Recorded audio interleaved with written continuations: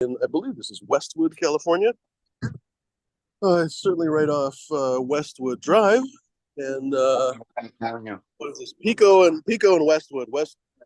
No, I think Westwood is no, that is Westwood, I think, right there. I don't remember right now. Video is private. No, it isn't. Anyway, ladies and germs, thanks very much for joining us. It's super loud here, but I wanted to show a picture of the Apple Pan. This place I've been meaning to go for. Oh, that's about the smallest possible picture you can find. But anyway, that's the Apple Pan.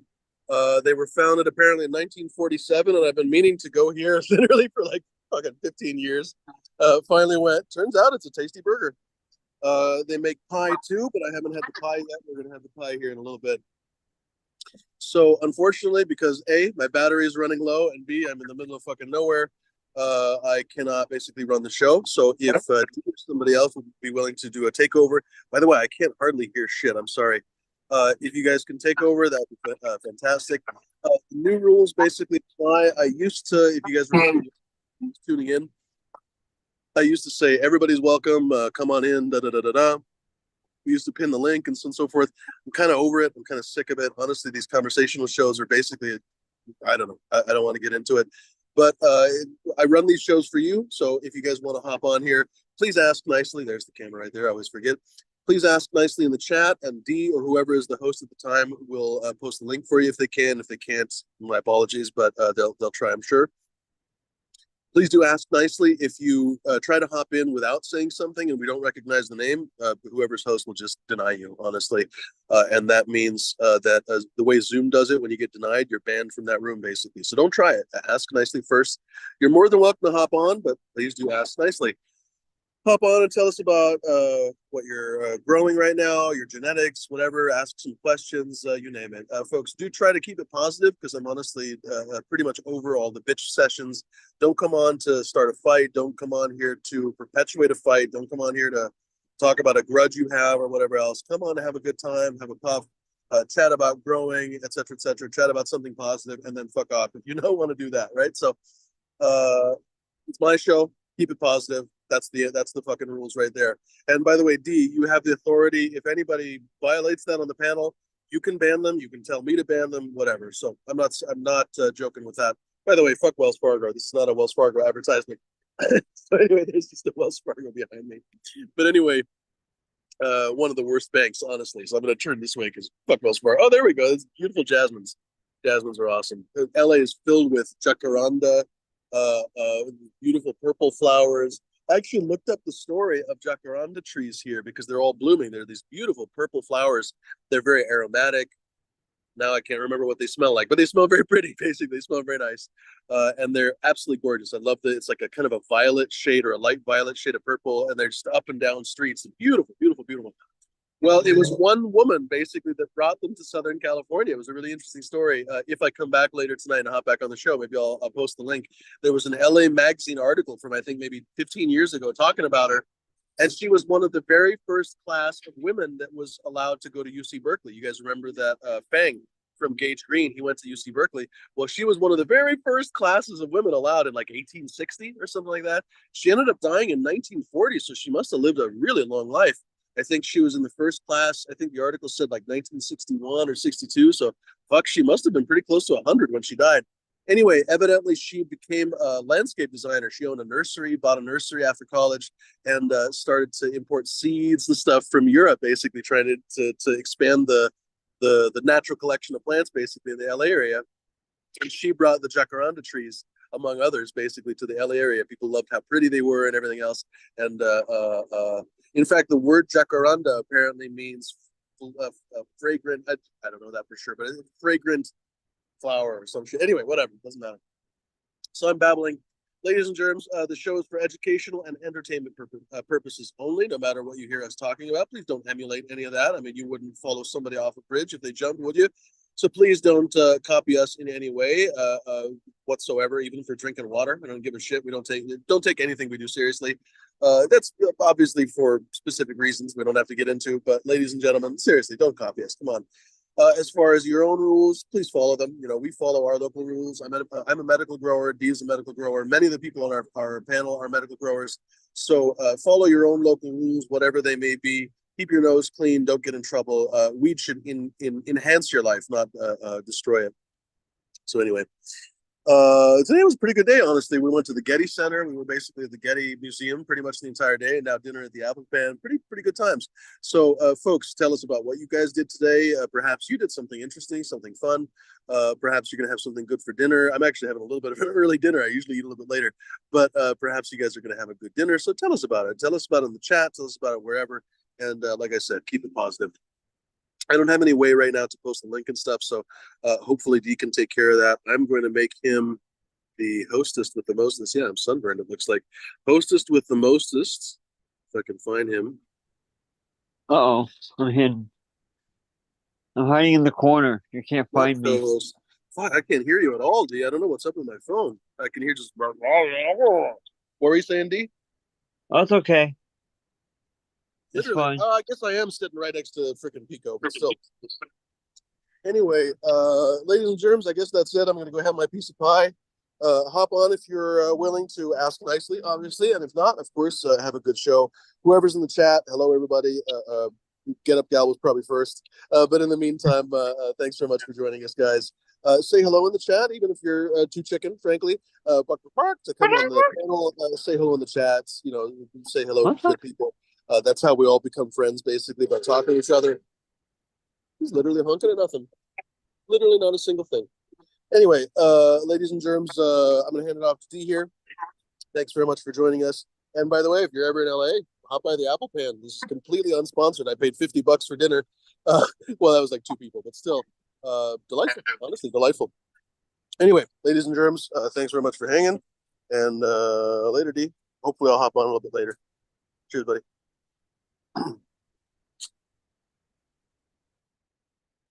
Cheers, everybody in chat. Hope everyone's having a great night. Cheers, Bud Kilowatt first in the chat, followed by Justin Bean. And there's some Chinese person. Hello to the Chinese person speaking Chinese. Hi. No, I don't speak Chinese. I'm sorry. Hopefully you speak English. That'd be pretty cool. I hope everyone's having a great night. I'm gonna be here for the next couple of hours, if I can speak proper English myself.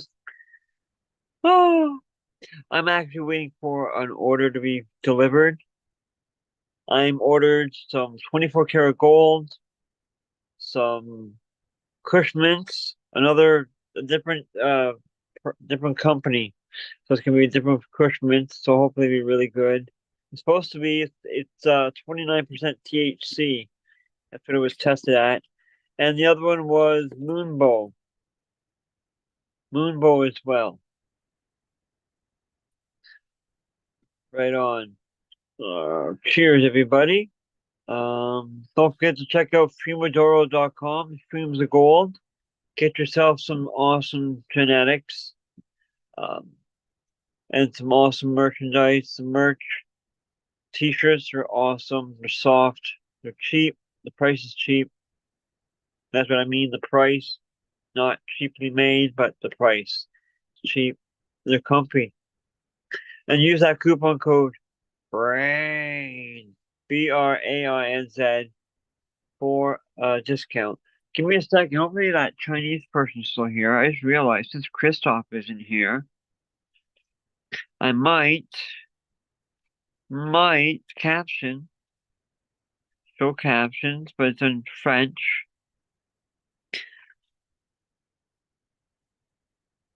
Okay, we'll try that one. Let's see if that works. So if the Chinese person watching this can see this, if it's not the right language, the right Chinese, let me know. This is one language and there is another one. What the hell? How come it's not save? There, let's try that.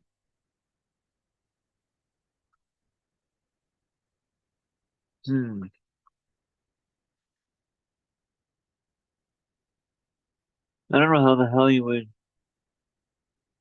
Oh, let's see if I can do that at copy. Well, there we go. Now it's writing in Chinese. Oh, what the hell? All right, hold on. I'll try the other one then. The traditional Chinese. There, let's try that.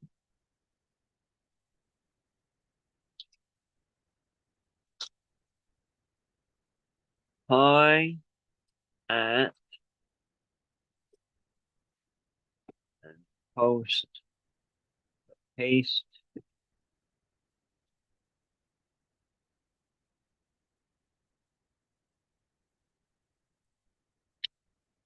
Welcome. Welcome to the Chinese person in the room.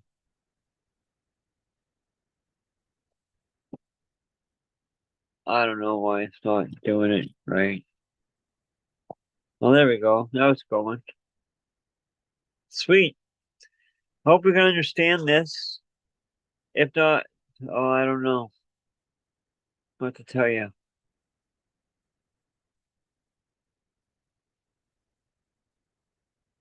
It works good for Christoph. I know that. Comes up, the French comes up good. So yeah, I'm gonna be here the next couple hours. I'm smoking on a couple different things. I'm smoking on some pre-rolls still. Fruitopia and Lurk, Plug Pug Genetics. Plug Pug Genetics, that stuff is some fire. It's got some fire. And grape cream cake and peanut butter crumble, which is peanut butter breath crossed with fruit cake, frosted fruit cake.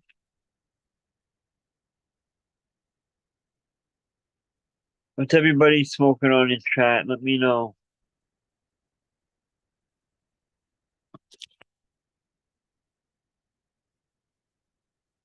What is it? Go ahead. Okay, that's weird when it says ice cream cake, peanut butter cookies.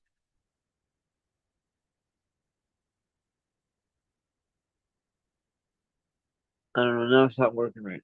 All right, let's just turn that off. Really screwed me up. Let's see if well, maybe it'll work now.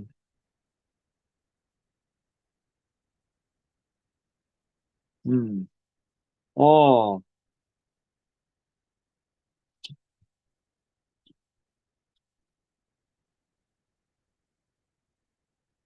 okay.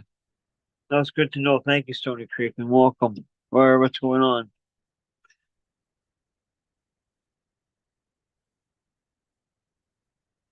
Well, it just says, um, just for the record, in the captions here in the Zoom, there's like Chinese traditional and Chinese simplified and Cantonese.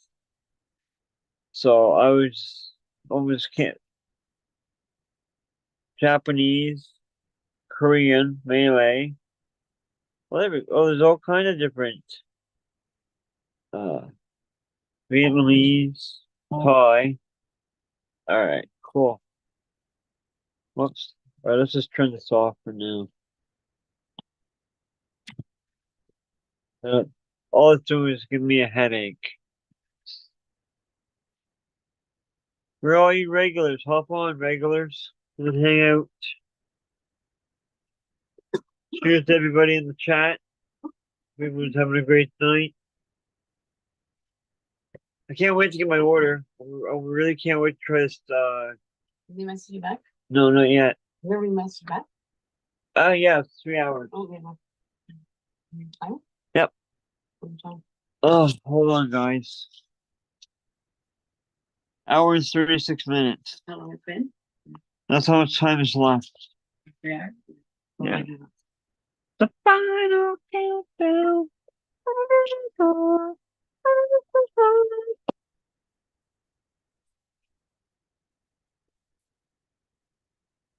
What's everybody in chat smoking on anyway? White kilowatt with the green light, green for go. Cheers, everybody. 420.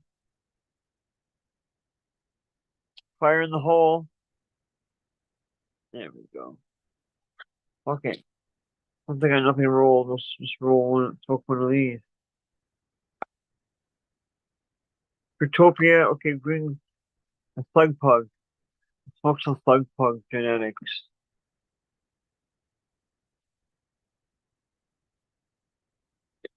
Shit, why isn't this working? What is your major malfunction?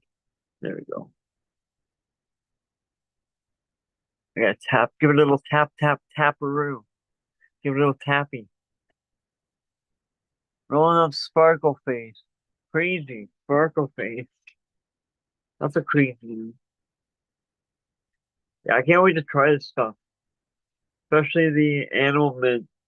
I love animal mint. That's a great one. It's in my top 10 for sure.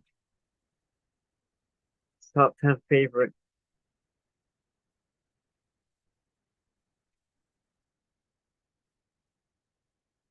There we go.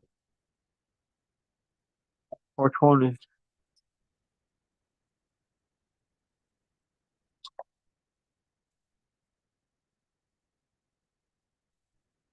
Mmm. That's up some good, just good shit too. Peanut butter breath crossed with frosted fruitcake.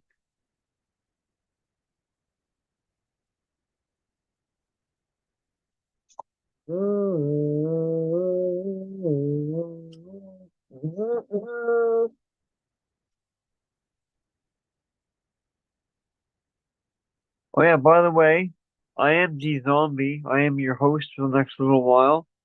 You can find me on Instagram at D underscore zombie underscore. You can also find me on YouTube where I do live shows. You can at D zombie underscore 745. Um, I just did a live show earlier, the pre-show before this show. I'd usually sometimes be sure to like and subscribe and hit the buttons, and you'll know when I go live when I do pre-shows. What else? Oh, this show we forgot to mention at the top of the show.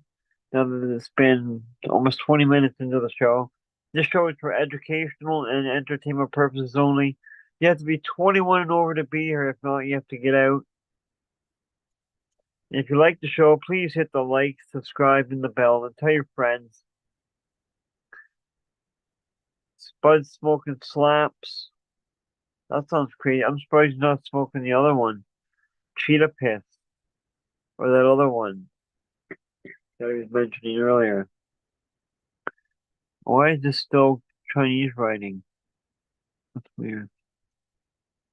Cheers, Seymour Cranabis. He's not here right now. He's off having some burgers and pie at this play at this. Apparently, it's supposed to be some famous Apple place or something. Anyway, he might be back later and can ask him about it.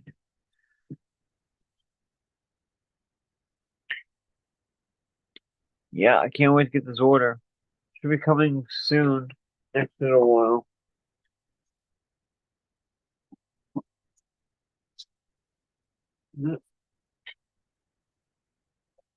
Yeah, me too, bud. I like to switch it up. That's why I got different variety. I like variety. Cheers up. Cheers, Arowana 369.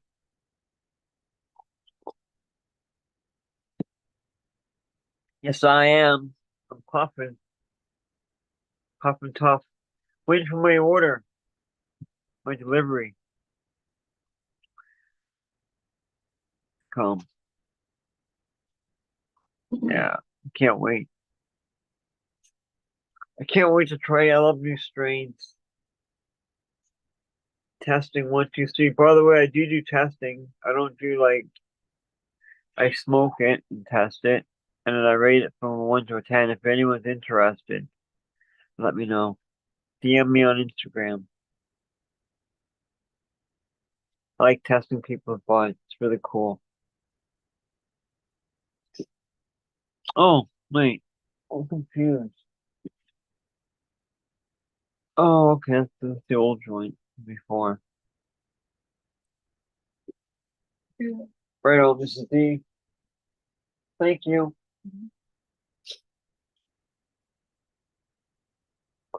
That's right, bud. I love trying new strains. Especially I've been wanting to try 24 karat gold for a very long time. Even though it's not really a new strain out there, like an up and comer or nothing, but I've been wanting to try it. And I'm a really big fan of the mint, the Kush mint.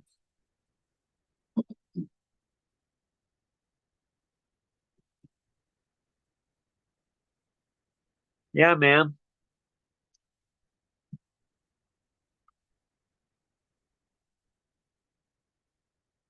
Where's that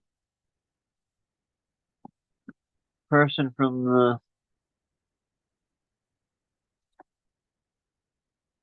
Asian person?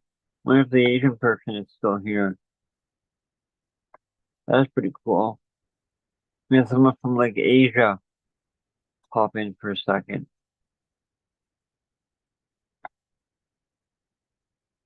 And it wasn't Bug Kilowatt. Or not Bug Kilowatt, sorry. I'm thinking, I don't know why I thought Bug Kilowatt. Um, Captain. Captain 420.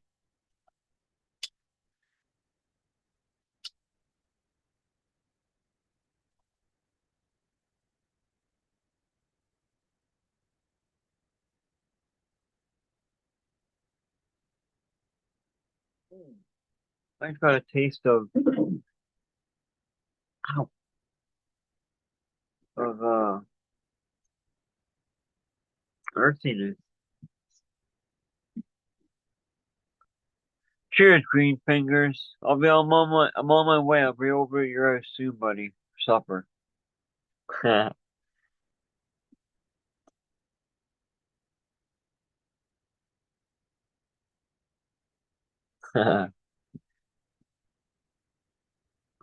I didn't make my coffee. It'll go for the next little while. Got the cannabis. Got lots of papers.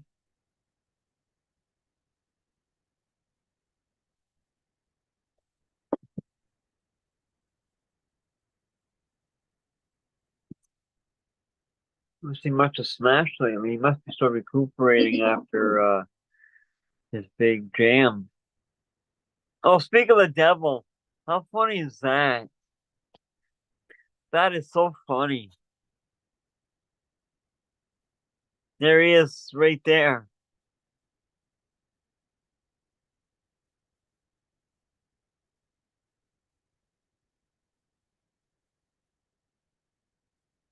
Right on.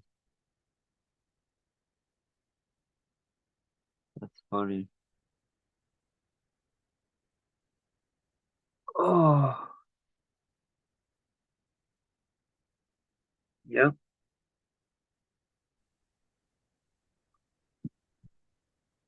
Oh, oh, oh.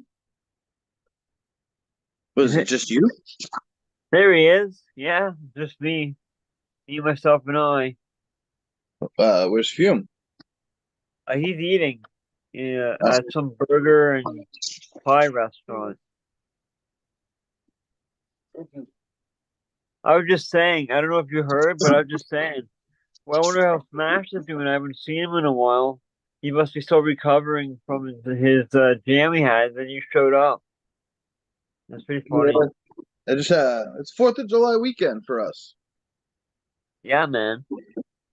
So I mean, pretty busy. Yeah, We got dude, that was tomorrow go is a big block party in my city. hmm Then my city's got its fireworks. hmm I wish I had planned. I should have thought about that and had a party the night they were having fireworks. Yeah, right on. Hey, I saw your tent all lit up. That was pretty cool, man. Yeah, it was fun. Yeah, man. It rained all day. Oh well, you had 10. That's sweet. Yeah, but any event, dude, unless it's like a really hot musician, any event, if it starts raining, you can deduct 50% of the people that were gonna come. Mm. True.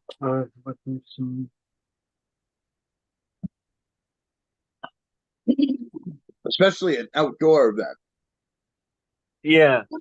Because people are like, oh, I'm not, even if I say, like, oh, we got tents, they're like, I don't want to get wet. Yeah. Whatever. When's Canada Day? We already had it. It was Oh. the first. Oh,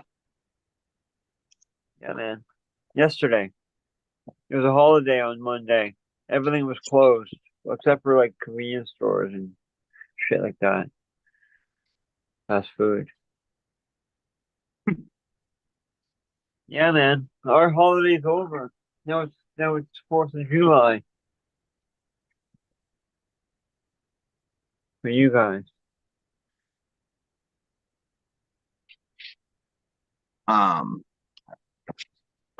I really want to get out to Boston for the 4th. Or I want to go one of the big shows. Uh-huh.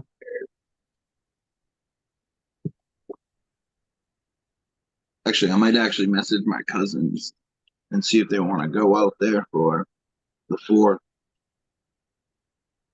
Yeah. Cheers, Jack Beanstalk.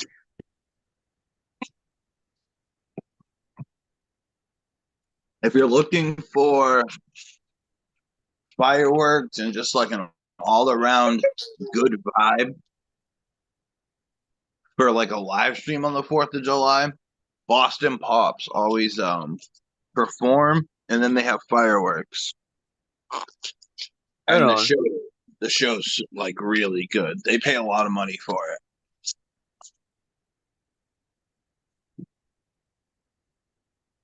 Yeah, Kiwi calendar. That's funny. Crikey.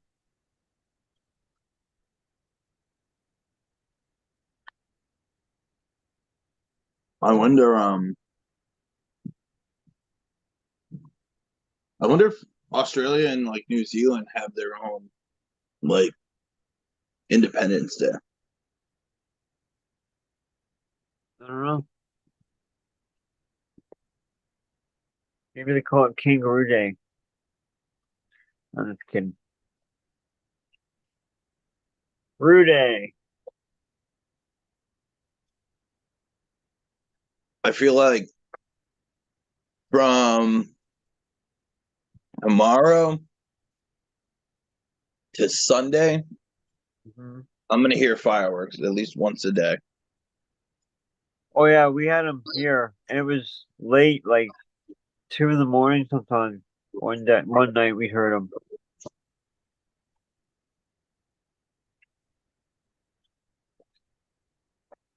So the Uh, ones one, that blow up that like early in the morning, it's usually someone like just driving around being a dickhead.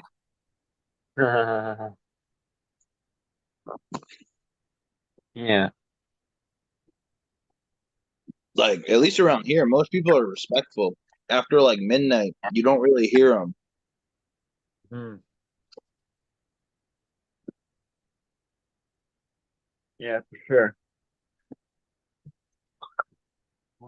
Their fireworks are legal in Canada.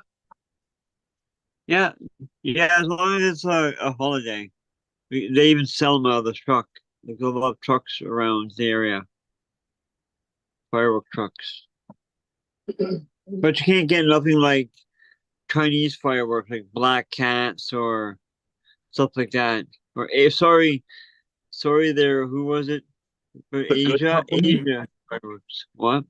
the good companies. Yeah. We can I buy hate them to say it, stuff but for time. some of those Chinese firework companies know like what they're doing. Yeah, black cats. I used to Black Cat's love those. really good. There's a lot of American made ones now too. I also like your guys' bottle rockets. My cousin, my cousin used to bring them back from the States, smuggle them back from the States when he went to Wasaga Beach. So he used to like light them up and fire them just like sideways, and they used to go zooming down the road. For a long time, New Hampshire banned firecrackers and bottle rockets. No, bottle rockets are awesome. And I think it was like 5, 6 years ago now. They finally opened it up and they let them be sold. Nice. The funny thing is, these firework companies still got them. Like when they ordered some of these kits and stuff from these companies, firecrackers and bottle rockets came in the kit. They had to go in and replace them with something, and they just held on to it. So if you knew someone, I guess you could get your hands on them. Yeah. Yeah, we can't get bottle rockets here in Canada, like legally. Those are illegal here, which is too bad. I like those. Bottle rockets are fun.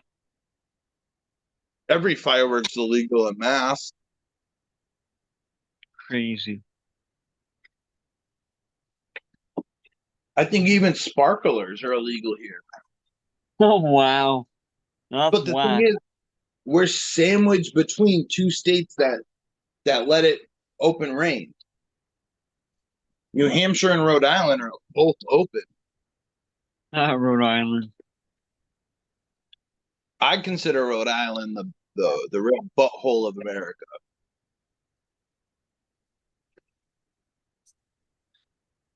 If Florida's the armpit, Rhode Island's the butthole. True.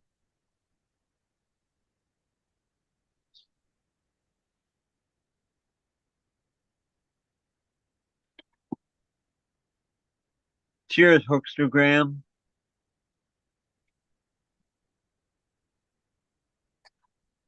Good day. Good day, mate. I'm trying to go to the casino. Ugh, I hate the casino. I love it. I But rather take $50 and buy like a quarter of good cannabis, sit there all night or all day there and smoke it. I have fun like gambling. As long as I don't bring a lot of money with me, Hmm. I have fun. I usually only bring like I'm the type to walk in with 150, maybe $200. In Yeah, Vegas, I had a little bit more money just in case I wanted to go crazy a little bit. But I only yeah, that's gambled probably a couple hundred, and I probably put 400 in when I was in Vegas, just having fun. Mostly playing slots, which is not the way to win. You know what I mean? It's just something to yeah. do. But My uncle is very freaking lucky at slot machines for some reason. my He mom, like wins my thousands. mom too.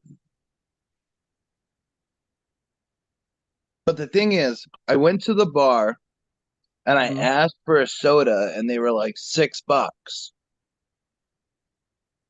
If I go sit down at a What's a soda? like a pop, I know, I'm just being a smart ass. uh, if I Sorry. go sit down at a slot, I put $20 in. I Mhm. can go really slow with it and just minimum bet, and I get a soda. You know what I mean? I might as well put fucking $6 in the machine and get a free soda and try to win Yeah. something. Oh yeah, that's what I used to. Oh, back in that when I went to Vegas back in the day, I used to drink. We got used to get hammered every night. I used to drink, and like it's like you said, Smash, sit by the slot machines or whatever, and they come around with the drinks, free drinks. The fucked up thing is, actually, I think someone's suing a casino right now for over serving him alcohol and him gambling blacked out. Wow. And the casinos do that all the time. That they want you in that state. They want you intoxicated so your money flies out of your pocket. Well, I know a guy when we went to Vegas. He was in one of the other teams. So I went down with a like pool, like shooting billiards. Anyways, he was like so drunk they cut him off. He ended up puking on one of the blackjack tables.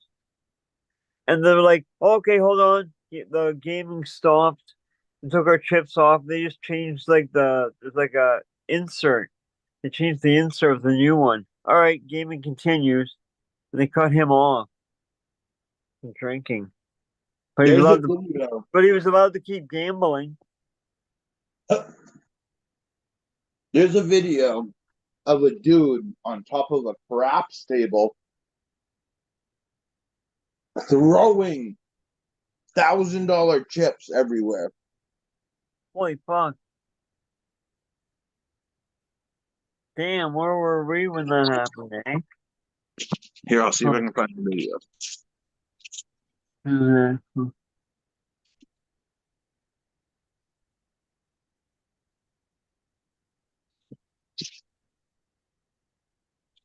True hooked.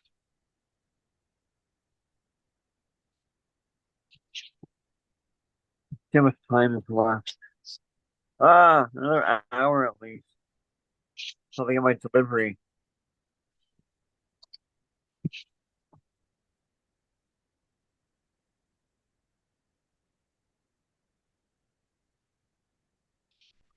Did you hear what I ordered, Smash? I'm getting delivery delivered. 24 karat gold. And hold on 1 second here. 24 karat gold, moon bow, and Cushman's. Cheers, get up, girl. Nice.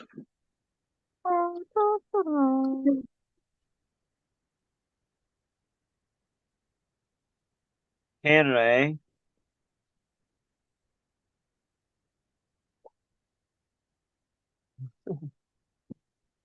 Yeah. So I'm excited to try this 24 karat gold. I'm excited to try them all like I always am. Always first in the chat. Link, yeah, bud, no problem. Coming right up, sir. How you doing, sir? What do you do, sir? Hello, sir. What do you do, sir? Who can tell me who that is? I'd be really shocked if anyone could tell me who that was.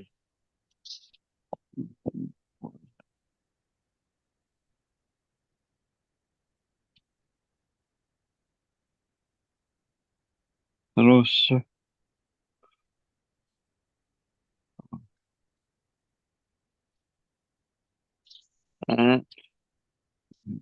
B U T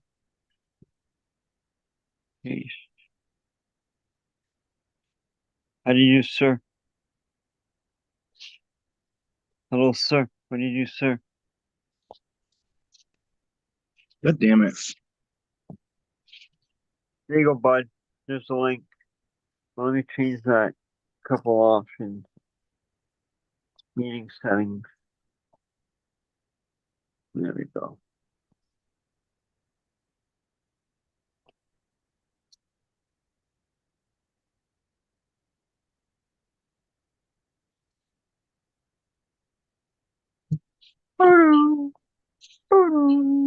Ding dong. Hurry up. Make co-host. I'm right here. Make him a co-host. There we go. Oh, You know, D, I've been sitting on this pack on my desk here. I haven't had the I haven't wanted to pop it, but yeah, did you say you're waiting on 24 karat gold? Yes, sir. Wait, I have a Right pack on. of DNA crossed to 24 karat gold chocolate push. And because it's weird, the other night you mentioned grade. Oh, my friend works at wait, uh Fletcher, and sometimes brings a few buds of that moonbow down. And I asked her next time she goes up there to work to bring me a clone of it because yeah, I like that moonbow too. The But mint, yeah. page, like even though you're in Canada on the wet East Coast, somehow like the strains that you bring up are like somehow like one Look at step away in my. I'm actually gonna crack these now. I Right figured, on. well, I never tried it, so I'm gonna try it tonight. yeah, oh I've had damn. the Chocolate Push before years ago. It's Chocolate sir. these are crossed, but that's a DNA strain way back with 24 karat. He was on a podcast, and then I got this right. The 24 karat was like the precursor to another one of their strains that became really popular. Like that's the parent of that strain. I can't remember offhand. Yeah.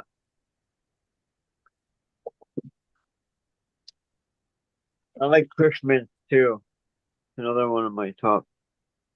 I mean, it's easy to crack a pack of seed, but then comes all the work of sexing them and all that. Like Ooh, Sure, crack a green finger. got to be willing to follow through. Yeah. Oh shit! I erased it. Hold on. Yeah. Okay, green finger. Give me a second, buddy. No problem. Oh, sir. What do you do, sir? All right. I gotta sneak out. I'm gonna finish eating that stuff. I hope you guys have a good night. Later, Smash.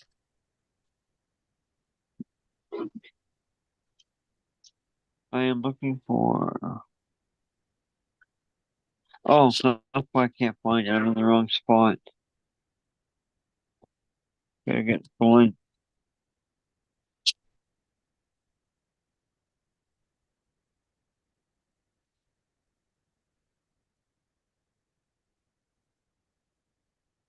Here comes green fingers, huh? Yep. Here's Operation Annihilation.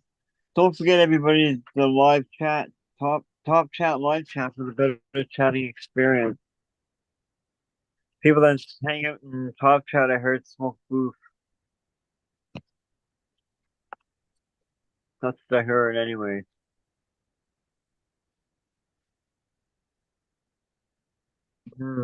Yeah. Just a little while ago, I got this new, what's it called? It's called an electrostatic sprayer. Huh. Uh, it worked pretty good. It's Hang on. like a fogger type thing. Here, I'll get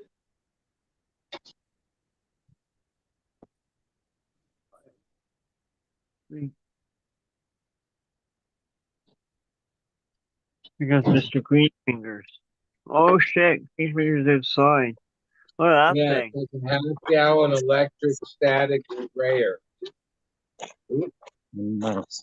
Uh, The cordless, it's electric. yeah, 18 volt. Nice. The heck? What are you doing in here? Sorry, I'm The yelling at my dog. number of times I sprayed and got thorough coverage with like way less than a half a gallon in this would have been like a gallon and a half in a regular sprayer in a 2 gallon. Yeah. So it uses less of it. And Yeah. yeah, Easier to work too, I'm sure. You just gotta go up and down. well, Let's make life easier one anyway. thing, like Yeah. I read the directions and the posts, like every time you use it, it's important to clean it, run fresh water through it.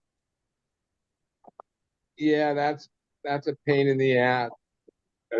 A sprayer is much more like versatile that way. Where this, I got a feeling if you don't clean it really good all the time, then it won't work as the mist. Yeah, that means that the nozzle has to be really clean. Yeah. Operation Annihilation uses one of those in his room, he says. Yeah.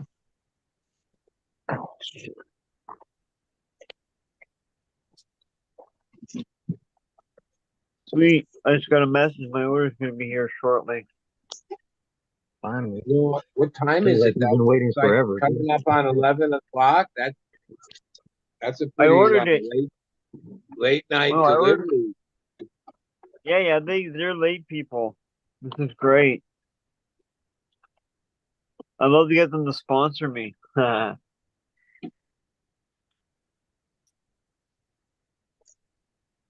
We should hit them up. All they can do is say no. Yeah.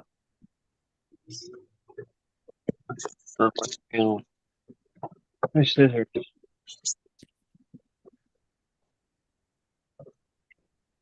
Move it, guys. Oh, Operation Annihilation says, my bad. I use an electrostatic sprayer to disinfect. So there you go. I guess you can use it for disinfecting as well.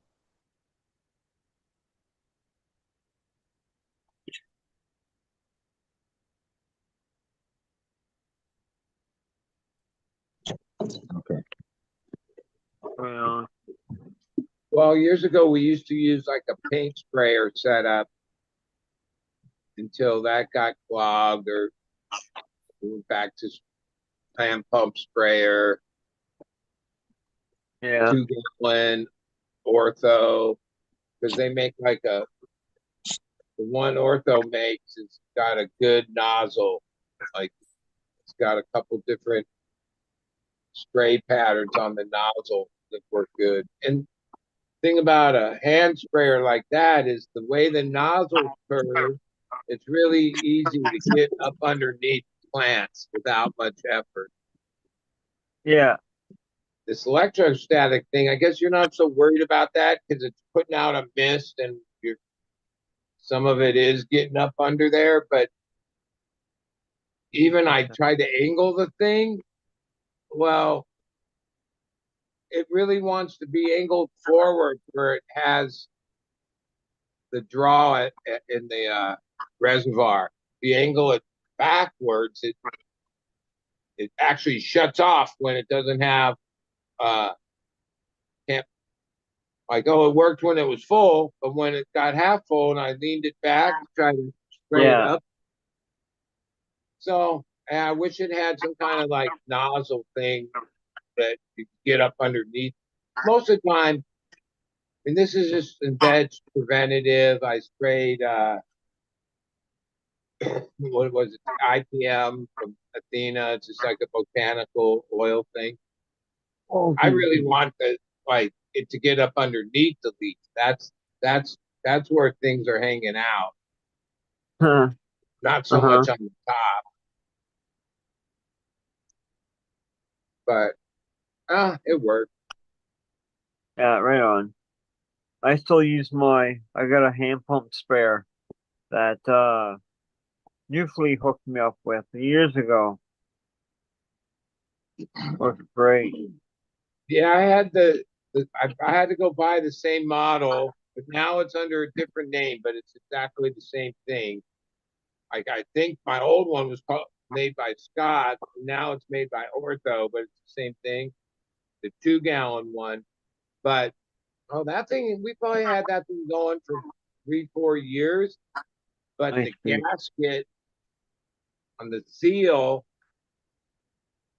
yeah, it got worn, and then it would work if you only pumped it up so much pressure.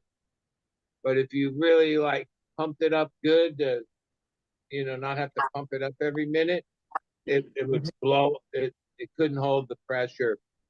And they sold a replacement gasket, and it looks the same, but no, it didn't seal good enough. So I had to buy another one. But 3 years, I guess 3 years is pretty good. I mean, not really. Like we've gotten used to buying stuff, and like if it works for a year or so, then we're happy.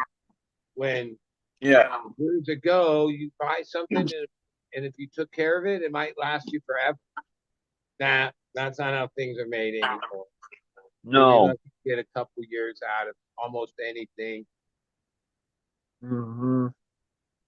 My last sprayer actually came from the dollar store. It worked pretty good for a while, but it didn't have like a nozzle or like how you said getting up underneath the leaves and stuff like that. So, and it also did what like you said as well. When it's like half full, the suction, when you have to go like that, it's just off. Nothing comes out.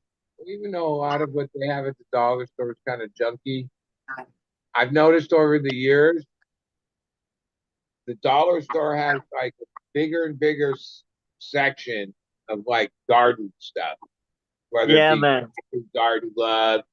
One thing I like there, they have some pretty good steaks like that you can mark on that Uh, are good, and they have a couple weird items they end up with, and smaller little like solo size pots, mhm. pretty cheap. I mean, you can't beat the dollar whatever $1.25 price. But one time I Yeah, bought this little hoe thing for my wife. Yeah, that didn't last but a week or so. It just broke. Like the metal just broke. Like it was that shitty made. they got these freaking rubber ties. They look like old those old ties that you pull through. They're like, anyway, I'll show you after. I have to get one. They're made of rubber and they're like this long. And they're freaking awesome for tying your plant to a stake or something. They're Yeah, tying it.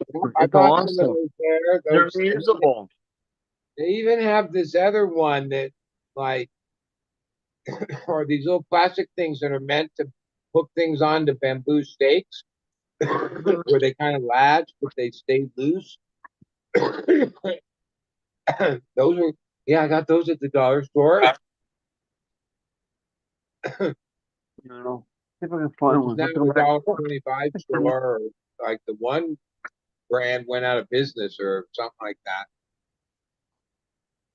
I think I There's have still some. Oh, there we go. This one right here. Let me go back inside. Yeah, these things are great. Where's the cat? Oh, kicker. These things here, man. And you put them through there. yeah, They'll tie. And then you can also if they come out, you can put them through there and you put them to the top and lock it in place. These things yeah. are awesome. Big pack for like a couple bucks or $1 or something. Like yoink. Great shit at the dollar store. 12 minutes.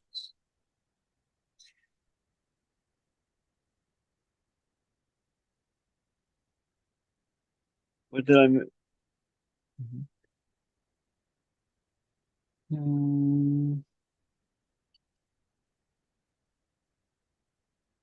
Yeah, it looks good green. Oh, he's gone.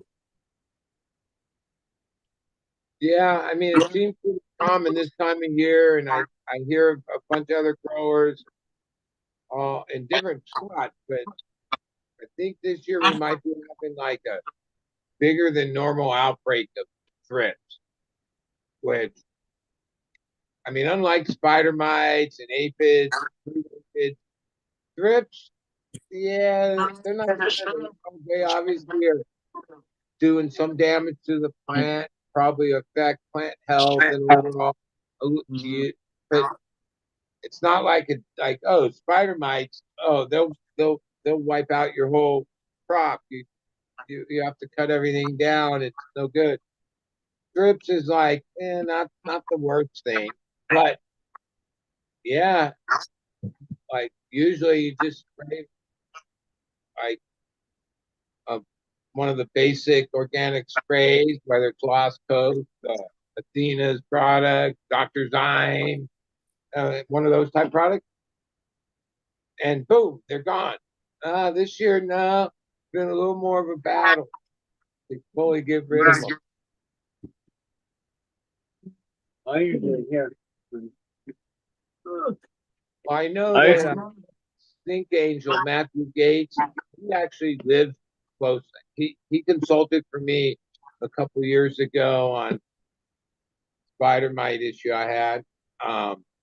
He had some content or mentioned on some content, like a white paper came out, because not only the cannabis people outdoor, especially in this area, use BT to control like what they call bud worms, but they're really like moths that lay larvae that become a caterpillar, and and over the years, yeah, I spray a couple times with that. It's like a microbial thing. It's when they eat that, it kills them or whatever. He was saying that there's white paper came out. Oh, and there's many species of what they call budworm, affects corn, all kinds of crops, thing in agriculture. And BT has been the effective solution to that for decades, even at big commercial level. And there's different kinds of BT too. Yeah, they've shown that certain varieties of the budworms are became immune to the BT, which yeah, I mean, I'm not the smartest guy, but my understanding of nature, yeah, that's nature, because whatever obstacles put in front of whatever life form, even an insect or or microbial thing, part of life is to try to like overcome that, right, and survive. So it makes sense that whatever we throw at the pest, as far as organic or chemical pesticides, fungicides, whatever, we're never going to win that battle, because nature is going to win and survive, right? Like, some of these things are devastating to our crops, but are probably crucial, play a crucial role in nature, in the food chain of nature. So if like something we did completely wiped out, even something like caterpillars, some budworms, moths, that'd probably have a bigger negative effect. Like, oh yeah, we wouldn't lose 10% of our crops to it anymore or whatever. But them not being in nature would be a collapse of like a whole ecosystem. You know what I mean? I've seen it happen in the Coachella Valley, where they put up the PMB tournament for the furnace tournament. They put up the big old arena right across there. We used to have thousands of caterpillars, and all the flowers is like they built over where all the flowers used to be. So now there's no flowers for them to lay their eggs on and to repopulate. And some of the more successful organic regenerative people that seem to have the best gardens and longevity, yeah, they say, yeah, they don't worry about all those different things, even though some of them are pests. Because if you have like the right ecosystem of everything else, then it like wipes itself out, right? Yeah, it takes care And of itself. ultimately, like I don't grow that way. I'm an indoor grower, so it's hard to set up such an environment. But yeah, ultimately in my heart, I think, yeah, that would be the right way to go. Like to think that there's something you can do, whether it's spray this, spray that, treat it with this, and that you're gonna win in the long run. Right. Well, I don't think so. I think nature's like got that game covered. We're part of nature, for God's sake, right? So, yeah, ultimately, the best way to grow is like in nature. Which, oh, that's tricky. That ultimately means most of the places that we currently grow weed, that might not be the place to grow weed. Because nature has what? Oh, but some other place it would fit right in with nature. You know what I mean? Yeah, we had But enough wasps and as hornets and stuff. humans, even though we Terrible. care, we're all kind of not all, but a lot of us have an environmental. We're so far, like to me, we'd have to go back like thousands of years and say, yeah, the true God and the true what we follow is nature, not religion and not some Bible and not this and not all this other stuff. Because as soon as humans like thought that we were like that nature was for us to master, yeah, things went awry. Granted, a lot of money was made and a lot of technology and all this, but ultimately,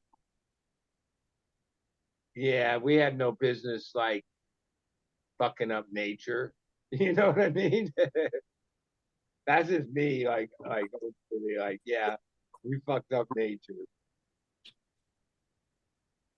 in the quest for comfort or whatever you want to call it, modern life and 9 billion people or everything, profits, like it all. It's not one thing, but ultimately, if we could ever do it right, it would be follow Mother Nature. Like that's all the answers are there. But yeah, I don't know if humans are capable of that.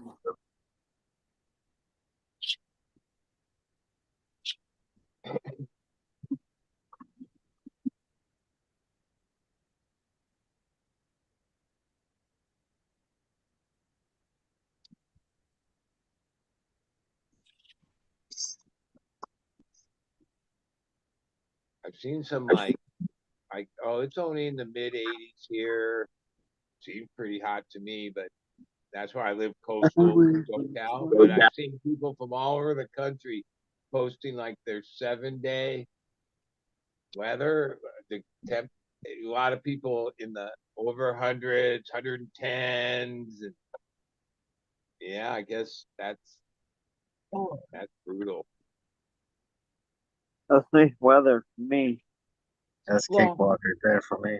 I mean, I 110. lived Got up that there today. at brief periods of my time, but I've had friends in what you call NoCal, mainly less people in Humboldt, but a lot in Mendo and Sonoma. I know a lot of people.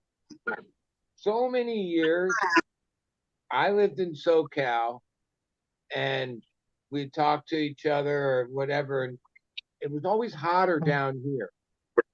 Like it wasn't that hot up there. But they had a few warm days along the way. In the last few years, my friend Robbie, he lived in Ukiah.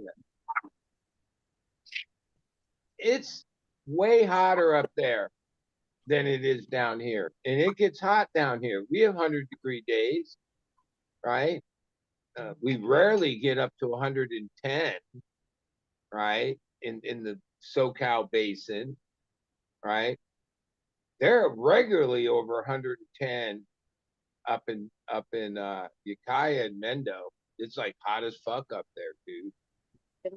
Right In the on. 80s and 90s, when I first started associating and being up there, it was cooler. Like it didn't get, it wasn't known to be hot for months at a time, over 100 degrees. That wasn't no cow.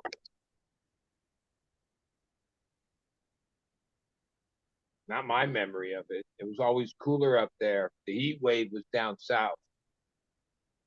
Yeah, yeah. We used to go to San Francisco for vacation during the summertime after Oceanside. So like we It'd wouldn't be be cooler here. up there. So we wouldn't be here. On average, from what I don't really look at the data, but just like from when I hear my friends talk, I talk, yeah, fucking hot as fuck up there all the time. I'm like, wow, way up there, it's that hot that all the time.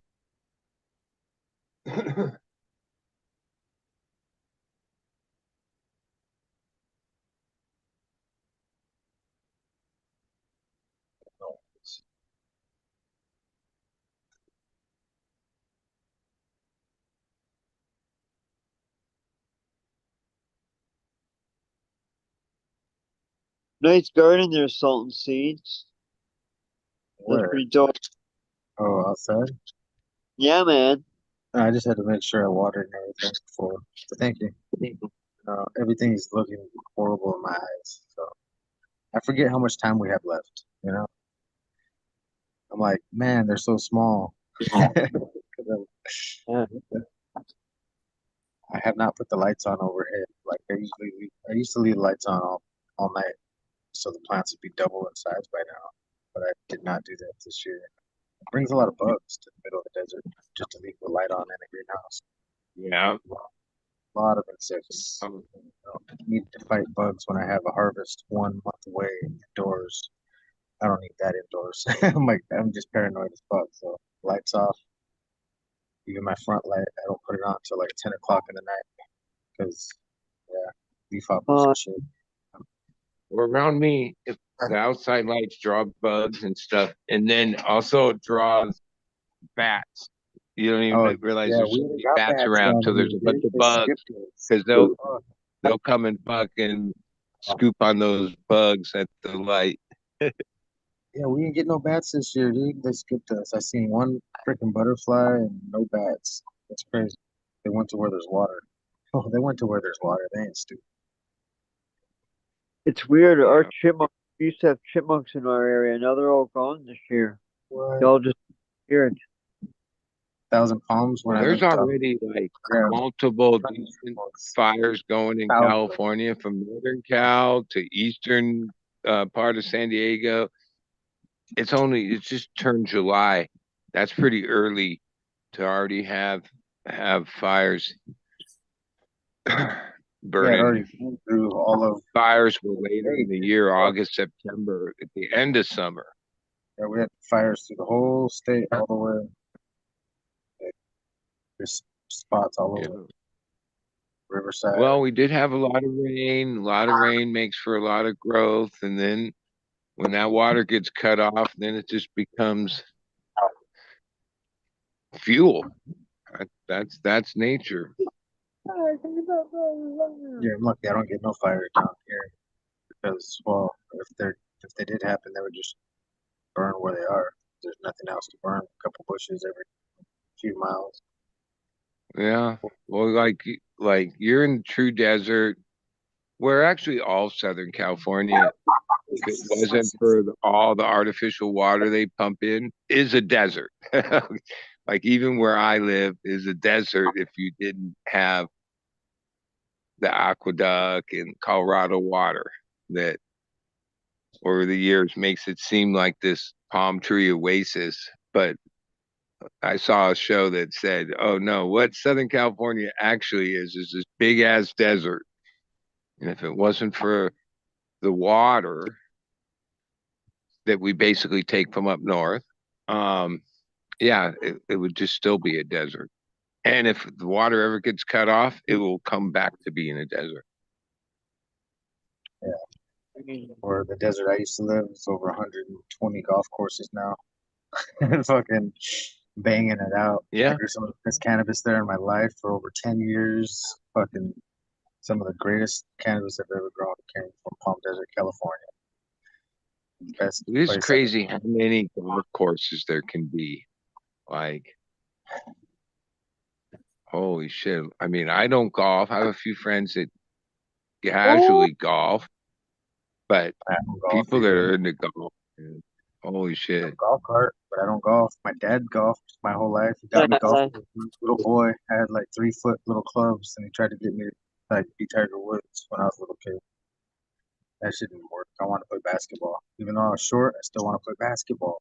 It's like I just want to play basketball. Yeah. So that's all I would do every day after school. Play Come on, basketball. brother. Well, if your dad and your family business was golf carts, yeah, Yeah. I mean that's one of the strong. Like over the years, I noticed it was kind of an obscure thing. Golf carts. Oh, golf carts are like a huge thing now. Yeah, yeah. That's why where I live, Even you get close to the coast, I don't know what some of them just look like golf carts to me. But you can go to the DMV and get actual license plates, yeah, you have to have right? rear and front lights, blinkers, mirrors, seatbelts, And, and then you and can register. so it's become like more and more popular that there's people that live coastal. Yeah, they just you see them drive like whatever up down the highway to the grocery store, and yeah, they live in golf carts, Yeah, even yeah, though they're on the streets and everyone else is in cars, but they got license plates on them. yeah. This little British lady used to drive 2 miles away to go drop her granddaughter off at school, and I'd see her on my way to work every day, and she'd honk at me every time she see me because we service her golf cart for her. Sold her the golf cart. It was cool to see her every day. You see something that you did. Well, Like, like oh, golf carts were the original electric car, yeah, they right? really were. That's what the business is called, electric car distributors. So before before we sold it, Yeah. and yeah, electric car distributors sold every different type of e-bike that you could think of that Lee Iacocca first made. He made the first e-bikes, Lee Iacocca. That guy made a lot Well, of I stuff. also noticed there's like, A yeah, lot there's some really nice e-bikes now, like yeah. look like they go 50 miles an hour, no problem. Dude, 20 years ago, I was riding e-bikes. Fucking had some of the fastest off-road e-bikes that were made, and they were just barely started. Now, fucking, you can fly through the air on an electric e-bike after you hit like one of those ramps, just like a regular fucking motorcycle. It's crazy. Back then, nah, super heavy. Fucking had to pedal. Yeah, it was fun. Had a Well, lot my of fun. my old partner Scotty, before he died, yeah, this is a lot of years ago. He would import like Chinese. They were like scooters, electric scooters, right? With the bike crank And on the back. like, And oh, they were the chain. popular at the time. Like they weren't that much money, but they Oh, sucked. Like yeah, one they out of fucking five of them would be defective and shit. But oh, it was a business for a while. Like that was when like that type of that's what spawned the whole e-bike thing. Like first it was these like little scooter things. yeah, the scooters were super popular. They were really popular for us. We sold hundreds of those things in like the first summer. Yeah. Crazy.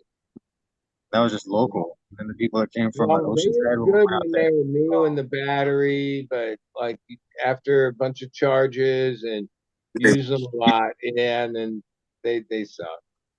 Yeah, they really sucked. You'd Well, fall so there easy were too. ones you could get back then that were made better. It's all about, oh, yeah, when somebody buys the cheap wiring, the cheap battery, the cheap components, then that's what it is. And there's Yeah, always the good components.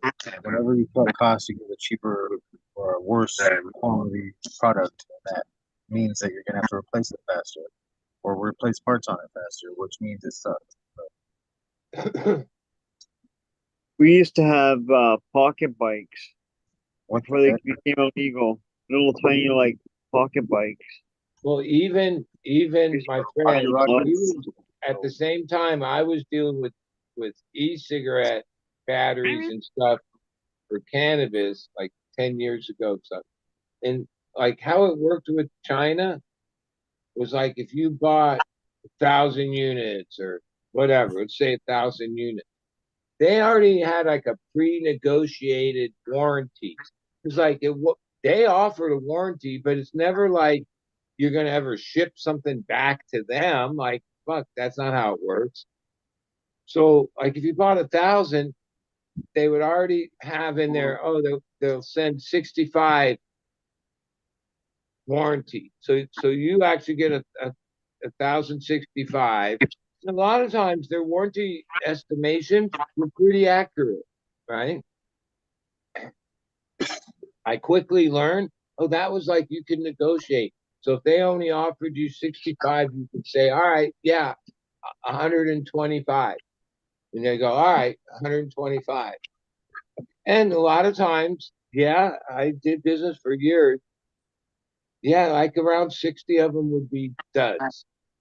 But oh, I got 125, so I came out ahead because oh, those duds that hurt your business. What like oh, some people would be like, oh, cool, you replace it, no problem. Other people would go on your website or back then it was Facebook. I don't remember. I didn't even manage it, but I remember Zooey, the guy that worked for me, bringing me these things where like some dumb customer over like $20 fucking purchase, like made some fucking comment that like would hurt us. I remember one of the reasons I got out of it was even though we did our best, shipped as fast as we could, we're 100% customer service, that there was still like one or two people you could never satisfy. And then they would like as payback, they would like, yeah, like troll you or whatever. This was like 10, 12 years ago. And I remember like being so frustrated with that situation, right? That I was like, yeah, fuck this business. Like, oh, I know that's just part of having online business. There's like a certain amount of people that like do weird shit.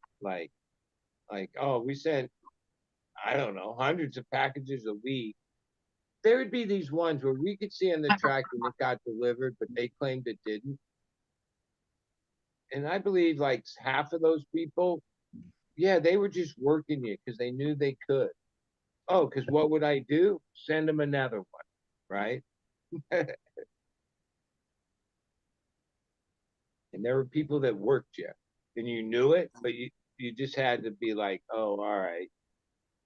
I hated that part. Like, oh, that all just became the cost of doing business, right? And that was at this little small business scale where I realized, yeah, like with everything, especially today with this California, the stores don't even enforce shoplifting anymore, right? Um, yeah, they don't care because they've already figured out how much they lose to that and just added it to the price. And so ultimately we pay for it, not any. They're not making any less because people steal all their shit. Mhm. They just add it to the price. So ultimately, yeah. Whoa, what the hell is happening over here? My house is moving by itself. Something in the corner. This is trippy. My dog fence, I have a dog gate right there, triangular shape, and it just started rocking back and forth for no reason. What the hell? But I also learned with China then when you got to buying you could buy a higher grade battery, cost you like 75 cents more each, or a lot of times cents more. They would be offering less warranty or none because, oh, guess what? They made it good. They back it. And then when you got into the cheaper shit, which that's how you made money, yeah, they had the warranty thing was like part of it, because they even if you buy 1,000, they give you 125. That means 10% or more than 10% are no good. 1 in 10 are no good. They know that. That's not good. That's hard to do business that way.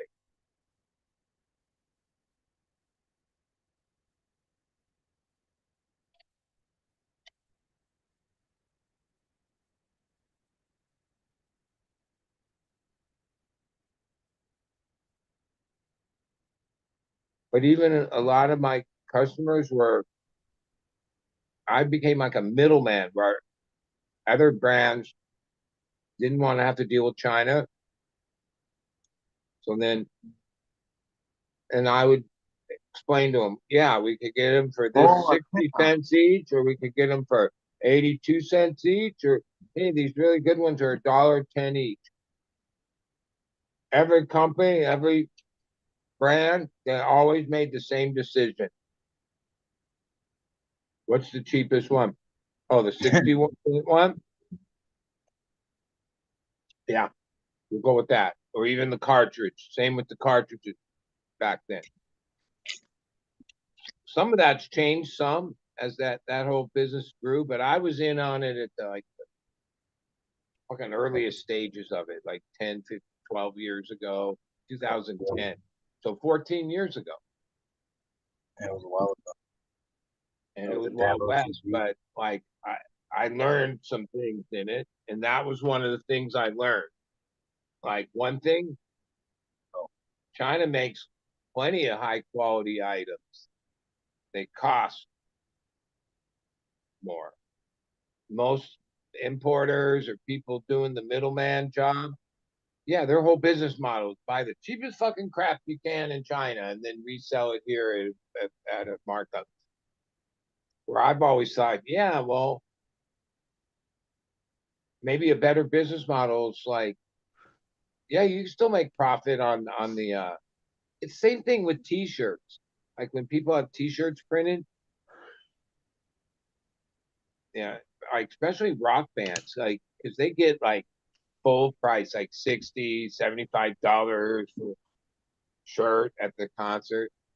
And I know from deals I've done with that, it's like each level of t-shirt is like a quarter, 50 cent more, like from like a cheap shirt to like a really high quality shirt, $2 makes a big difference, right? If you're getting like $70 for it, like sometimes the worst quality shirts are the ones they sell at concerts at the highest price. Where I'm like, yeah, there's no excuse for that. Like, like you're getting like this huge profit. What's the difference of $2? And then that shirt can be worn and washed for like 10 years, 20 years, like the old ones used to. No, they, they, they, they, their business models. What's the cheapest shirt? Okay, print it on that. And that's like a sucky way of doing business. Unless all you care about is making money. Which, okay. Welcome to the world. I remember getting tie-dye shirts for like $1 each, like BVD from like Walmart or one of those Way back places in the like 80s when I had friends that were, Ed Donahue, he was one of the famous deadhead. shirts to tie-dye, like white shirts to tie-dye. There was only like a couple like t-shirts you could buy, right? It wasn't like today where there's like fucking 20 brands and every different level. It was basically you had the regular Heinz or the beefy tees, right? There's just a couple t-shirt companies, and today, oh yeah, that's a whole racket in itself. It's crazy because like they have some that are really cheap, but they are really shitty.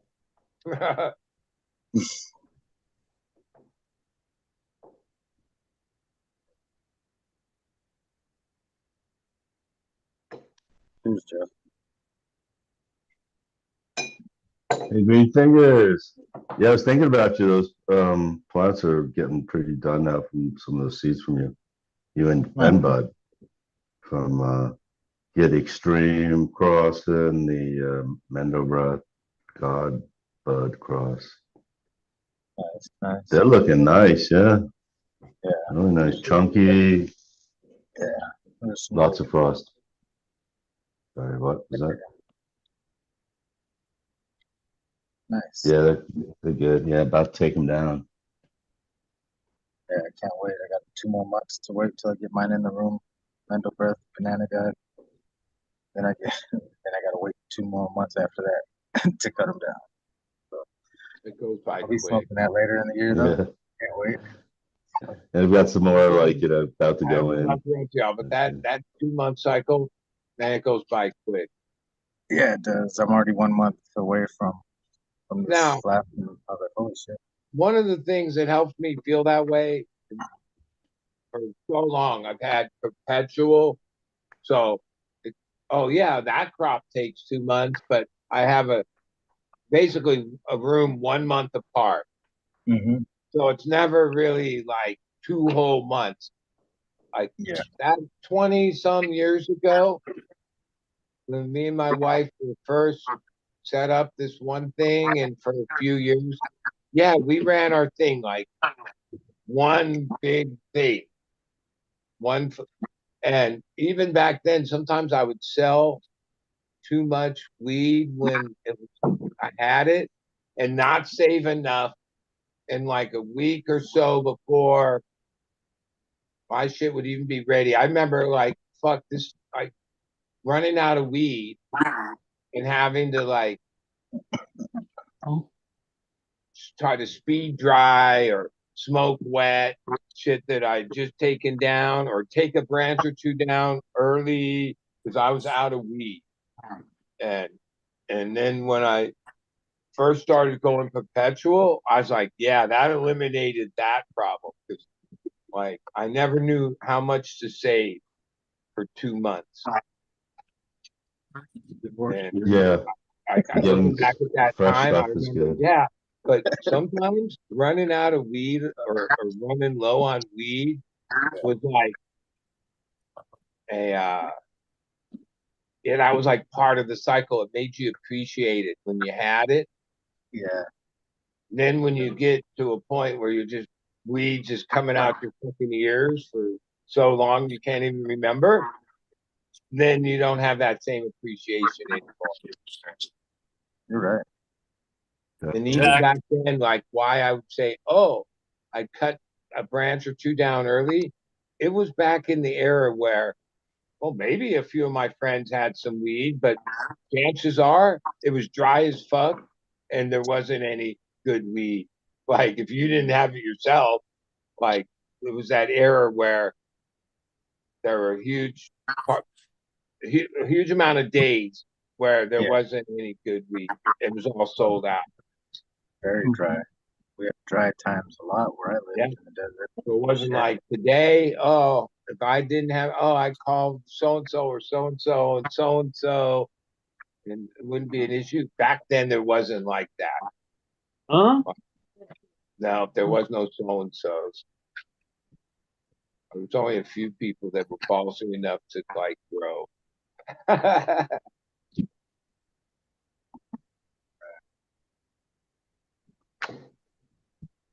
Is it? I don't live with it anymore, but for a lot of years, I just got used to living with like extreme paranoia. You thought it like any minute, your whole life is going to come crashing down, right?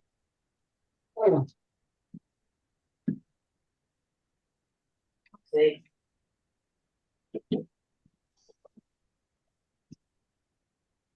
My water going. Thank you. There we go.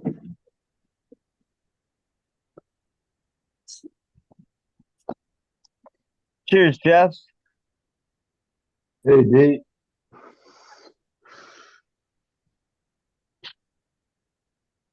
Oh, with my water. Okay, now the guy's really late. What the fuck? July 2nd. It's crazy. July now. I checked the mountains. There's still snow on it. I was gonna get a picture, but I didn't show you how 22 minutes it over. contrasts from a month ago. J5 said in the chat, he remembers having to buy his weed back a few times. Him saying that, yeah, I raised my hand. That happened a few times. Oh yeah. I bought a pound back and it was all crumbled up and fucking sifted through already when I got it back. I was like, what the fuck is this? This is not what I fucking gave you. It's like, yeah, that's all we got Like left. some of them Fuck were it, my I'll take it. customers. I knew that there were certain weed dealers that they preyed on the times when things got dry.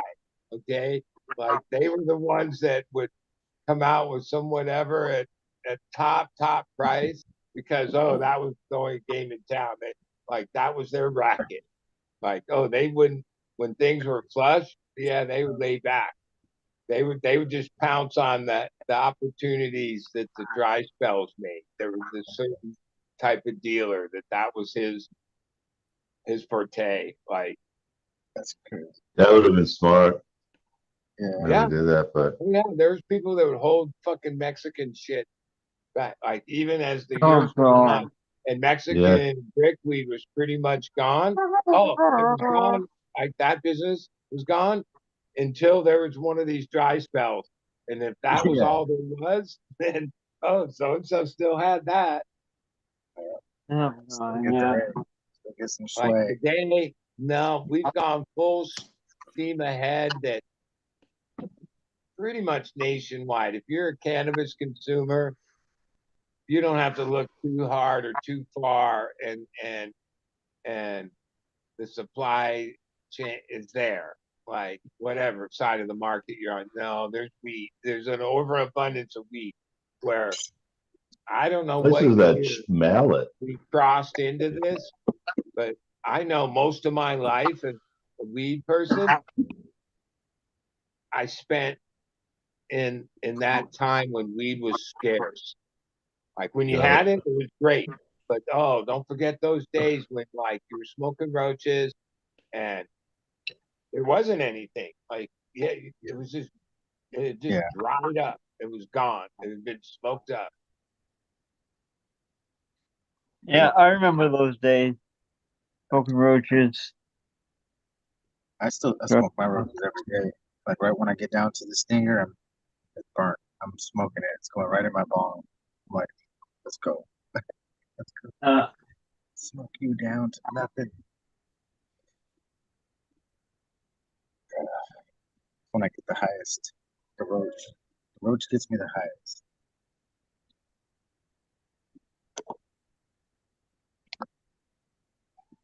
I gotta get my dog over back. He's being my old grandpa dog. Freaking mother chode. That's my timer. 25 minutes over. Sorry, 26 minutes over now. What the fuck? Yeah, I see people. I noticed that Captain 420 hardly ever missed an episode when he was in Thailand, which was like he was always in some weird time change.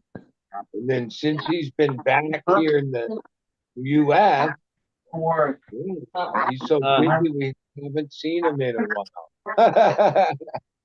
No? Yeah, Okay, Mike.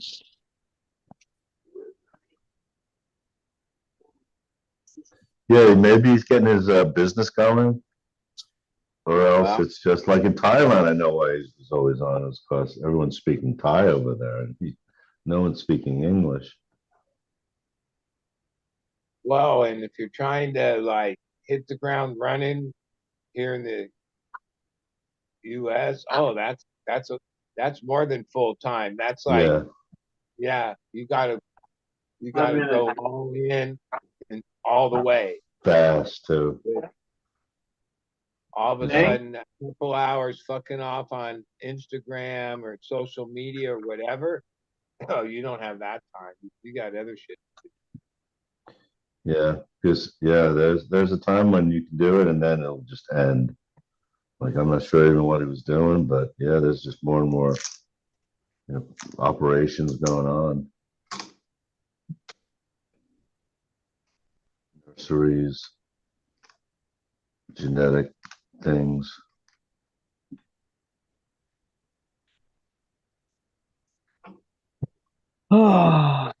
Life here in the U.S. is like a rat race, man. Like you got to be hustling hard to stay on top. There's Yeah. no chill. I mean, there is for certain people who have achieved a certain level in the game, but for 99.9% of us, oh no, it's yeah, which is fine. All right, we all It get comes used and goes. For a lot of people, it was a lifestyle, even more than even money. About the money, and like a lot of people are now just like, they feel like insignificant. Or I know one person like that. That's like, No, I mean, in my life, I remember being driven to accomplish so many of these things, goal oriented. Most of them had to do with money. Like it took money to do that. It took money. I don't know. It's probably somewhere in my 50s. I just was like, yeah, like, and even now when I have ambition or not, yeah, some of it is I like it when I don't have all that pressure and all that. I'm more like, and a lot of times, well, you would achieve, you put your mind to it, you would achieve it and put out a lot of work and hustle to finally get whatever it was, and then realize, that wasn't that all. Like, was that all worth it? It wasn't even all that. You know what I mean? Like the yeah, taste in your mouth was like, all right. It was just more of like a ambition thing. Like, oh, I get it. Everyone has to have that. But I like finally got to a plateau in it where I'm like, wait, I'm kind of over all that shit. Yeah, I like to leave my money at the casino Keep it when I do that. simple and the less stress and the less drama and the less that's what I really want. And anytime when you got into like striving harder, going after something, most of the time that came with drama, stress, anxiety, like all those things. And all right, well, I realized, guess what? I have a choice. I don't have to do that if I don't want. Like, if I want this more than that, yeah. Like, I like it sometimes when I first wake up in the morning and I don't have anything. I'm caught up and whether I go back to sleep or get up, it's not like, oh, fuck, oh yeah, I got to take care of this today. This, I'm supposed to be there at this time. Oh, some days are like that. Days I appreciate the most are the ones where it's not. It's just like, sometimes there's the routine of the plants, but a lot of those projects are like, they're not. There are the times where you got to work your ass off and put in hour after hour, but most days it's like just a little maintenance, let's be yeah. honest.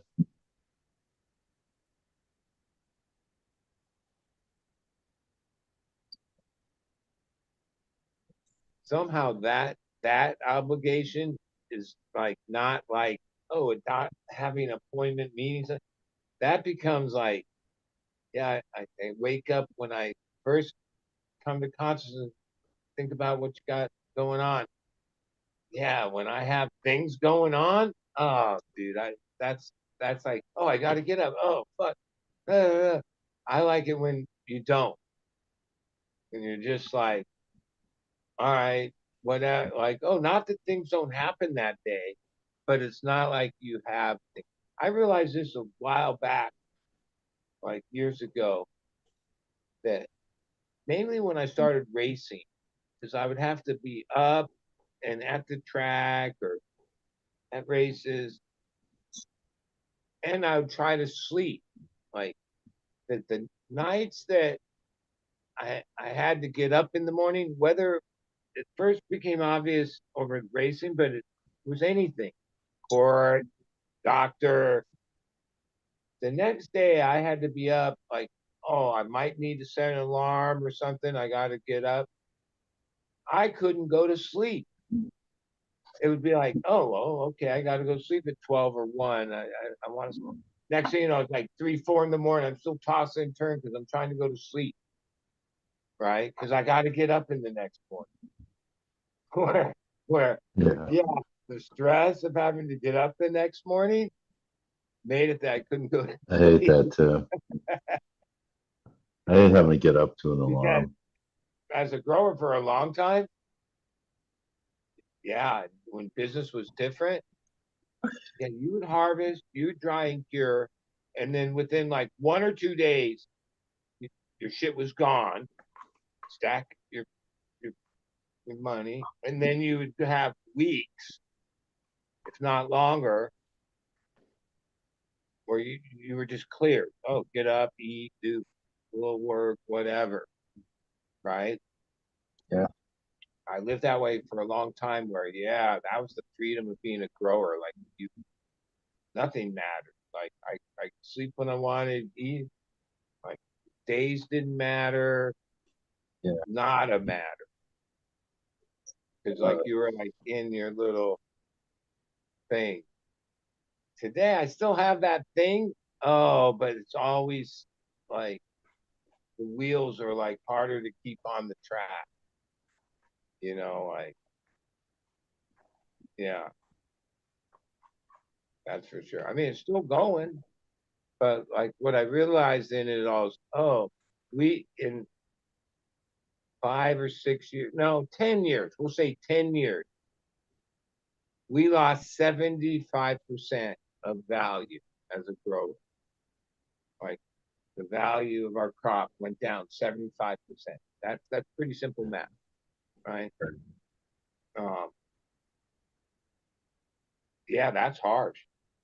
Like, like even as a young person when I was involved and I'd go to Farm Aid and I'd follow all that, it was like it was mom and pop. It was like regular people's, whether it was a pig farm, a corn, whatever, giving their testimony in between the concerts or through the Farm Aid information, where they would be saying the same thing 40 years ago. Like, oh, this was my family's third generation, and we're dairy farmers, and now the value went down this, and we're losing our farm and our land, and blah blah blah. And yeah, now like ultimately, now that we became legal and like became part of the ag, we're just part of ag. We always were, but we were prohibition created a different market. But oh, now we're just part of ag. Yeah, the same, all the things that happened to all the other farmers and ranchers is happening to us. We're just catching up to all the stuff they already went through. And oh, who came along? Industrial food company or the big farm company. Oh, those are coming. They're coming, right? All that's coming. Like, okay, we can see it. It's easy to predict this. It's like your mama. I'm saying. Did you hear that speech by himself, at JFK or RFK? That the debate where the debate thing, but he was by himself. But he was talking about how he had this plan, like it was, oh, we could tax cannabis and like make like, it wasn't even that much. It was like 7 billion or something a year or something, federal. He was on federal. He was laying out his plan, but that was part of it. Something about taxing cannabis. What a great idea. Prohibition with alcohol. When the government first started putting tax on alcohol, it was really low because they were trying to bring in all the bootleg people in. right? Oh, since then the taxes got much higher. But you go back to read the history and what happened during Prohibition. The first couple years of alcohol out of Prohibition, the tax was low because the whole idea was, oh, if we tax a high amount, it will, and very quickly, yeah, there's always been moonshiners, but most of the moonshiners became legal operators, right? Because the tax was relatively low, right? Cannabis, they did the opposite. And a lot of the legal cannabis people online like to say kind of negative things in general about the good old days of the black market or traditional market. And a lot of that's like, yeah, I guess those couple things like that might have happened, but most people's experience wasn't like that. All right. It was like who you knew. It was a honorable thing, right? It wasn't all gangsters and bull, no. It was established for many years. That's how everybody got Yo. right? But ultimately, we're like what's in the way of legal cannabis being successful, and not just black market home growers, right? Because yeah, the only way their whole thing works if they're the only game in town. If there's any other options but them growing it yourself or getting it from a homie or a legacy or whatever you want to call people outside the system, which they can't even estimate. They make estimates. Dude, we're way bigger than them, right? California and some of the states that have had longer marijuana markets or like California, our black market and traditional market is massive, right? No wonder the legal market struggles or the stores don't, and everyone playing that game seems to Down with be the legal market. having an issue, right? So, not saying that they can't make laws and try to alleviate it, but one thing is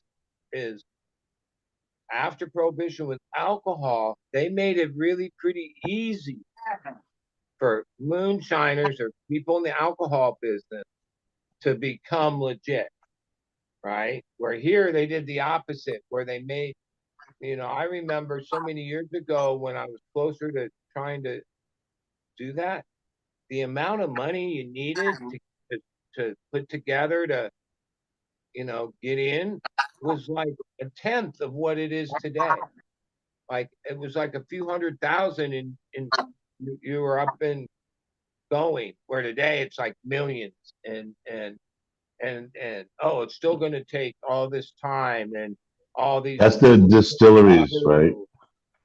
Right. Because And there's then the bar licenses too. welcome to this thing where, oh, it's now you finally got there and it isn't what it's cracked up to be. Like I don't feel sorry for them, for the system, because ultimately we, the people, really have control, and sooner, hopefully than later, we're going to stand up and say, yeah, this is failed, and demand that they do it in a different way, because it seems like we're in this like failed thing, and even though there's plenty of ideas that could change that direction, that's not what's happening. We're just like spinning down both sides, right? Yeah, I'm old enough to where it's like, yeah, does it really matter? It matters. I care about. It's been my life. That's why I even talk about it or think about it. And ultimately, it's pretty sad. My other partners and other homies, They haven't grown as long as I have, but they've grown a long time. We hang out. We never talk about any of this stuff because that's like a bummer. They have like a chip on their shoulder. They're still in the game. They're still trudging along, right? But like the reality isn't like that. It's such a negative thing that they just avoid even thinking about it. You know what I mean? When back in before we used to, one time we cared about that was like uh that was our thing. Still is our thing. Other than like I noticed a lot of my friends, oh, I have a lot to say about it. They don't get fucked. They're like pissed off and like it's it's past all that to them. They don't even care how it all happened. You know what I mean? Like and oh yeah, they're all like legacy people, right? Have no intention of like none of us ever had intention of really going the other way. Like and I know a couple people who did. They got gobbled up and spit out long ago, right? Like some of the people that got in on the early days, 2015, 16, when the wreck first happened in California. Yeah, I know a few. And they put their heart and soul and got in line to get licensed and did all this shit and blah blah blah, and maybe even got close. But no, they got fucked over. So I think we need to stand together and make like yeah, like somebody was saying, I don't know who I was listening to. Maybe it was Joel from North Star on this show or another show, say that yeah, us as like-minded people, like we need to think like I think, but in general, like-minded people, yeah, the only way to have any voice or any effect is yeah, we'd all have to chip in, even if it's $5 or somebody that has more money or have some like voice, a lobby.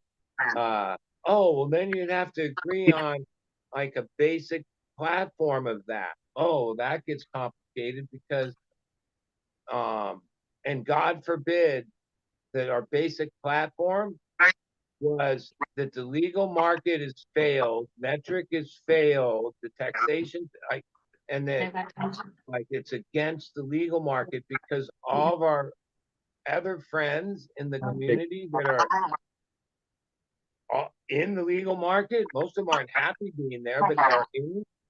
Yeah, that would be us attacking them, basically, saying they failed and that like that this whole thing needs to be like redone, like somehow differently, because it doesn't seem like we have 35 states that have all just gone in the basic same thing, right? The same basic thing, which hasn't worked in any of the states previous. So why was it going to work in the next state? But you know, I'd be all for some state, especially a smaller one that just now is going wreck, like even Ohio, to be like, yeah, we look at all these other, we're going to do it different because there's nothing that says you have to get higher metric and you have to run it this certain way.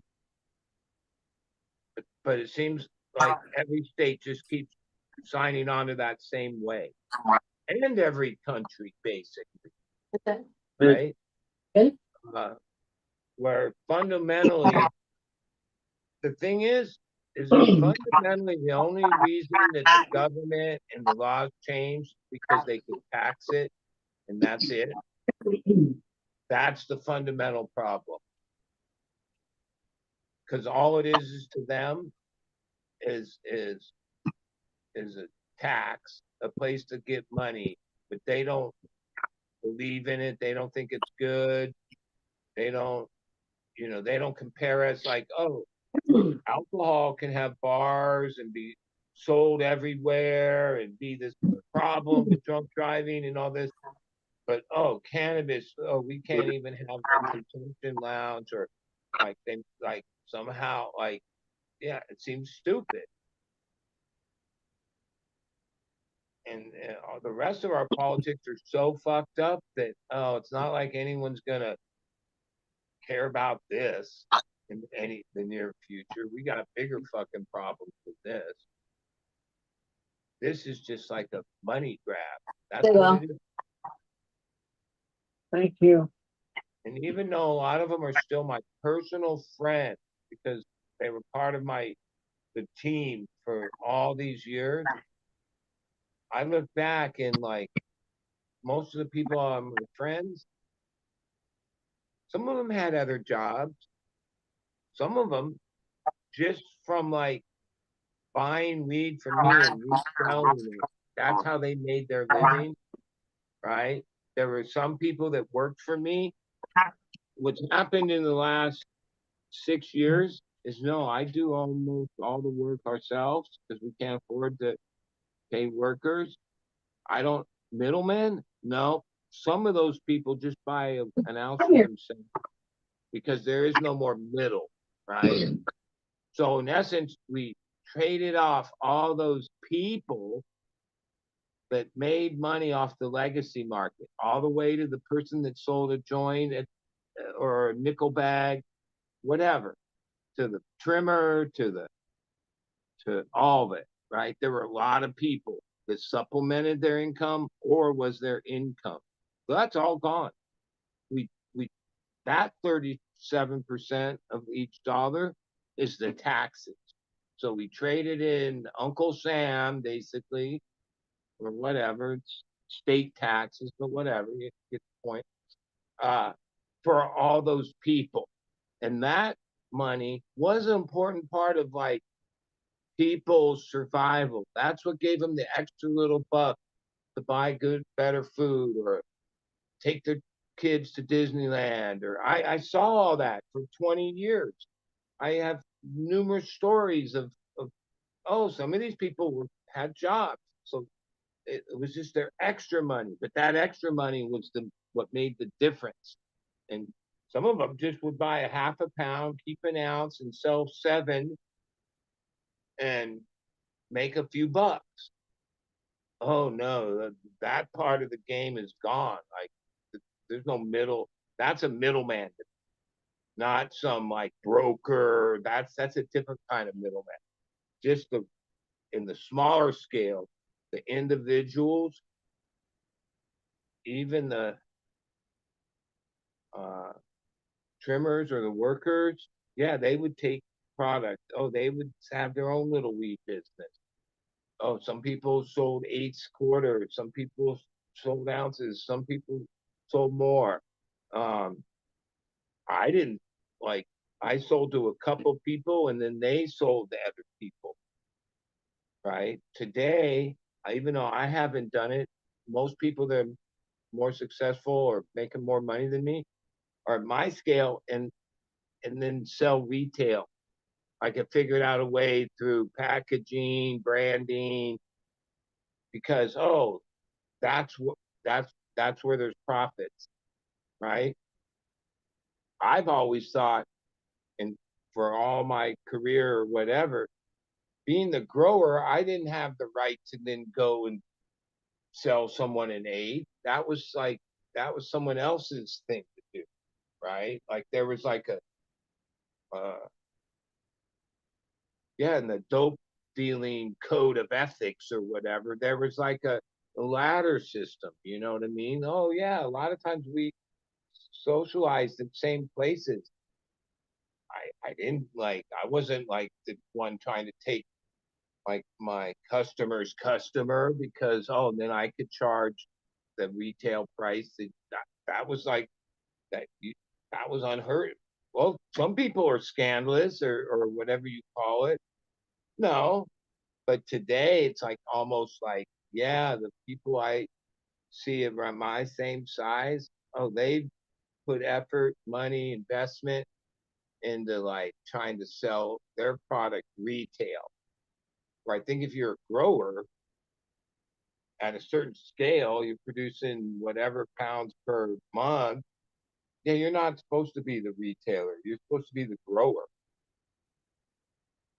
right? Like you don't go out to the guy that growing thousands of acres of potatoes and say, "Oh, can I get 3 pounds of potatoes from you?" Like, no, he sells it to this guy, and then that guy sells it to, and then you buy it down the line. But now we're at a thing where most people that were growers and they're trying both sides of the market, because a lot of these brands, they're not legal, they're just brands, right? Yeah, it's because the only way to have the successful grow at scale is to have retail cash flow. Like the wholesale cash flow is like a losing proposition. That's a pretty fucked up thing that we allowed happen.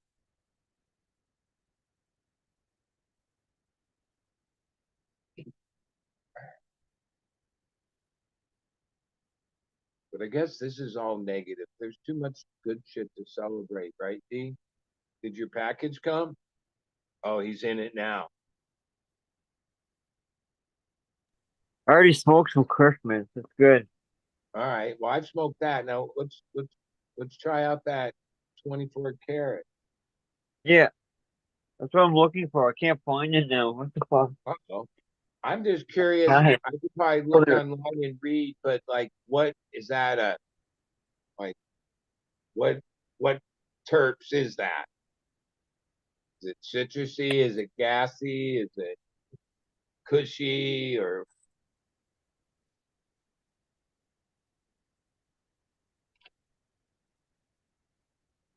Hang on.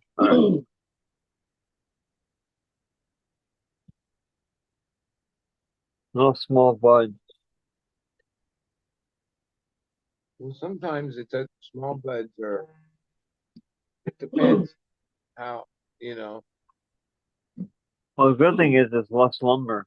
That's for sure. Sometimes, like even like I try to pick out heady buds to keep myself. It used to always be the tops. Sometimes it's the secondary ones that are the best overall. All right. Whoa.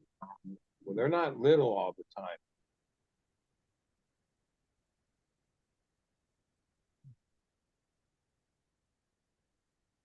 But One. you said, oh, and then you also have moonbow. So moonbow in Canada, that means that they license the strain, and then it's available in Canada, because that comes from what's his company? Efficient? No, what's Fletcher's company in the north west? Right on. I'm not sure, bud. Yeah, he's like, if I lived up by Fumi, yeah, that would be a place. Like, even though I don't go to those places, I would go to his, because I mean, at least from what I've been Yeah. able to gather from online, oh yeah, he definitely is like a true preservationist, grows at the highest standards. Like I say, like my good friend who used to trim for us, but we can't afford to pay her 200 a pound. They pay her 250 a pound, Holy fuck. and she comes from San Diego and goes up there for like a week at a time, and she can usually get 2 done a day, so she makes money. Yeah. She tells me the protocol, like she's told me, yeah, the supervisor of the trim state people has like a scope at his desk and will spot check the stems, the the bud, because like if you touch it at all, they can see it on on the right. And so the way that they trim them, yeah, there's a stem, but yeah, they have to handle it where they do not touch. No, even though they got gloves on, whatever, do not touch at all, no matter how slow or long that takes. And they pay like old school trim rates, which hardly anybody pays that anymore because of the Wow, yeah. but they have like super high standards, right? And like, oh, we were lucky. Even though she learned how to trim working for us, Mhm. I would put her up if there was like a cup or a competition where it was like a trimmers competition. Oh, Yeah. I think she might be like one of the best there is. She don't even All right. smoke weed anymore. And it's not like that she's slow. She's not slow in any means. I've had different trimmers over the years.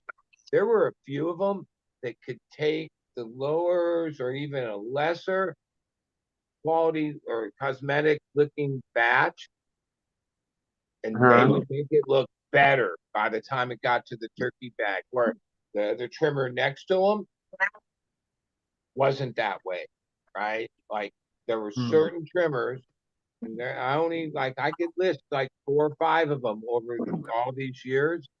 Zooey, Lindsay, I even have them. I mean, I might have told this story, but right out of high school, Harmony started working for us at the fruit stand, and then started trimming for me for like 10 years. Harmony. Now she had a girlfriend and stuff, so it wasn't like she wasn't straight or anything. But then maybe 6, 7 years ago, went through the whole program and became Rick. Oh, now has a beard, hairy legs. Created a landscaping business where, yeah, he's like has a truck with all these tools. Harmony was this dainty like girl, basically. Rick is like still kind of small person, but like a dude all the way, right? Yeah. Now, I've never said this to Rick, but like the bottom line is, oh, Harmony was a great trimmer. Rick, oh no, not so much. Even though it's the same person. But some of that change that you go through is like, oh, yeah, like you became more like even when it was happening, she he used to help work like around the grove, move in a toad or reservoir muted. or something.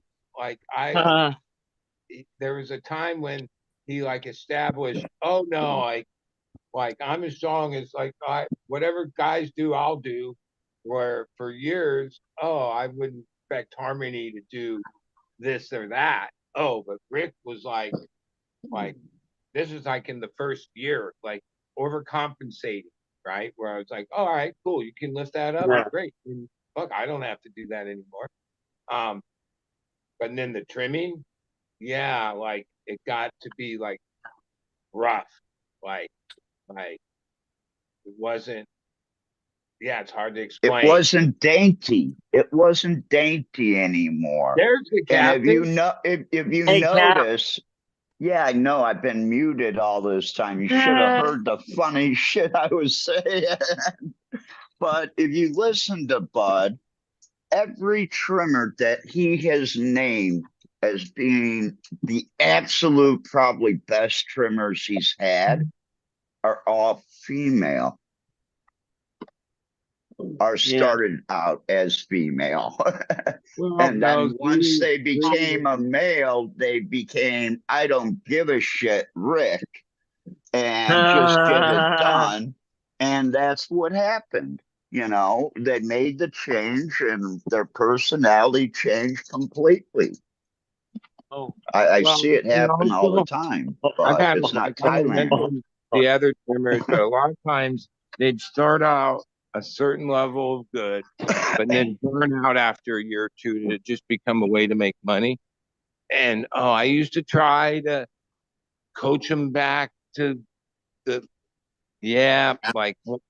and some of these people, oh, we're talking about 10, 15 years of working, once or twice a month for days trimming. There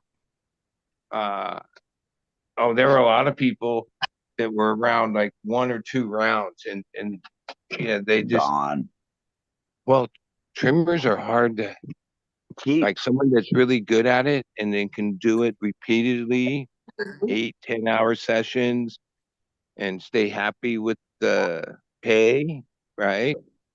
Yeah, they're hard to that's a like a not the easiest. Oh, plenty of people over the years, like especially back in the old days, so many of our friends or people they thought it was just the coolest thing. They wanted to do it, and like an hour or two in, they'd already be over it because Yeah. it's tedious work and certain people just have like that's why some people become barbers and cut hair and other people yeah, don't like that's just the way it is. I've got a friend that literally can do 4 to 5 pounds a day, but Holy I shit. will not hire him because he will not trim the way that Bud was kind of explaining. You know, this girl gets paid $250 a pound, but she touches just the stem. And there's Okay. a And thing that's the way you, I want mine trimmed. And I'll pay the extra money because I'll make it up somewhere down the you road. could have 3 trimmers all trimming the same batch, the same basic stuff, and then each of their pounds are going to look a little different. There's like there's an art to it, right? There are these certain trimmers, especially when it comes to like lowers or like what making the most out of the whole thing that Yeah. somehow make the shit look better. Like it's hard to explain, but oh, I've had a couple. Ah, Zee was one, Lindsay was one that oh, not every batch, everything's perfect. Sometimes there's lowers, sometimes there's this, sometimes there's different shit. A really good trimmer knows how to like make the best out of whatever it is, right? Oh, and if it different strains need a different type of trim, like it, certain buds need to be rounder, certain ones are more spiky. Uh, yeah, there some other people, yeah, no matter how many years they do it, no, they don't ever achieve that. Not nothing against them, they get the work done, but over and yeah, if you had 10 and you picked 10 people, you'd be lucky if one of them made your bud look better stayed around and and stayed stayed around, around. you know. But I won't hire my friend. Well, I know just through the word of mouth around, yeah, no one like pays 200 a pound. That was the standard price, right? I pay For a like lot of 20, I pay $20 an hour. well, but okay, if someone really spends it depends. Certain strains are easier than others as far as that goes. But yeah, that would probably take, 4 or 5 hours to do a pound. Okay, that's 100. But it used to be, oh, you paid now. 200 bucks a Part of this day. was like a whole different thing. Like the price of weed was different, everything was different. But oh, we've went through it. Like, oh, I would love it if Lindsay trimmed for us now. Yeah, no, that'd be like, no, that doesn't fit into the math. Like, oh, we have trimmers now for 75, but they don't trim lowers. But all right, we don't grow lowers, so it's weird. Like in the last few months, I'm the one that controls that by my how how tedious or good I defoliate, right? Because I do all that work. I built this little side business where I had sold pounds of lowers where Yeah. I sold them for 60 an ounce. And I had a lot of people that were like, yeah, that's fine for me because they were nice buds and stuff. And then I have people that still ask for it, other than now, oh, we'll be lucky on like a 10 pound or 12 pound trim session to come up with like 6 ounces of lowers, right? So yeah, I built up certain people that were used to getting Little these buds. the little, Popcorns. and now I keep telling them, oh yeah, maybe next round I only have a couple, but the reality is, oh, I could create more lowers. I just wouldn't defoliate all the little sucker buds and all this stuff off, which does take time. Like I'm halfway through this room, which it seems like is with the perpetual, you're always like one project, and then you think you're done. Well, No, then the next room, and then the next room. But in here, let me change this around. I should probably get finished. Like, yeah, everything underneath all these little, like, oh, there's a sucker bud I didn't get off. Like, all those come off. Like, I still got a little more to go, but I did this tray last night. And most of this tray took 2 hours for those to do that much. And now I still have 2 more trays to go, like all that stuff underneath. Oh, and just man. leave the tops, which I didn't in my own grow for all those years. I never would put in the time. I These would just be smalls and stuff. A lot of that ended up in concentrate, or wasn't like it went to waste. uh, Now Bud's but tossing it we've over done the hill to that. get rid We of it. know, like, but ultimately, if you take all that shit off by week 2, the buds on the top end are that much bigger because they don't have to support all this lower bullshit. And oh, these were already totally cleaned up when they came in. It's great. Like, even if I defoliate now, this is like day 12. Probably by day 20 something, which I'm like, where did it come from? I already Day went in here, 12. cleaned it all up. Oh, there'll be more. Like, somehow it just puts out more of these unders. Oh, and I still have some of this tray to do. Hey, Bud, I got If a you follow question my to story, you. these plants 10 days ago were only like barely a foot tall. Like, um, yeah, this room is almost done. Uh, one more week.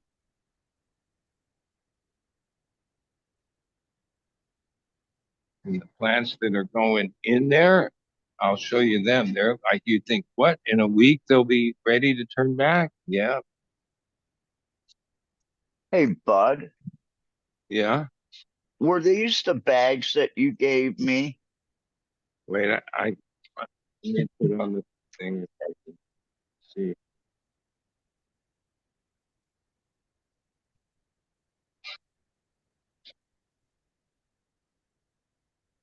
I can't tell. What is it? So it's a mylar, or Yeah, they're little Mylars. They've got writing on them, but I mean, you didn't grow these. You didn't grow the strains that are marked on here. I I think can't. we just used these because they were the only thing that was around at the time. Yeah, sometimes, especially at my house, I had so many over the years. I would bring home all kinds of samples and bags, and now that I have all that stuff, but it's like kind of box stuff. And then in the last few months, I'm always like, God, like I'd save containers I could reuse, just all these weird little things that now that I don't actually know where to reach and get it, I'm always going, yeah, fucking miss all that shit. Because most of the weed I have here is old now, and most of the weed I have is seeded now. I opened up another jar, and there's like 7 bags in there, and they're all marked. And I'm looking at the bud thinking, man, that'd be really nice, good bud to smoke. But even though it's a year old, but it's got seeds in it, I don't want to de-seed it.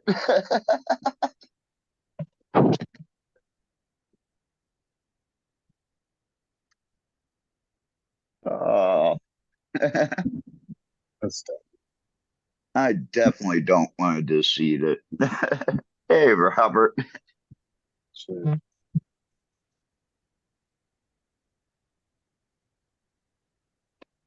I literally had a mason jar.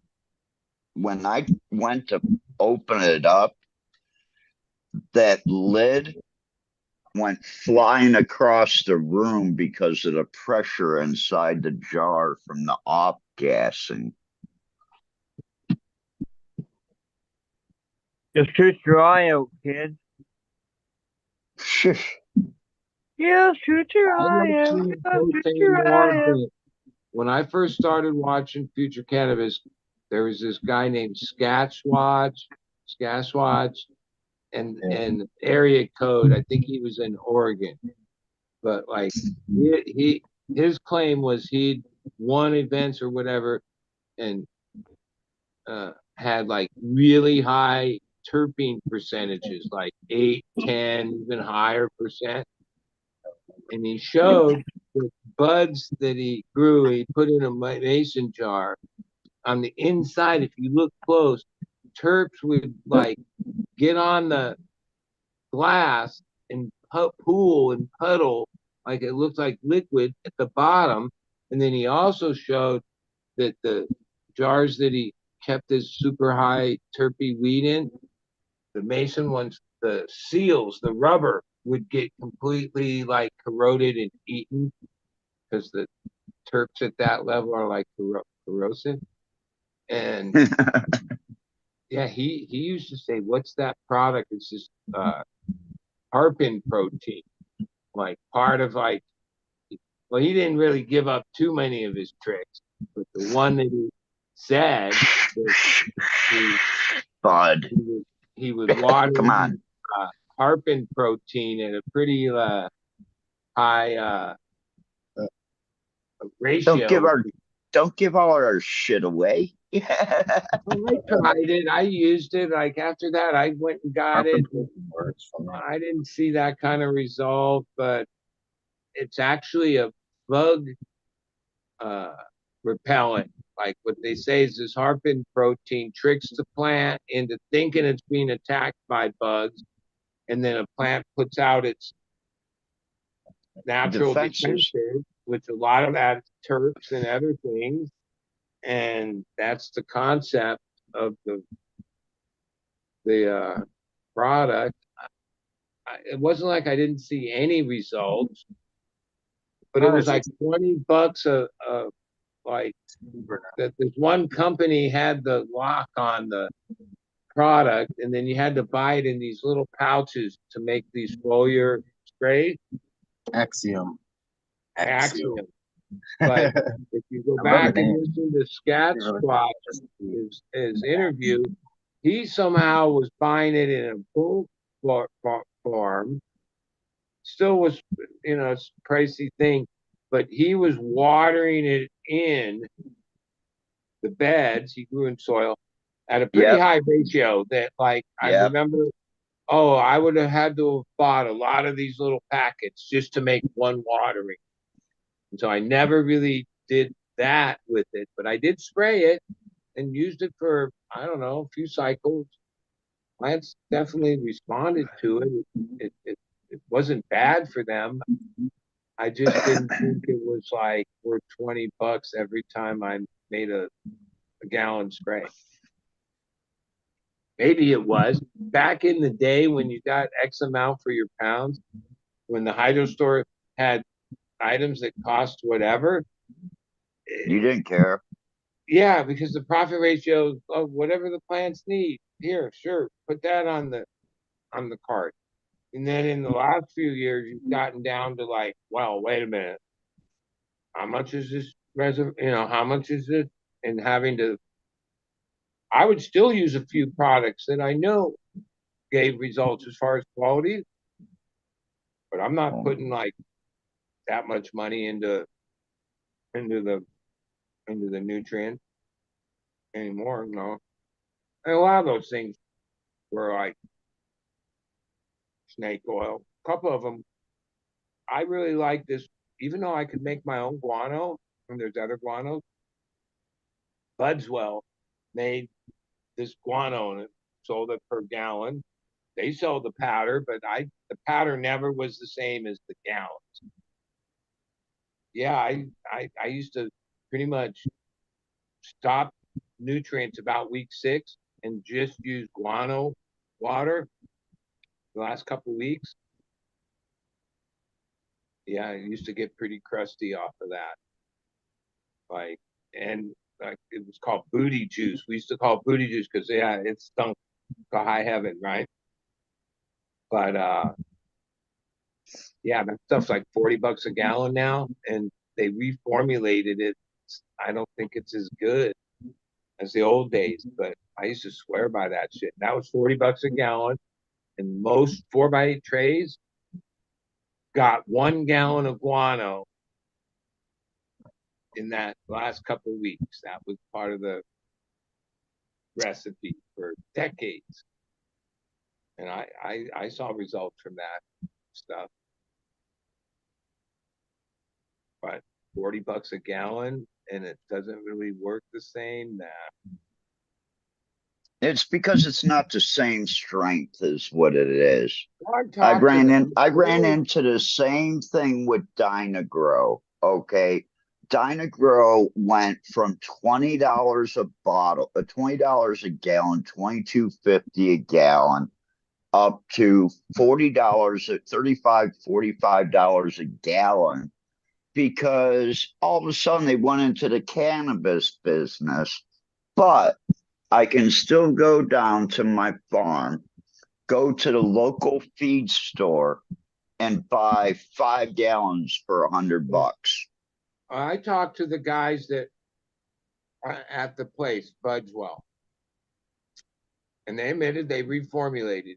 How and Yeah, why they had to reformulate is when they signed the the deal longevity. with Hawthorne, right? The shipping company refused to ship their stuff because even though it was a $40 gallon, they just used like this bullshit kind of seal, and it would stink up the store. Like if you walk by the aisle where the guanos were, you definitely could smell it, meaning that it wasn't contained in the gallon jug. And so they reformulated it, and like you said, they pulled the sulfur out, right? Because what made it stink so bad wasn't just it was guano shit, it had a certain amount of sulfur in it, and that combination was what was so god awful, right? Because shipping companies won't take stuff that stinks. And when they went national and had to have Hawthorne do distribution, yeah, now the stuff that's on the shelf, it doesn't stink up the store. Back in the old days, yeah, gallons and 5-gallon jugs of Budswell would stink up the whole fucking store. I had products that I shipped over to Thailand that I couldn't ship back out of Thailand. How was that? Well, the thing was, so when I learned that over the years, I still bought it a few times. I'm not currently using it, but I would then take elemental sulfur and put a heaping tablespoon in the gallon, shake it up, and then leave it in the shelf and shake it up for a week or two, and then use it, thinking I was like putting the sulfur back in. I don't know. I don't know how effective that was. Didn't hurt. Those crops came out good, and maybe I thought there was a little more terps or funk in the smoke, but Yeah, it was called sulfur. well, sulfur is one of the elements that has a lot to do with flavonoid terps production, right? Like it's a micro element. Like all the micronutrients have sulfur. A good soil mix has sulfur. Part of Very little of it. Essential elements. I mean, yeah, a very small amount of it, but it's a it's a crucial element. because I'm on a beginners group here in Ohio, and a guy's having problems with his pH in his soil.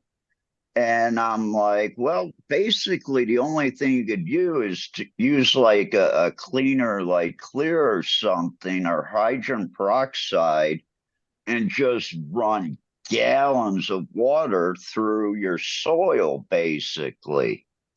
And another guy says, oh, no, all you have to do is add sulfur.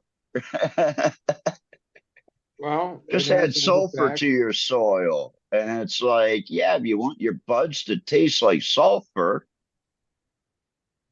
Well, yeah, I don't think it works that way. Like if there's sulfur in the soil, and by the way the roots in the plant takes it up, it doesn't take it like maybe, but if you spray sulfur, then you might have some sulfur taste on your. Oh, yeah, you are. Especially if you're in flowering, Yeah. because it mixes with the trichome oil, the oils in the plant. And that's where it sits when you spray it. And when you go to smoke it, that's what you're smoking first. Yeah, I'm not much into soil, but wouldn't there be like gyps? Like there's ways to amend soil to correct pH. There's like Gypsum and stuff. yeah. pH down works pretty darn good. Yeah. Well, like I say, you got to run a lot of water through it, and you've got to check your runoff. And I've given this group everything I can. I mean, I gave them an online grow book, so they didn't have to go buy one. But no one wants to read it. Everybody wants to ask questions and get answers by other people. Well, that's the way things are. Yeah, pH, yeah. I mean, there's some people online that act like they're proud that they threw out their pH pens years ago, uh and in soil, I guess it's less of a factor, but like even when I've diagnosed friends as grows or even my own, most of the time, most things are first aid where I'll just like if I see deficiency or something is like pH. And a lot of times what you're deficient in, if you look at the pH scale of availability of everything to the different pHs, you could see, oh, well, yeah, if I raise my pH, that's going to give more availability of this and that. And a lot of times, yeah, like even just a 1 or 2 point change in pH does wonders. Like makes a big yeah, difference. Like, oh, your plant didn't need anything else; it just needed the availability of what's already ability. there. Where a lot of times people think, oh, well, give it more calcium or give it more this or whatever. Where I Fuck with your find that pH. you change. Well, I mean, I try to keep veg more like 6.1, 6.2, and flowers 5.7. But sometimes it varies a little. Uh, yeah, but not much. I used to run everything at like 5.8, all just across the board. But in the last few years, I don't know, it's probably from cannabis content, uh, from a PhD or somebody that seemed to know what they were saying, that veg is better off at like maybe 6.2, up to six, around 6.2. And That's what I use. uh, I've run my veg at 6.2 and seems to be a good spot. And then I run my flowering at 5.7, 5.8.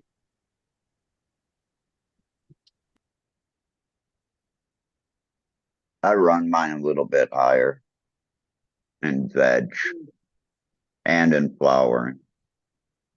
Well, but I'm in not Rockwell. much. So Rockwell, Yeah. Rockwell's Rockwell. I mean, like they don't have very many instructions, but like when you buy the baby cubes, it says right on it that first watering, uh, to flush them or whatever, is 5.5, right? I found that is important. Sometimes I used to just use whatever water that was already made. It would be more like 6. But no, I noticed a difference. Like, yeah, if you when you first water in Rockwell cubes, it's important that it's 5.5. Like that does like set the cube in motion for the rest of its existence.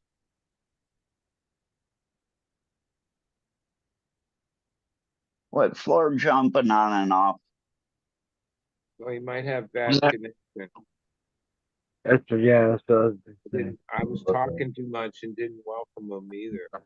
I'm curious what he has to say because he knows a lot because he worked in the stores, the hydro store business for some time, so he knows a lot of these things with these products and their history and stories.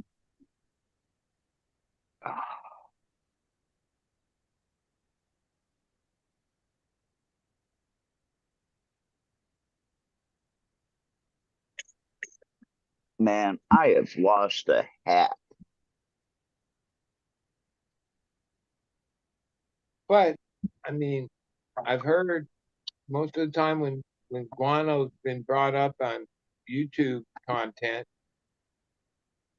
a lot of people are against it or because of the way it's mined or the child labor's involved or that a lot of things or it's bad for the bat's habitat. Yeah, I hear all those things, but yeah, I still think guano's a good additive.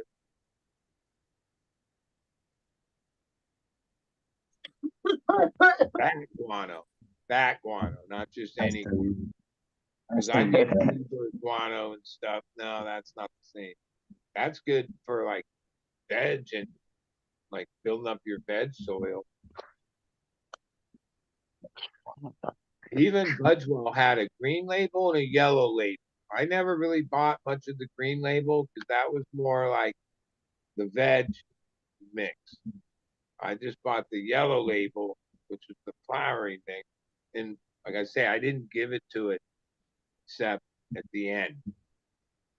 Like I'd cut out all the other food basically when I maybe really start to flush or cut back food anyway, and just give it a healthy amount. Because one of the things that said on Buzzwell, even way back when like a lot of food, the biggest thing was that they could fry your plants or give you tip burn and forget how they Hey, if I'm worded. not burning my tits, I ain't doing it right.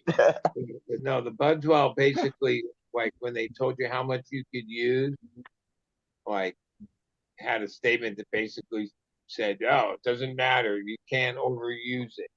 Where some of the other guano products that were out there and other fish emulsions and other products in that same vein, oh, you could easily use too much of it and get a weird result, right? Where Budswell somehow had this, I forgot what it said. I could look it up. But like the first sentence of their spiel, like, yeah, basically said you could use as much of it as you want. Right? You probably could have used it 100% and it wouldn't have killed fucked up the plant. Yeah, I don't know. It was stinky shit. Like I always have used recirculating reservoirs. So like when you first made water, the first 24, 48 hours, and back then it grew mainly in houses. Oh, the whole fucking house. The carbon filters didn't have shit on fucking. It was foul. It was like eggy, shitty. It was really foul. Right. a lot of the things back then that were sort of inexpensive, fish emulsion, guanos, yeah, they were really stinky. Like we don't really use that many stinky products like we used to, but back in the 80s, 90s, yeah, we used to like maybe that's why some of the weed isn't as stinky or skunky and shit like that. It's like, oh, there was skunk weed, but there was like a lot of weed that smelled skunky. And sometimes I think back that maybe it was like certain products and things we use because I Yeah. still remember first time I go into a hydro store, there was not very many products. Even the first times I used general hydroponic stuff, they didn't have the floor line yet. It was the shit they called A, B, and C Yeah. powder, right? And the label was so plain. It basically in regular font said general hydroponics and said A on one, B on the other, and C on the other. And they were like tubs with a tablespoon measurer, pretty concentrated. It was their A, B, and C. Base AB. That was like in 90, 91. That was the product. Like Dark there was red only a base. few items inside a hydro store. Right? ESU green leaves. I'm still loyal to General Hydro. Like I'm sometimes I not. think They I should bought all write the them. companies I used. I remember having an issue when they got bought by whatever, but I knew the two old guys that were the partners that owned General Hydro. They're influential way back in the day when, you know, as far as innovating nutrient line basically for cannabis. You know, they're one of the OGs from the beginning. Um, yeah, they were like in their whatever age and built the company to what it was. I remember reading an article that said that Wall Street or the Scots or whoever bought them way overpaid, right? Because all they really were was like a small, relatively small manufacturing warehouse in Santa Rosa, Yeah. right? It wasn't this giant ass place, okay? And They they Right. paid knew like whatever. Sebastopol. Yeah, they got full dibs for their company mainly because of their brand, right? Way back, like they were one of the first companies to uh, get bought Yeah. by the big conglomerates, right? Let's take a second here and sorry. For the first few, maybe a year, well, I stopped Could using have them. I done was that. appalled that they sold the company to this corp, right? But then as time's gone on, no. Right now, I had Mills give me. I've had a lot of free nutrients over the last couple of years, like 5-gallon jugs of Mills, enough to run a couple runs. Gator fish sandwich. Cutting edge. I use those things, but now that it's back to like just buying, yeah, I went all the way back to the floor line, the 3-part liquid, liquid Oh kaboom, man. a little bit at a certain time, uh, Floralicious, uh, their Silka, their whole line, because it's sort of economical and we get good results and we have the recipe like work for us. Like even that we can turn plants back relatively small and get them to blow up a certain size in the first week. Some of that's the the recipe. And theirs is pretty easily controlled. Like, or one, I've used it for so long, I know all the little controls of like, oh, a little more of this, a little less of this, whatever. Where in other foods, no. Like with Mills, even though it's basically the same thing, A and a B, and I never feel like I didn't have it down.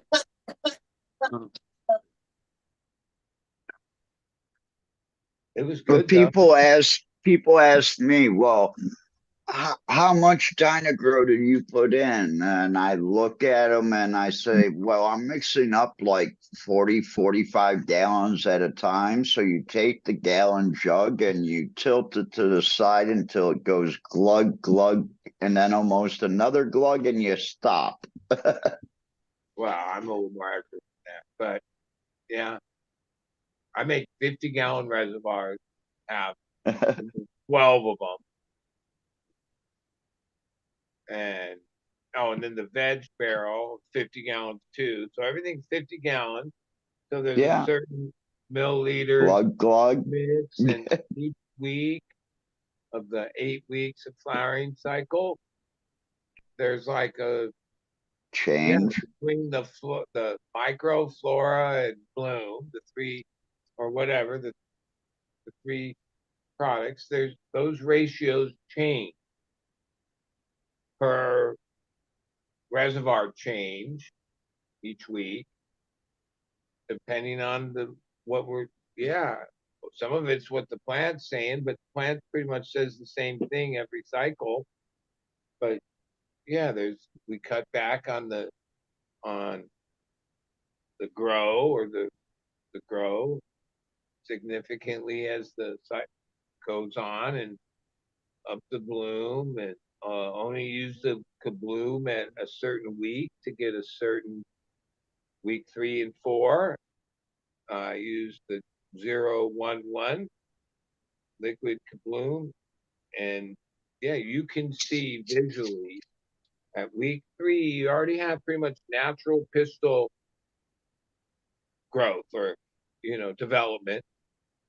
And when I'll change the reservoir and put the first bloom, and then they'll drink it that night, and I'll look at it the next night, I'll see that those same pistils like boosted out another quarter inch or some visible amount. You'll be like, wow, look, boom.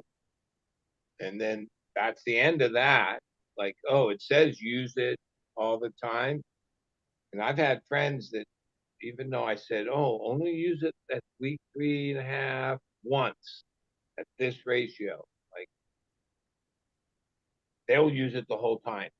And then if you use it the whole time, the pistils will like be turning white and never really finish. Like you'll be like, holy shit, it's been 75 days and they're still white pistil.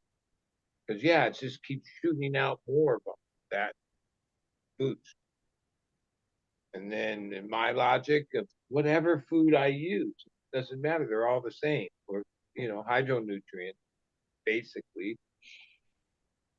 After I get that food, then I am sort of cutting back the recipe, because what I want to have happen is the plant naturally fill in the rest. Where, oh yeah, there's all these other additives you can use to, I guess, get more of that. I've used them. No, I don't use any of the finishers, any of the boosters. Matter of fact, I cut back the recipe drastically and let the plant, let the genetics, the micronutrients, you don't cut them back that much. That's Nope. micro sets like probably Most more important to important. the plant's total health than the other nutrients, the bloom and the grow, but whatever. And then try to let the plant and the genetics in the plant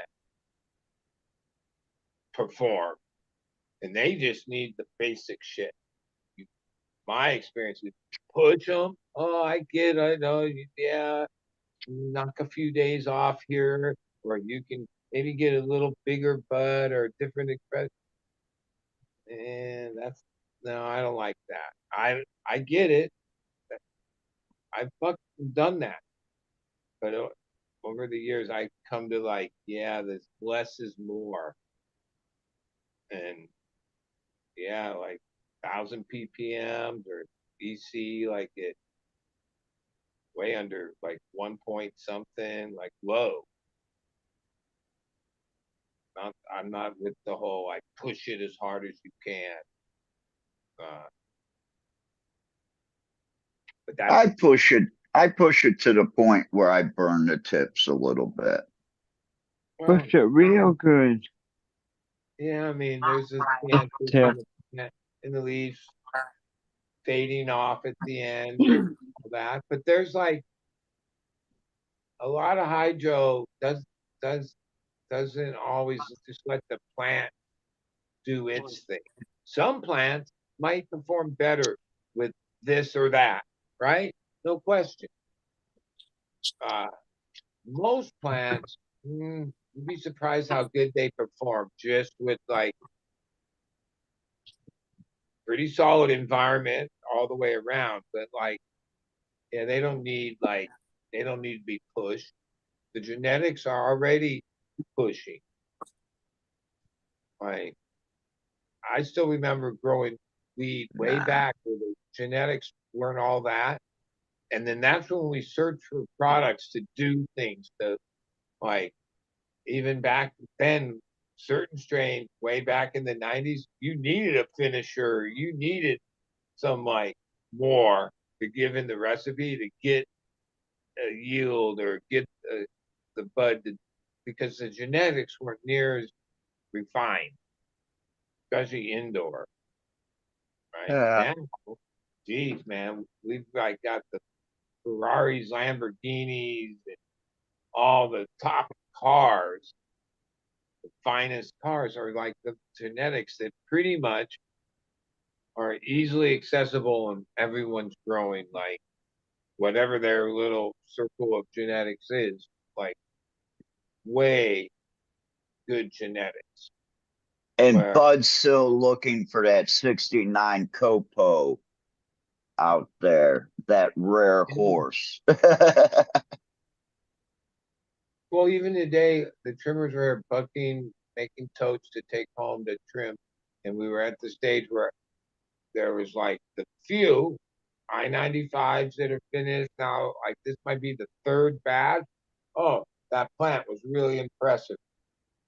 I like the way the Larry, right? This JFK. Um, yeah. Hard to explain. Like, and they're also packing up cheetah piss, grape gas, sort of modern strains that, yeah. Oh, it's going to be a lot of work for a trimmer to make the best out, make that I-90 appealable to back. Oh, it's dank as fuck. Yeah, I want to put my order in for some of that. Make But sure I got that when I come to the the house. chances of the leaf was like they just got yellow and crispy and dyed. Where the chances of the newer strains leaf, man, it's a shame Purples.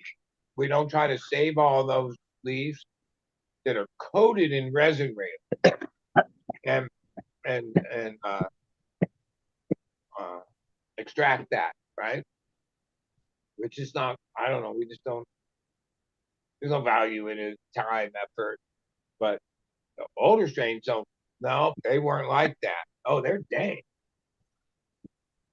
It's hard to explain. Like, oh, I could see at the time that that was the tank we had then. We've, like, where 6 months ago, I was thinking I was like, oh, I want to find some of these old legacy strains and run them. And now that I did that, it made me realize, yeah, so a lot of those are better in our memory.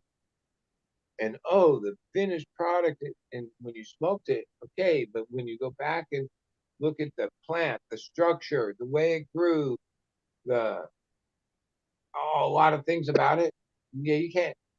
Very few of those can be compared to the strains of today. Like we've come a long way; they've gotten better. Like as much as a lot of what might not be so cool about the strains today is the branding, the marketing, the hype, but the actual plant, yeah, it's better today than genetics from 10 years ago.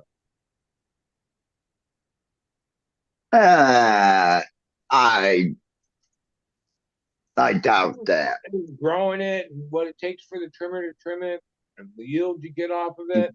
And how it Fuck looks in what the bag, trimmer and how thinks it smells about in it. bag, and the hints of purple and the dankness of it. Oh no. The strains of the day have come a long way. Like just like everything, things get better in time. Right? Oh, there's a certain appeal to the legacy. No question. I'm still on that quest, right? The one thing I noticed was, yeah, some of those structure, I don't know, cosmetic, like they're different. Like back then, that was like where we were.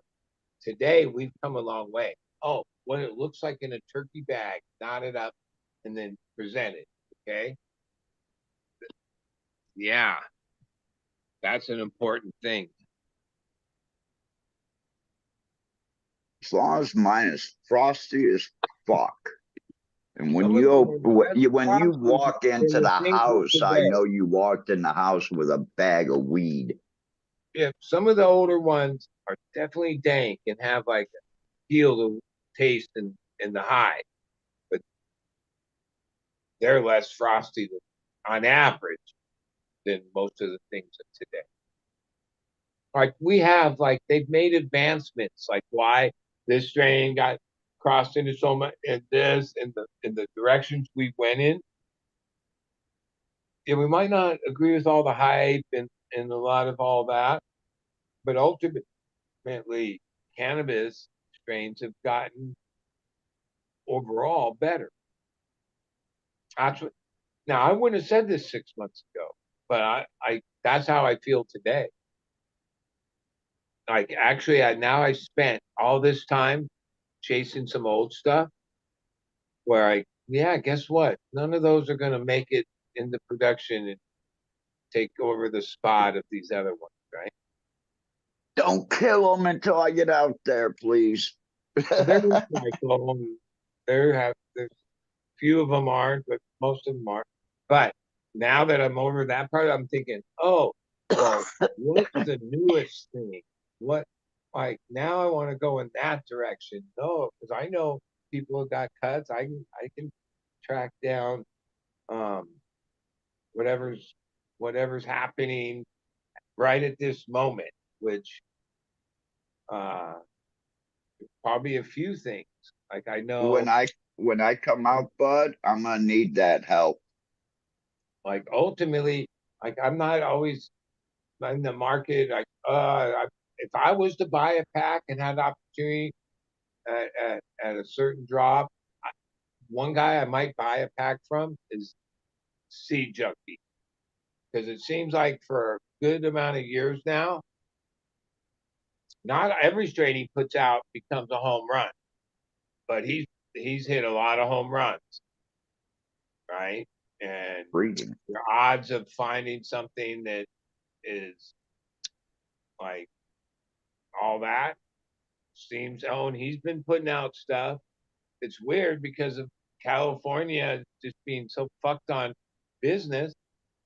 It seems a lot of his latest work and where it's happening, that those drops are happening, is in Michigan, because he partnered up and has like um, uh, Because it's operations. coming to Ohio. Yeah, well, I mean that's where I'm like, yeah, fuck Newsom, because what he's done, not only did he drive Elon Musk and all that business out of California with his bullshit, Jerry Garcia's daughters, who built a great cannabis brand for under their dad's name and all that, they're still in 8 other states, but then now they changed their corporate headquarters from yeah, they were a Northern California company. Last year they pulled out of California and made a whole statement that it's just not business friendly and we can't operate here, blah blah blah, but we're still going forward. We're in this state, this state, this state. That's a shame, right? The list goes on. Ivan, Jungle Boys. Oh, he had 3. He could have kept building out more shops in LA. He's put up like 6 or 7 places in Florida the last year or so, and all of his new investment and directions over there because, like he said in the interview, California is like fucked up for business, for cannabis. Like, yeah, that's a problem. If the best brands and the people that are investing the most and building the most have that started in California have opted to go elsewhere due to the business, that's something wrong, and that's all happening under Newsom, right? Like he's like, even though I'm a Democrat, he seems like, oh, I remember at a time I thought, oh, maybe he is the future guy. No, that dude is so fucked up. He's like the fucking worst.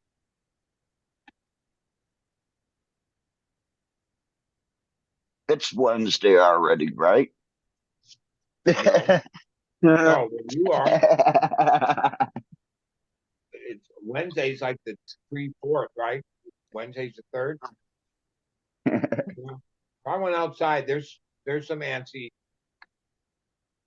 Even though I don't think most of the fireworks are made in Mexico, or maybe they are. So close to Tijuana. Good bourbon. Fireworks pretty prevalent because that's where they come from. You would figure in Thailand you would have like really awesome fireworks and like have sticks of dynamite and shit like that. Nah. Cheers, Flora.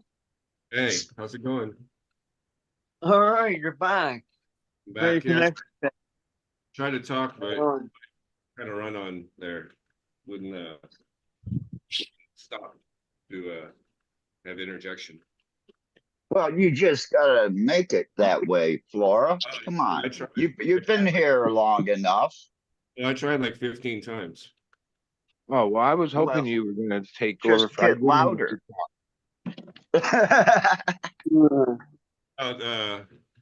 When he's talking about the fucking hormones, fuck. I just forgot.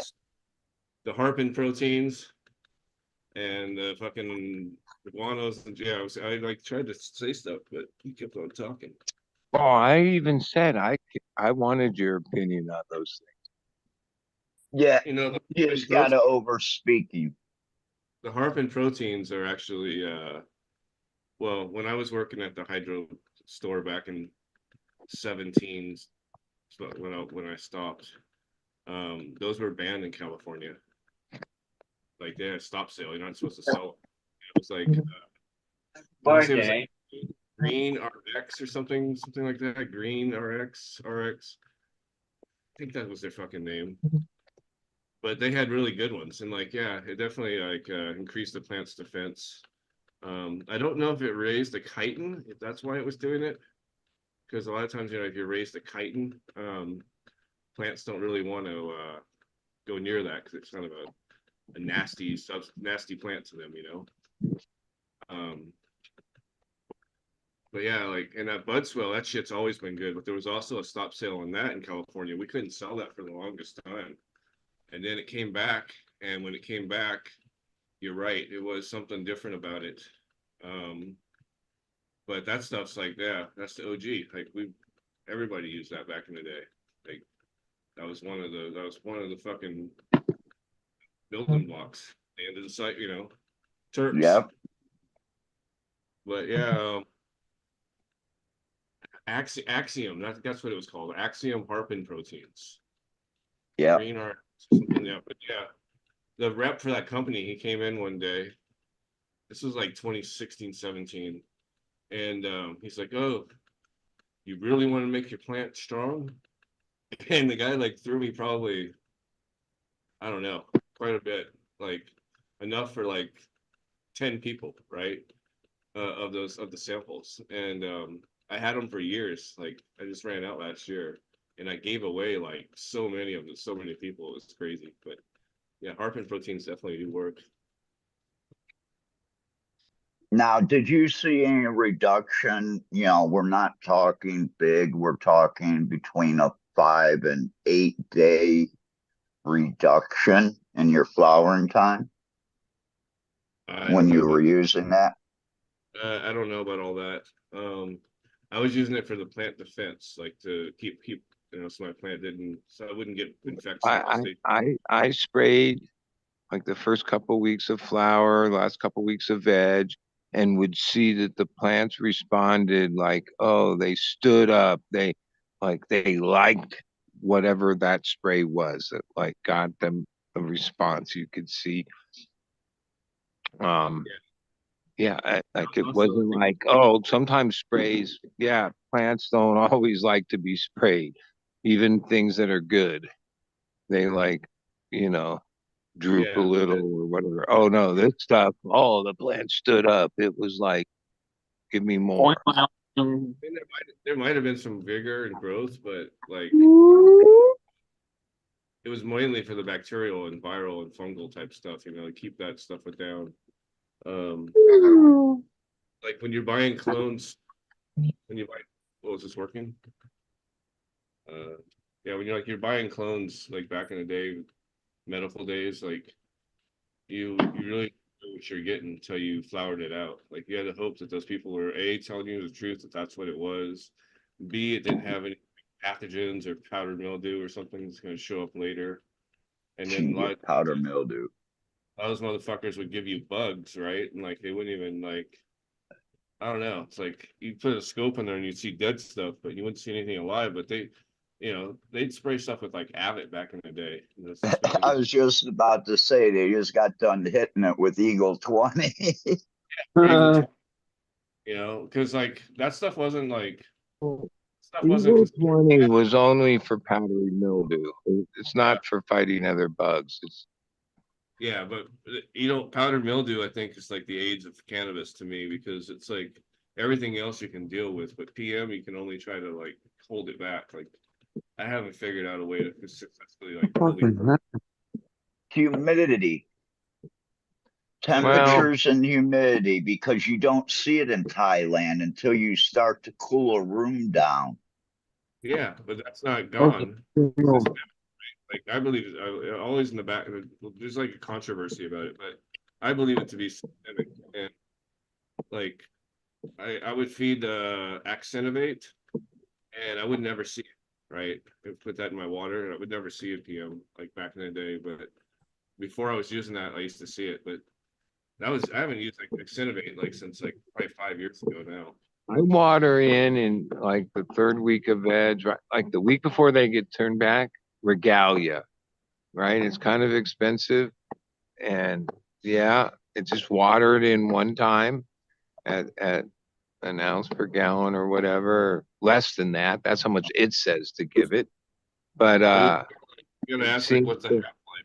as Like long what? as I like clean the room and do a few things in between cycles, that's the most important thing. Like I've had grows, this one's 10 years old, the other one 10 years old, the other 17 years old. The first couple of years when I set that up, I never had any of that shit. But like when you run an inside environment for a long time, it's hard not to have that shit.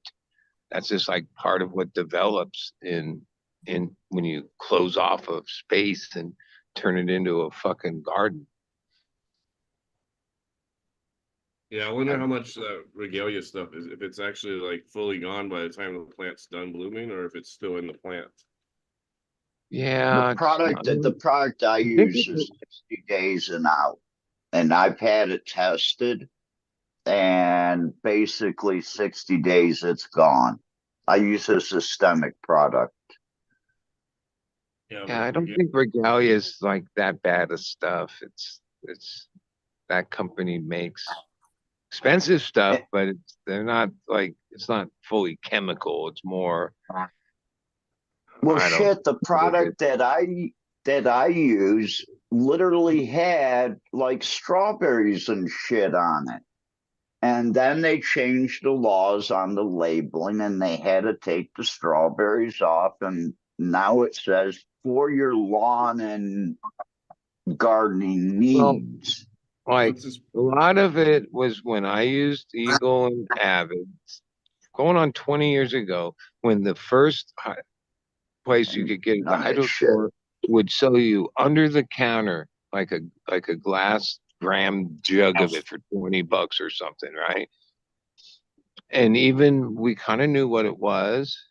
And online in the forums, oh, other people were using. There were a few people right from the gate that was waving the flags, but we were like so naive that like when it first came around, it wasn't like there was any. Did it work? That was what mattered, right? No one Exactly. like those first few years. Yeah, the industry was the world was different. So like we didn't have the information chain we have now, right? But back then, yeah, and oh, it did work. Like that was part of its thing. They were effective chemicals. And really, in 2005, if you had a problem and something worked, it was a fucking miracle. Well, the first time I ever got Avid, like I say, it was $20 in this little glass jug. And I'd been fucking with spider mites at that point for a couple years at the spot. And I sprayed the veg one time, and then that was it. I went years and years. I didn't have it. Years later, I I I had spider mites again, and that stuff wasn't even effective. Oh, it did have an effect, but it didn't do what it did the first time. Where the first time I sprayed my veg thoroughly, and that was it. Those cycles at that point went years without spider mites. It worked. Where before that, oh, I tried everything. Cinnamite, there was some shit that was so the worst thing, it was basically organic, but like you really had to cover up because it was like super concentrated cinnamon, right? And it was expensive. We tried that, and there were so many things that were available. All some of them are a lot of them are long since gone. But yeah, and then Avid came around like under the counter, and we didn't know any better. There was no like information. Oh, they use it on other crops. Okay. They use it on strawberries like that. I remember hearing like, oh, they use it Eagle 20. Oh, they use it at golf courses. Right. So you're thinking, oh, okay. But oh no, there's a big difference in those things and smoking them or inhaling them. Right. So Yeah. 20 years later, oh, it's obvious that Okay, none of Hunter. those things are You good. gotta check this out. Hit And the play button. I remember pulling up some like Department of Agriculture type website, gov website that had all the pesticides and fungicides listed, and there was two columns. One column was pages long, and they were called control products, and the other column was eradicate, and there was only like a half a page, and things like Avid and this and that were on that side of the page, eradicate, where that was the first time I realized all those other products that we were buying, even though they make claims, they were only control products, which ultimately meant that you would be buying $20 worth every month or whatever. Like they were never going to get rid of anything. They were just going to control it. And that's a whole business in itself, like making products that people buy over and over and over. 1 minute warning. Control. What about insects, buddy? Do you ever use? See, look at this one. This is a different one. Right here. Which one? use ladybugs or praying cats or lacewings. Yeah, I mean, ultimately, the last spider mites I had a few years ago, I hired Matthew Gates, and the first time ever he got me to use what do you call them? Predator, whatever. Man, I can't mute D. Or skis or And something. Jim and Hansen. even though that was like a whole big thing, that meant stop spraying, stop all this, put satchels of these and at all the different stages. And it took months. It didn't happen overnight, but it actually worked. Yeah. Like I got rid of them. Where a lot of those other things, yeah, you just about get rid of them, and then they creep back on you. And Yeah, Chris I'd Hansen. rather smoke weed from that than from a chemical spray.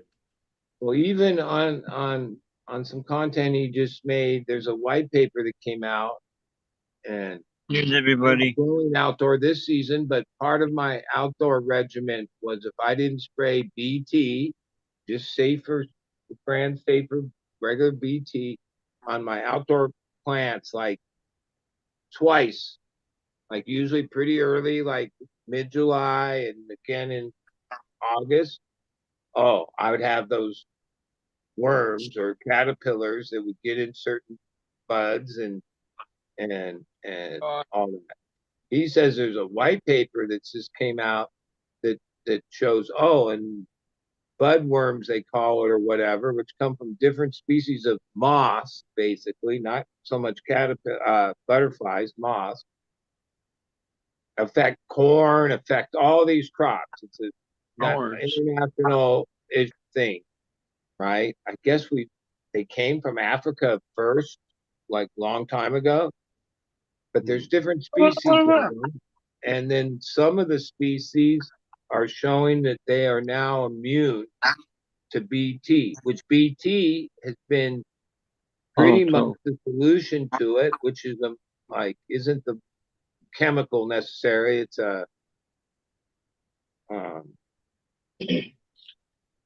whatever. But yeah, that's just a sign, like, yeah, that I said this earlier, like, yeah, nature's going to obviously win.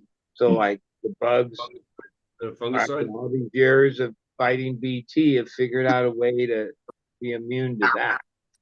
Which, yeah, that's pretty much what I think happened with spider mites and some of the cannabis things. We treated it and tried to control them, and now those same products are not even effective anymore because, yeah, they seems like the spider mite of today is much more hardy than the one of 20 years ago. He's gonna get eaten the same by a predator. Predator don't care. He's gonna eat him the same way. Yeah. I'm Chris Hansen. And that was like way more expensive than spraying, even if you counted the labor. Yeah, because you had to stay on the regiment. At first, we were hoping that they would like regenerate, because like ultimately you can have the right environment and everything for them, the predators. You can buy a certain amount of them, and then they'll reproduce, and you don't have to keep putting them out. But no, mine just they were effective, but they didn't reproduce. So I had to keep buying them for maybe 8 months, like 4 cycles. And yeah, I haven't had spider mites since. Knock on wood, shit. Because yeah, spider mites are probably, to me, the worst thing in cannabis growing. The hardest to get rid of, the most damage. Yeah, those are the nightmares. Certain of those battles almost took me out, like bankrupt. Oh, you had it in bloom? Sorry, Fleur, go ahead. Saying he had it infestations in bloom. Obviously, that almost took him out. Yeah. When you go perpetual, then it's even harder to fight bugs because now you have the perpetual problem. Taking off, Steve. Yeah, have a good night, everybody. Don't forget to tune in tomorrow, 12 o'clock East Pacific, 3 o'clock Eastern Standard Time for the safety meeting. Later, everybody. Peace, Steve. Peace.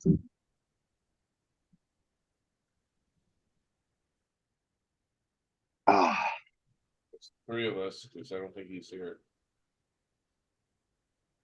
no, Maybe. Robert's here. He just spoke up a second ago.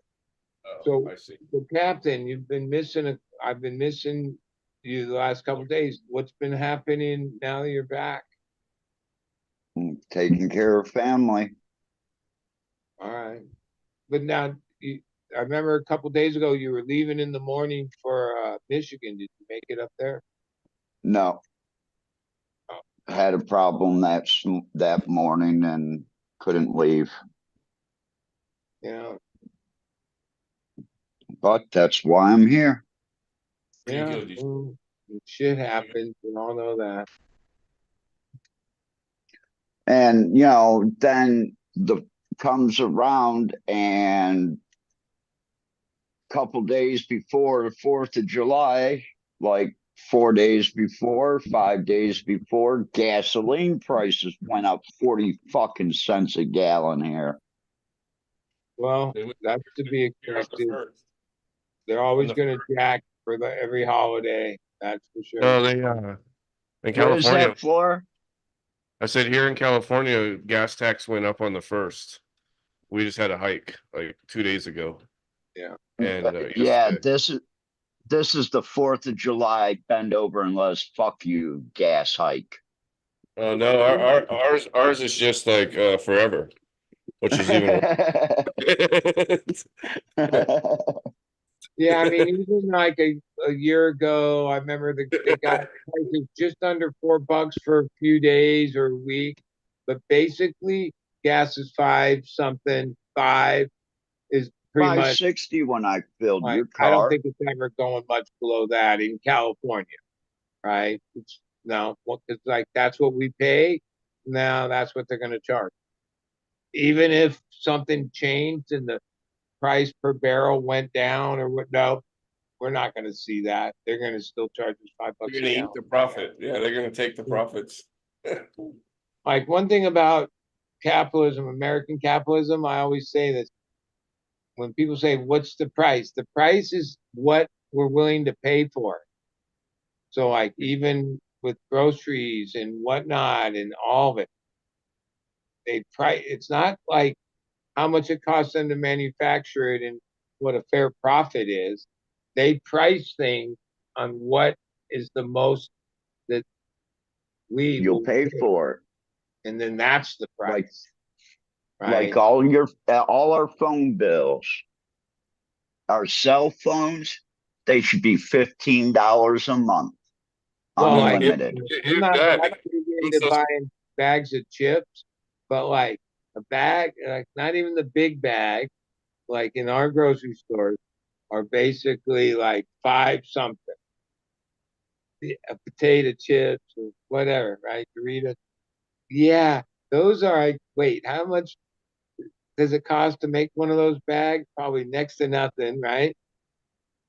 Yeah, a Now, couple what- of bucks seems like a fair price, like it used to be. Oh, $5, $6 for just a little bit of chips. That's like, Well, but that's what we're willing to pay. what I've found is we're paying more, but we're getting less. Yeah. I noticed this in between the regular boxes of like cereal and the family size, and you do the math on it, and you're like, wait a second. These boxes used to be like 30 ounces, and now they're like 26 or 27. And No, things have gotten smaller. Even though they sometimes put them on sale, like the small box, which barely is like 3 bowls of cereal, right? Mm-hmm. If you look at that price to like the family size or the other size, yeah, there's a total, like, even though the other one costs more money, oh, it's no question that the value. So, and well, I think Biden in last year in one of the speeches, he called it shrinkflation because like he was bitching about Snicker bars, but like it's called shrinkflation. So like every Yep. product is part of their post-COVID, jack the price, inflation, whatever. Yeah, have like shaved a half ounce off. Oh, the Cheez-It box is actually only X amount of ounces, even though it looks it's like the same size and package. Oh no, there's less stuff in it now, right? And that they And call it that's inflation. And and like it's I don't know screwing up what a the lot of president the has the power, but I in some buffoon speech that Biden gave, he was rallying like that we need to stand against shrinkflation. I'm like, yeah, okay. I We think we do. got well, I cook a lot. So I notice this when I'm buying a lot of stuff because all of a sudden I'm 2.5 ounces, 3 ounces short on this, putting it in and it doesn't taste right. yeah, So well, yeah, recipes you and know, the size things match. You're right. Like if you bought a tomato sauce, there was like, oh, that was the exact amount that the X rest. amount. Exactly. Now Yeah, you don't have that because the packaging shrunk. yeah. Well, What one, the fuck? I'm gonna go buy another one for 3.5 more ounces just so I can make the recipe right yeah, and then throw the yeah, rest of the can out. yeah. That's what you're gonna do. Yeah, okay. I'm just gonna throw 15 or 13 ounces away because I only need three.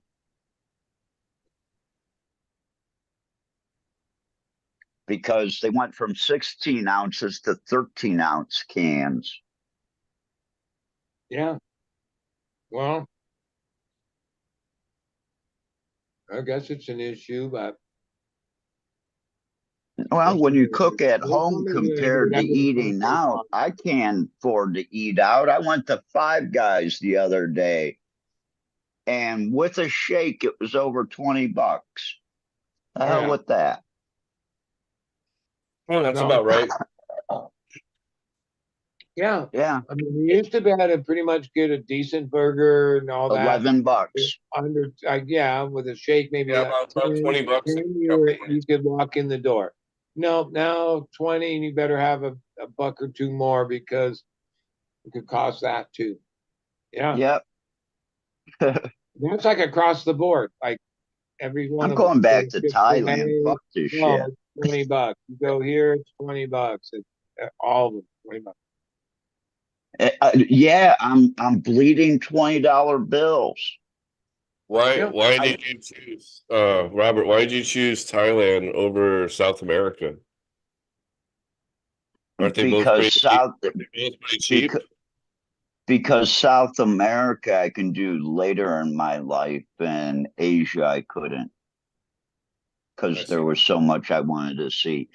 South America, there's a few places, Machu Picchu, and a few others that they're just now starting to find. There's interesting places that I want to go, and But Belize, and I mean, isn't it true that like basically you say South America, that's a much more unstable place, like over a 10-year span, like countries that were once pretty stable, or next thing you know, next year, fucking crazy town. And it's, uh, Thailand and the Asian countries are much more stable, right? Yeah, but I is that how much of that's going to affect the tourist though, or the expat? the tourists haven't come back, and actually what they did is they really screwed the tourists like myself because I had found the loophole and how to stay there on a tourist visa. And in March, they changed the law, the tourist laws, and everybody, like the United States, went back to a 60-day visa on arrival because they had cut us down to 30 days. But that 30 days, what that allowed me to do was leave the country. And that's why I say, you know, when I was leaving the country, I wasn't just leaving for 3, 4 days. I was leaving for 6, 7, 8, 10 days. So my days in country every 6 months weren't adding up. And I did it so it would reset on January 1st. Well, with the new law, it starts the date that you enter the country, not by the calendar date of January 1st, where everything reset. And that was my big thing was I made it for 5 months and then it resets. And then I did another 6 months. But during that time that I've been in Thailand, I've also traveled 6 months almost to them. So I was able to stay in Thailand the whole time. And it wasn't until the last time I came back from Cambodia that they said, oh no, that law that changed in March, that went retroactive on you. You have to leave for 90 days, first off. You don't have to go back to your own country, but you have to leave for 90 days. But, you know, I looked at not Vietnam, but I looked at Cambodia and I looked around to where to go. And I had some money and I've had a problem with that white powder before, so we just decided not to go to South America, okay? No, actually, I left it because later in my life I can go to the places in South America. You know, that's a 12-hour plane ride. It's not a 27 or 28-hour plane ride. And I've really flown enough. And as I get older, spending a lot of time up at 40,000 feet is not good for the human body. It's a lot of radiation. It's a lot on breathing. If you have respiratory problems, it's really hard on that.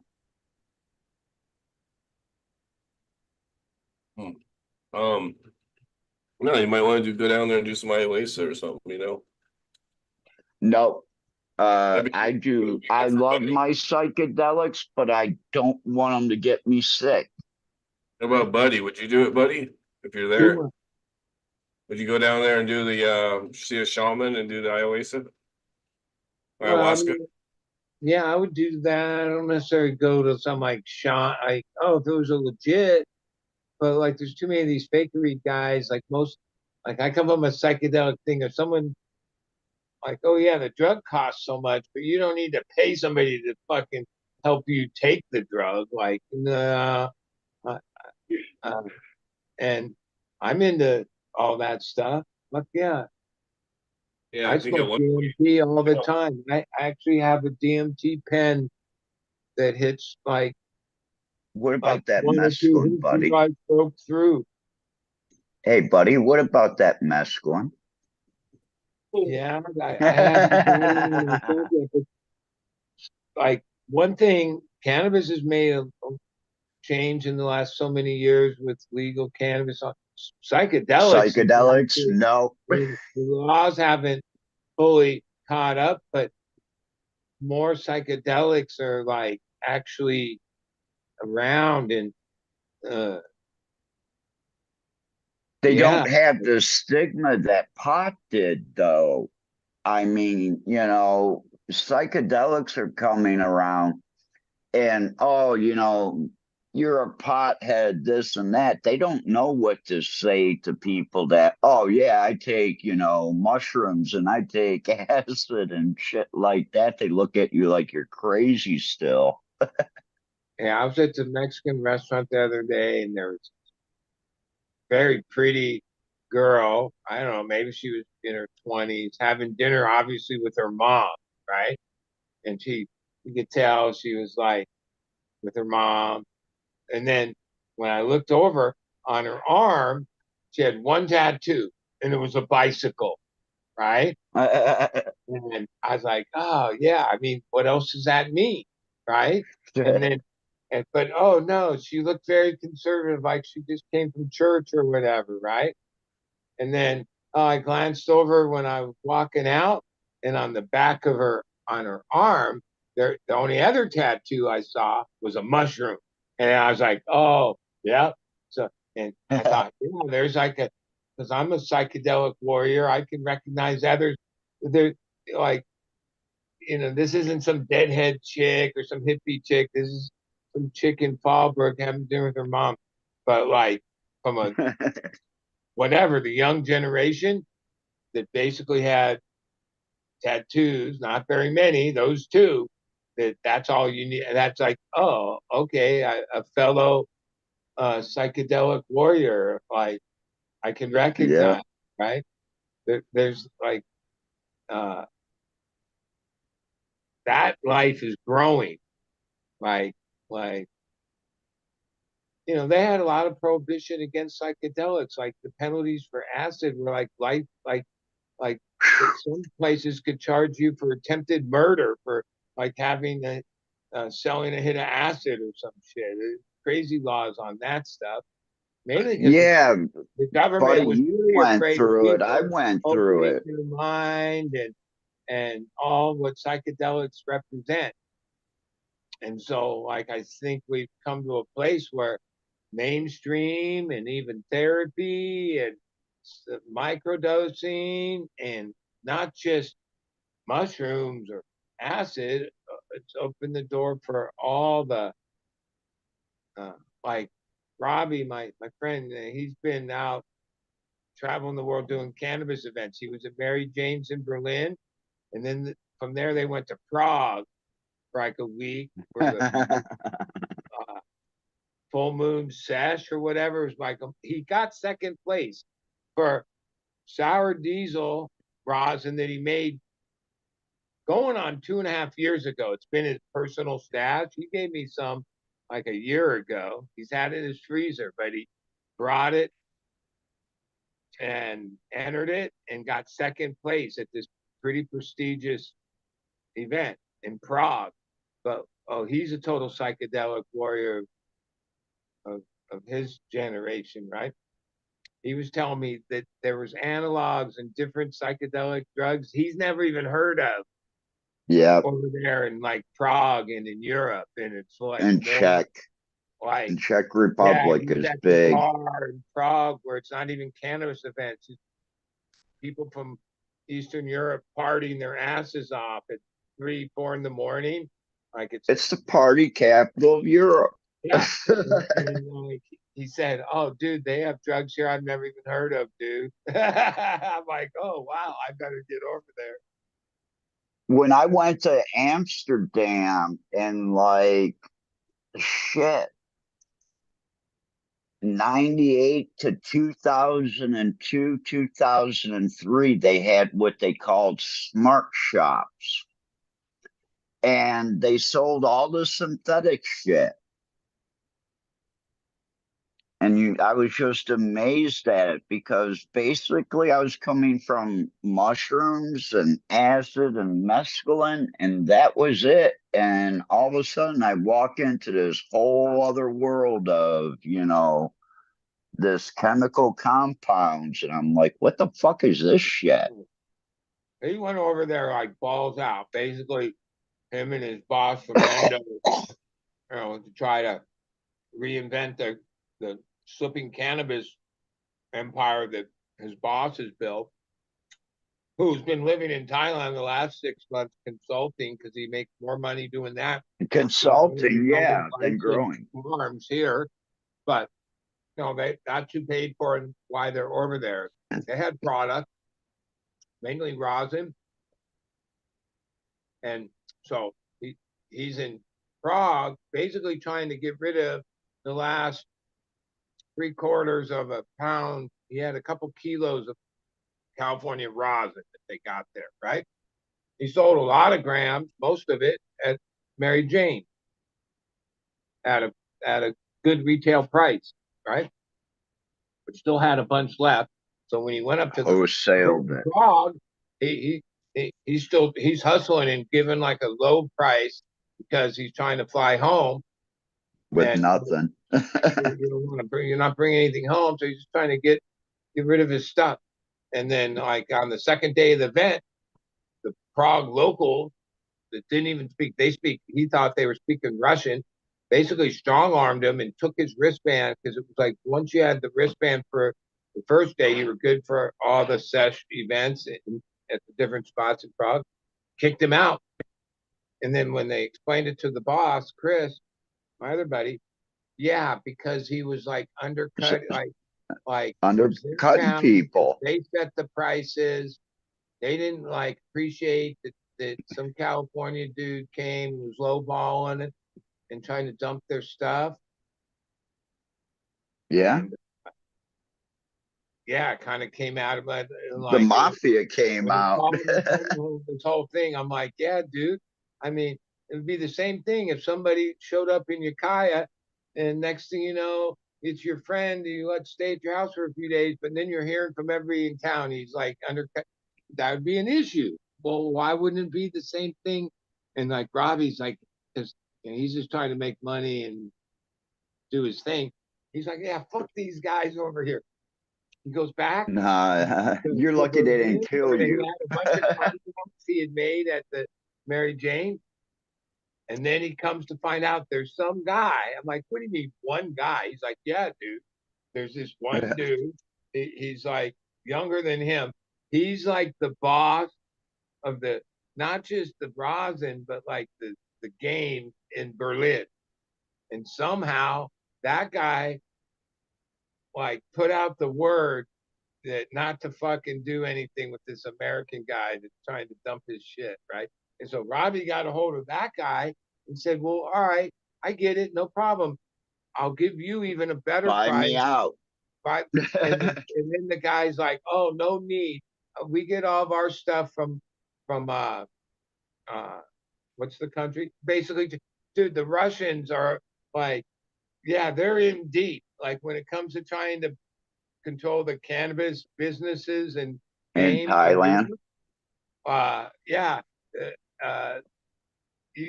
Like basically the Eastern Bloc gangsters, they're in the game and they don't fuck around. Okay, they have plenty of everything. Like they don't need to buy anything; they got it already. I tell you what, when I go a little bit southern in Thailand, not a lot of things scare me, but when I go down south, yeah, my senses are very heightened because I notice the Western Bloc Mafia. And I know what they do, and they don't fuck around. And these are people that you make a deal with them and drop all your shit on them if you can, or you eat it because you're not going to sell anymore because they'll just come out and kill you. The vibe on that area. They'll kill you. A bunch of people from America, mainly California, some from Colorado, because the market crashed here a bit, branched out and are trying to make plays over there in Europe in different spots where, yeah, it's not like they're being that welcomed. Like, no, the local people are like, oh yeah, go back to California. You know what I mean? Like, we don't need you here. We got The this. same thing, thing, the people, because they left Thailand, because they seen it happen to Thailand so quickly that everybody headed to Germany. And Well, this even was in like this 8 international months thing, before Germany was going legal and shit. like 8 months they were exiting fucking Thailand to go to Germany. however these guys have got it figured out beyond the rosin they got there, they also have kilos of some weed from California, right? Smaller amounts because if you really want a lot, it's from Thailand to Germany, Yeah. Thailand to Prague, right? That's why dudes consulting for this. Yeah, it's like that's the Well, play. you have an import-export license. So you can export it to Germany because Germany is one of the countries you can import it to. Yeah. Well, the thing is like even Germans and all the like I guess you call it traditional market, black market, everything that's going on over there is all about avoiding paying any fucking taxes. Okay, right? What's gonna happen? What's gonna like happen now? Germany legalized. Like, is that gonna fuck the Dutch? Like, because the well, Germans can. the Dutch are like the first. Like, if anyone has claim to like the marijuana game in the European continent over there, the Dutch has like got more play than the Americans, right? I mean, they've already. Who do you think has been working there all these years? Well, they're Just just pretty. like You who's mean the first? working in American genetics over in Well, whatever, Amsterdam? however they've done it, Well, you know, the contingent from Dutch, they're the first people in Thailand. They're the ones that are like in Dutch are like with the leaders of hydroponics. Like, they're the guys that pushed hydroponics and perfected it. And like, yeah, yeah. they're gonna sell that. They're gonna sell that model to the whole world because Seems to me that over the years when the news came out that the government switched to conservative and that the good old days of Amsterdam are over and they keep making more and more laws to uh that the Dutch basically was like, well, where are we going to go? We have money. They've banked money over there. So yeah, they jumped to Thailand and that they were the first in Thailand. And now, oh, where's next? Germany. Okay, where's next? Japan. Like, oh, even though it's going to still be a little while, Japan is in the public comment part of having like weed change. So it's only a matter of time for Japan. And then it seems like there's this group of investors or these players that just are going at this point, the markets from where they are have crashed or over flooded or whatnot. And their play is to just jump on these new places, whether it's a state or now country. And it seems like the same scenario happens. Thailand was like land of opportunity 2 years ago. Everyone was excited. Oh, didn't take but 2 years, and it's like saturated in a whole thing, to say the least. Well, yeah, like ultimately somehow cannabis international has to back up and realize what's wrong. We don't abide in supply and demand economic rule. No. Overproduction of a product is bad. And however the cooperation, whatever has to happen until there's like a healthy supply and demand, then you're fucked. Like the history of economics and ag products and so many products fit under supply and demand economics. Somehow cannabis has just gone into this like, well, we'll just keep growing more. Even though for Yeah. years we've seen overproduction almost everywhere instantaneously. what about like? Do you think it's part of it is like maybe they have the idea that my cannabis is better, so if I can get more out there on the shelf, maybe my brand will sell more, right? And like everybody's trying to do that. Like, Okay, that's an angle, but ultimately you pay money to the state to regulate, right? Fighting They for shelter. they they make money off of the more licenses and the more square footage they give out. It's really the state that should be like, yeah, this year you can only grow this much. You can grow this much. You can grow this much. We can all grow a total of this amount because that's the market that is supply and demand.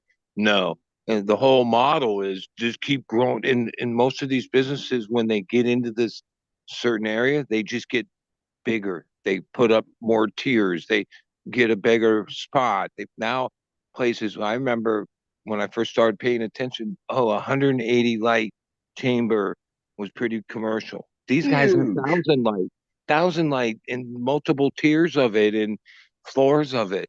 Like, oh, can they sell that much? No, but on paper, I guess it makes their business worth X amount or whatever it is. But like the supply is way too much. There's like just look at the sell through numbers. Like, yeah, there's only so much weed bought. No need to grow this much. Well, it's like the clone business. You know,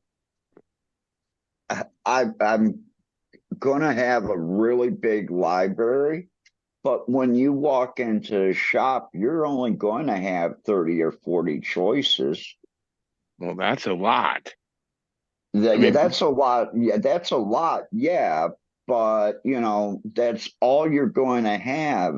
If you give people more choices than that, you're actually going to lose customers because they're going to come in, they're going to get confused.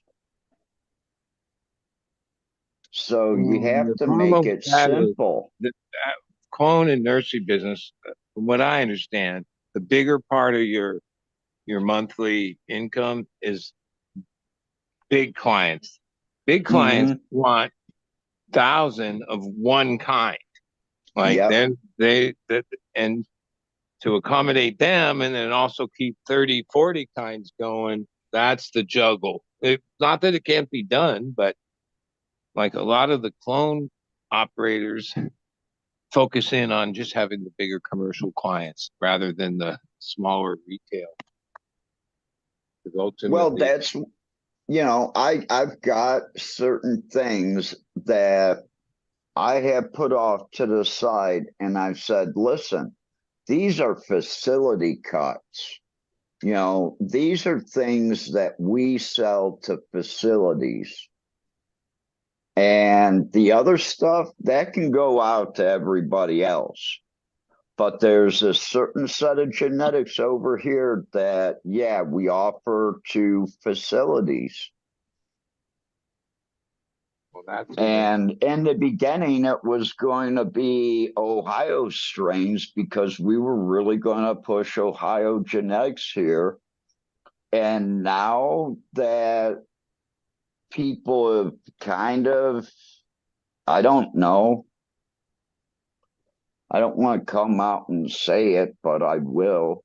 Fucked a lot of people over here in Ohio. And the things that we held close, you know, you can go and buy for a couple $100 today, where 2 years ago you weren't getting it. Well, the days But now of like strains being held, that's like that's over with. that's over with. And yeah, all the logic and framework that surrounded that for decades, that's all gone. But it's great because you know why? Now these people can find out how far we've actually worked some of these because, you know, I've got 30 different Death Star crosses, 30 of them. Come on, catch up, people. Well, I mean, yeah. I mean, So I I'm I'm a glad I'm a grower, couple so steps ahead of the I game really here. have nothing to say about the genetic breeding culture. I have friends in it, obviously you and other friends. Me personally, I'm just a grower, so like my my opinion and what I really think, I think yeah, like even when I hear it, anybody think that anybody has any claim to any plant, I question that. And time has proven even the most held things always got out. Like somehow the plant has a way of surviving even that. Well, not necessarily. It looks like a couple strains might have got strangleholded and strangled to death out, where certain things just have never resurfaced and seem to be lost to mainly people holding them so tight. Yep. I mean, at this point, who knows what? Well, Big, no, we pretty much know, but I have a feeling there were some strains that never really were publicized. Some old timer way up in the hills grew for years, and Q36. yeah, it's just gone. But yeah, that's life. But we have a chance here in southern Ohio. If we can get seeds that were made in the 70s and 80s to actually pop, because we had a bunch of growers in the mid 90s that were doing genetics that just got up and quit. Okay. And All a right. lot of these people are getting to the point like my parents, and they're dying off. And they have these huge seed collections that Here's what they made over the years. Have you ever pulled up High Times where they show you like array of bud from like the 70s or 80s, like it was even before they had cups, but they would have like, Yeah, call here's that the best weeds of the. Have you ever stuff looked looks at like those? snuggle puff, buddy. Have you ever looked at those pictures? Yeah, yeah, it looks like it's now some of that almost shit is like probably the best shit of really the eerie. day, but Talking to the I don't want to go back and grow some strain from back Hey, then. bud, Those things weren't near as I, developed as the modern cannabis strain. They might give be Flora outliers, and they could be give worse. Flora a second to talk, bud. All right. I was the bud back then, like it was real airy, and you know, not everything was sensimilia, right? So it's like, the stability. Like things that were so unruly you couldn't even control.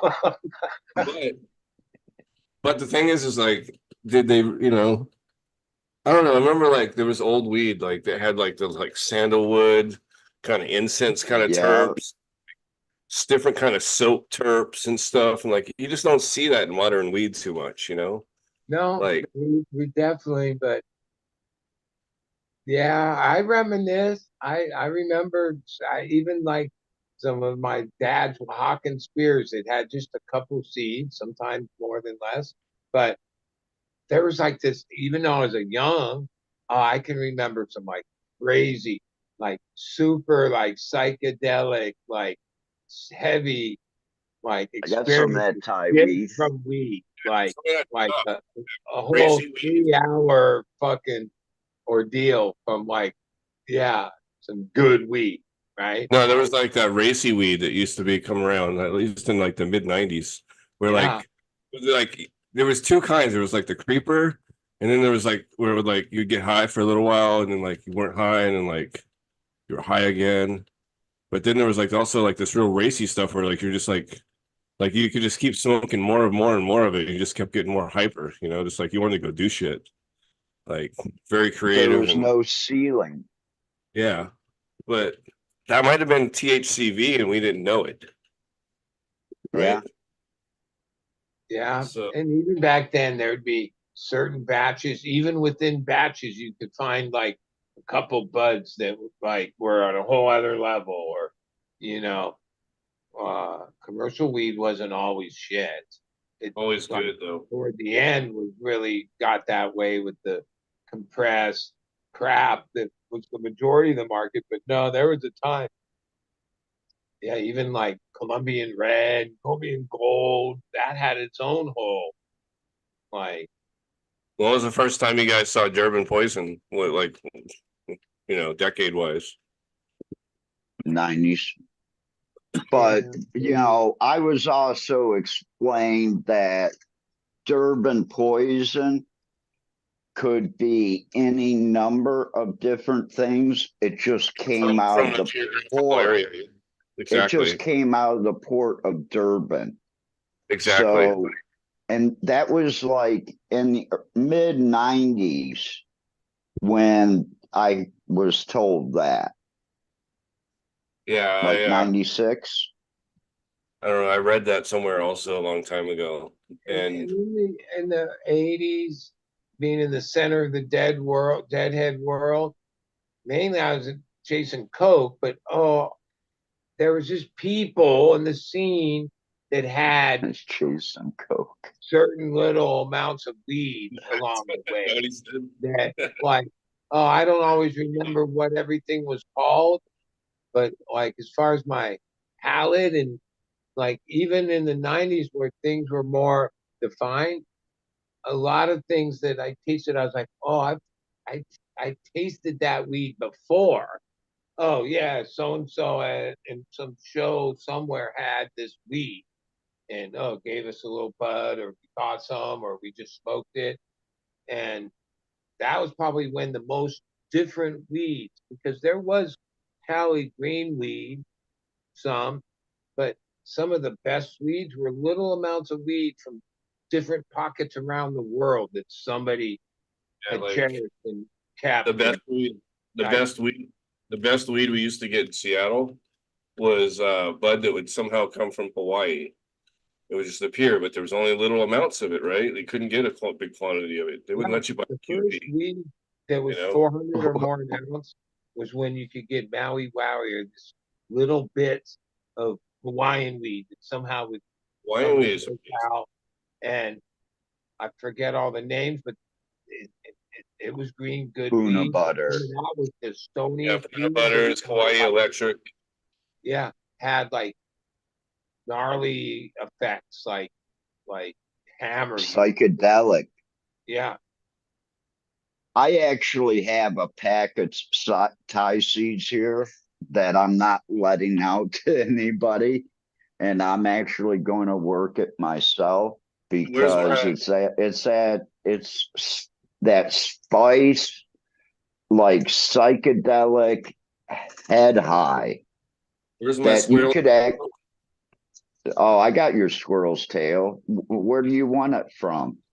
What the hell was the other one? There was another one. It was a fucking weird name Ti- too. Tiger, there's tiger's tail, there's squirrel's tail, then there's white Lao, there's All yeah. he told me was about the two, the tiger and the squirrel. That sounds like enough work. Yeah, now the tiger tail is actually going to be a longer, bigger main cola because the tiger is bigger than the squirrel.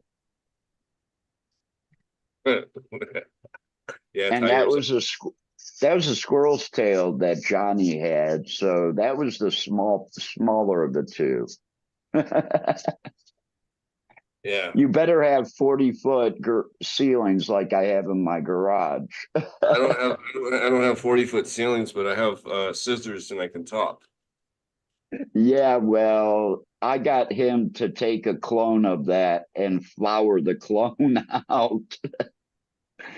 That was a 6 foot tall plant he took the clone from. You can do And a bunch of manipulate roots and do other things, but yeah, I can't do what you do outside now. It gets 124 here, so right now that it's been would be fine.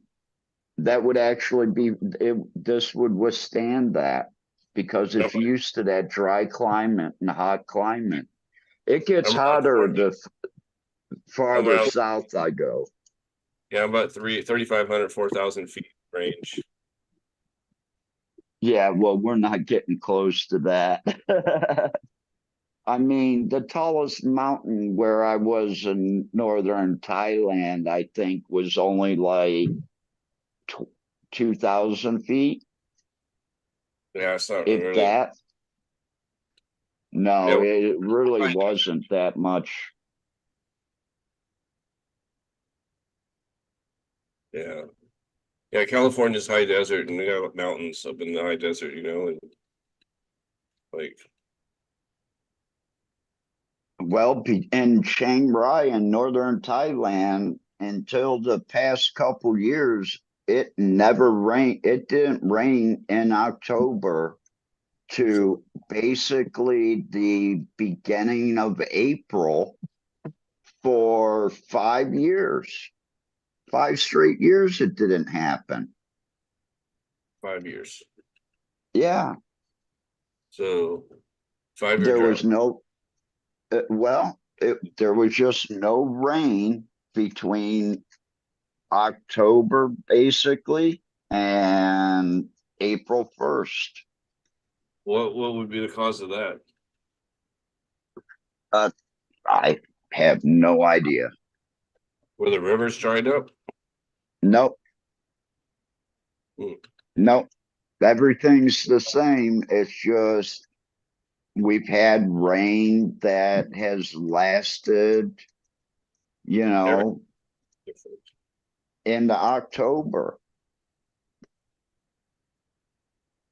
This past year, while I was there, we had more rain, and it actually caused a lot of problems with people that didn't have any plastic over their plants. I seen a lot of rot, bud rot. Most of these people, it's the first time growing, though, right? Second, third time. Yeah, so they're still inexperienced, so they probably didn't know what to do. Yeah, Growing pains. exactly. If you're out And in full sun they're and it starts to growing. rain, then yeah, there's not much you can do at that point. I mean, you're committed, right? Exactly.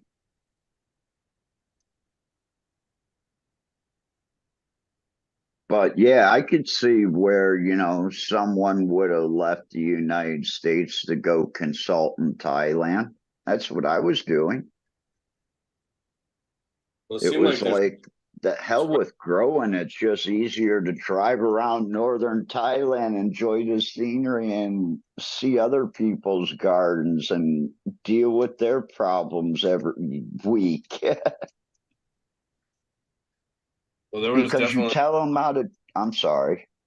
saying there was definitely a lot of people that left California to Oh, go to yeah. Thailand, right? So there's also And they're not growing good weed either. a ton of them left California, like what 20, I think 17, 18, to go to Oklahoma as well. It was like this mass exodus. Everybody's like, Yeah. yeah. But then again, Before I like came, being a native California, I've always paid attention. Like, yeah, not everybody's native California. So a lot of people come into California, make whatever they do here, and then go somewhere else too. So for as many people that left, there's still more people come in. I mean, at least in the cannabis business, there's still people flooding to California. Oh, every day. Yeah. I see a lot of the plates here because they come down here to work at the legal places for, however long, 6 months or a year. And then they learn the craft or they learn what they think they they know. think. They learn the commercial craft. And then they go back to where they are as a master grower and they might have been like a fucking trim boy or a water boy or some shit here. But they've seen the whole thing so they can Well, describe it. what do you call it? Fake it till you make it, right? That's what they did in Thailand.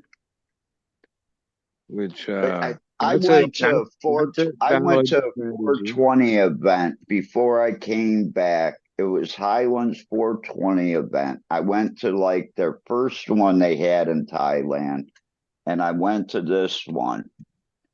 The best weed there was grown by a guy from a southern state, and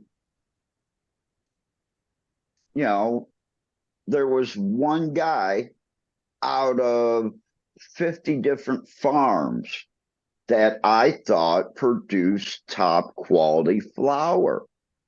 You had all these people that came to Thailand. Oh, I can grow. I can grow. It's like, okay, where's the product at?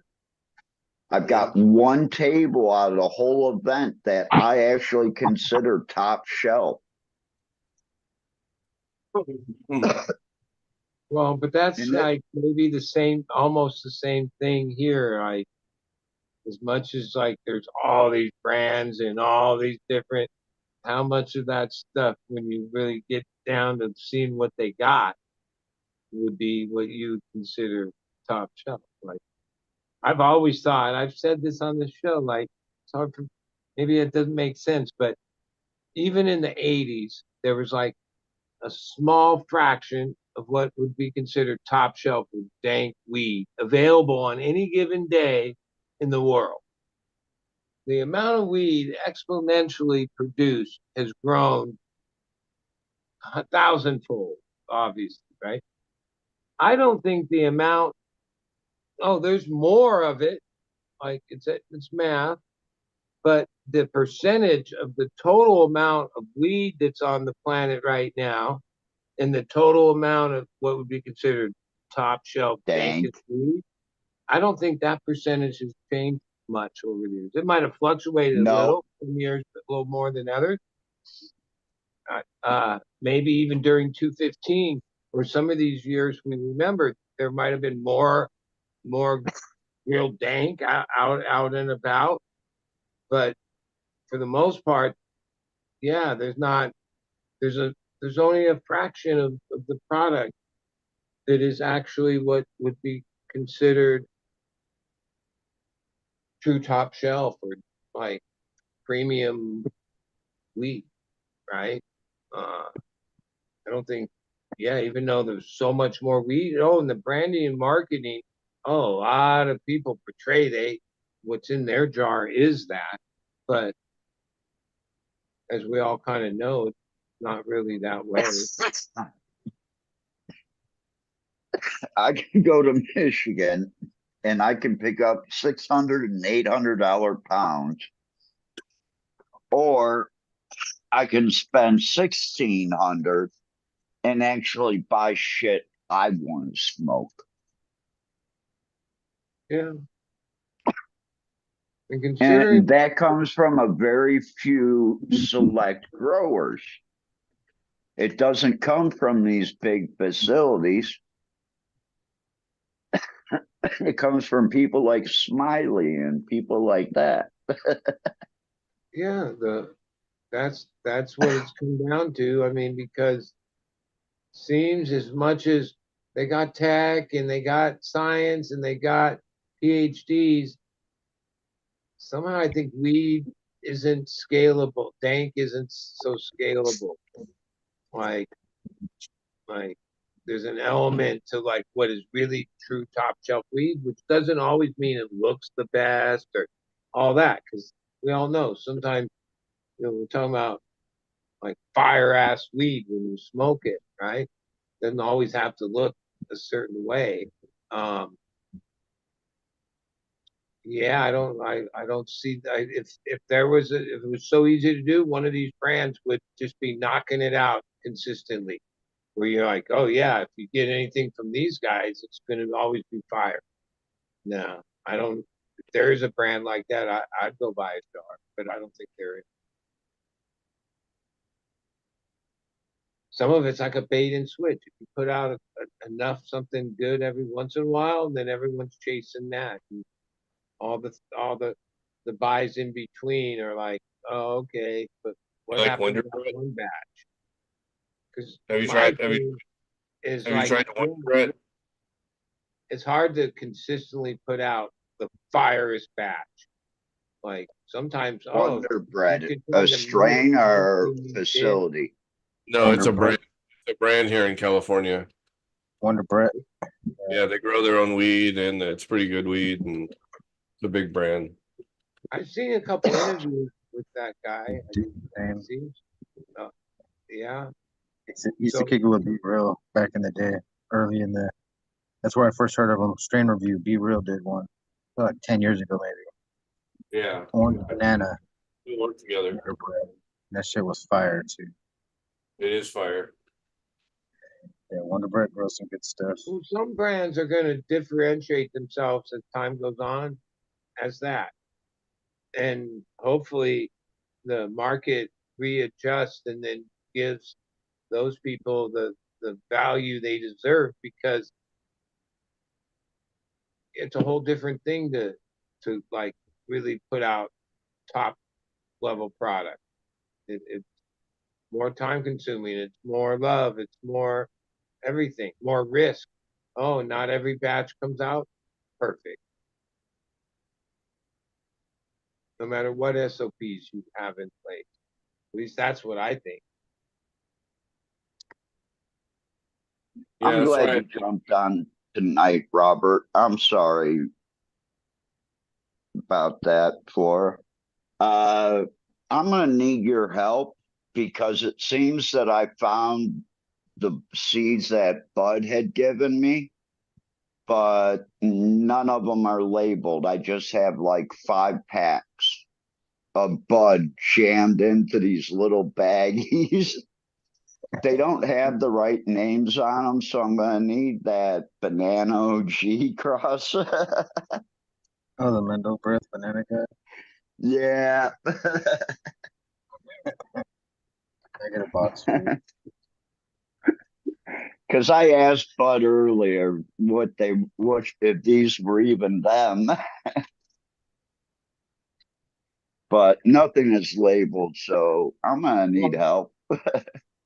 It could be a thing when if you maybe this it's old, so it's hard to get the smell, but some of those would be like, oh, obviously it's this. And if it was from so many years ago, I mean, if it's Too. seeds I made, there's only like in the last 4 years, only 2 things that happened. This was from the Ventura fuck up when That we one. went to the festival for like 6 days. But then And the then seeds I had, like, that was a fuck up, but those seeds weren't made until after. The fuck up happened when I was gone, where the pollen got up of the room. But so that would tell me that they're the seeds from the first one, which was when, God, like those are the ones that I sent to the Green Fingers. Yeah. So I forget all the names of them, but 1, 2, 3, 4. I got 4 or 5 packs left and one bigger vial of the F1. Yeah. I got a bunch of F2. much as I think, oh, I remember, I can't. I got the banana god, Cam's banana god that he made on accident. Sometimes I remember, oh yeah, I was growing Don Mega for a while. I was growing this or that for a while, and then I can always remember why I stopped. I know on Don Mega, it took me a while to remember it because of the GMO cross. It was just too stretchy. Like it it stretched too much for what we were doing, and that's why we stopped growing. Even if we turned it back short or bent it over or did things, it still just got too tall, and we stopped growing it. It was Dave though. Oh, wait, there was another one before Don Mega called Is Donnie. that just the corner of the Donnie bag, or Burger. was that all the way across? And then This is the OGs. I found some bubble hash where it's like it said DB on it. And I was like, what's DB? DB? And then I remembered, oh, it's Donnie Burger. And I smoked a little. Yeah, that was another good one. I don't know. I haven't had that one yet still. Yeah. I guess I'm gonna have to come out and see you here With soon. your hands, and you've grown for a while, and you have fond memories of it. But Because then I want that I-95. you don't have it anymore. You move on. Like No, see, I've got some stuff I can work with that I-95. Yeah, I mean, Because I've already got stuff that's got I-95 in it, so I want to kind of have fun and see what comes out.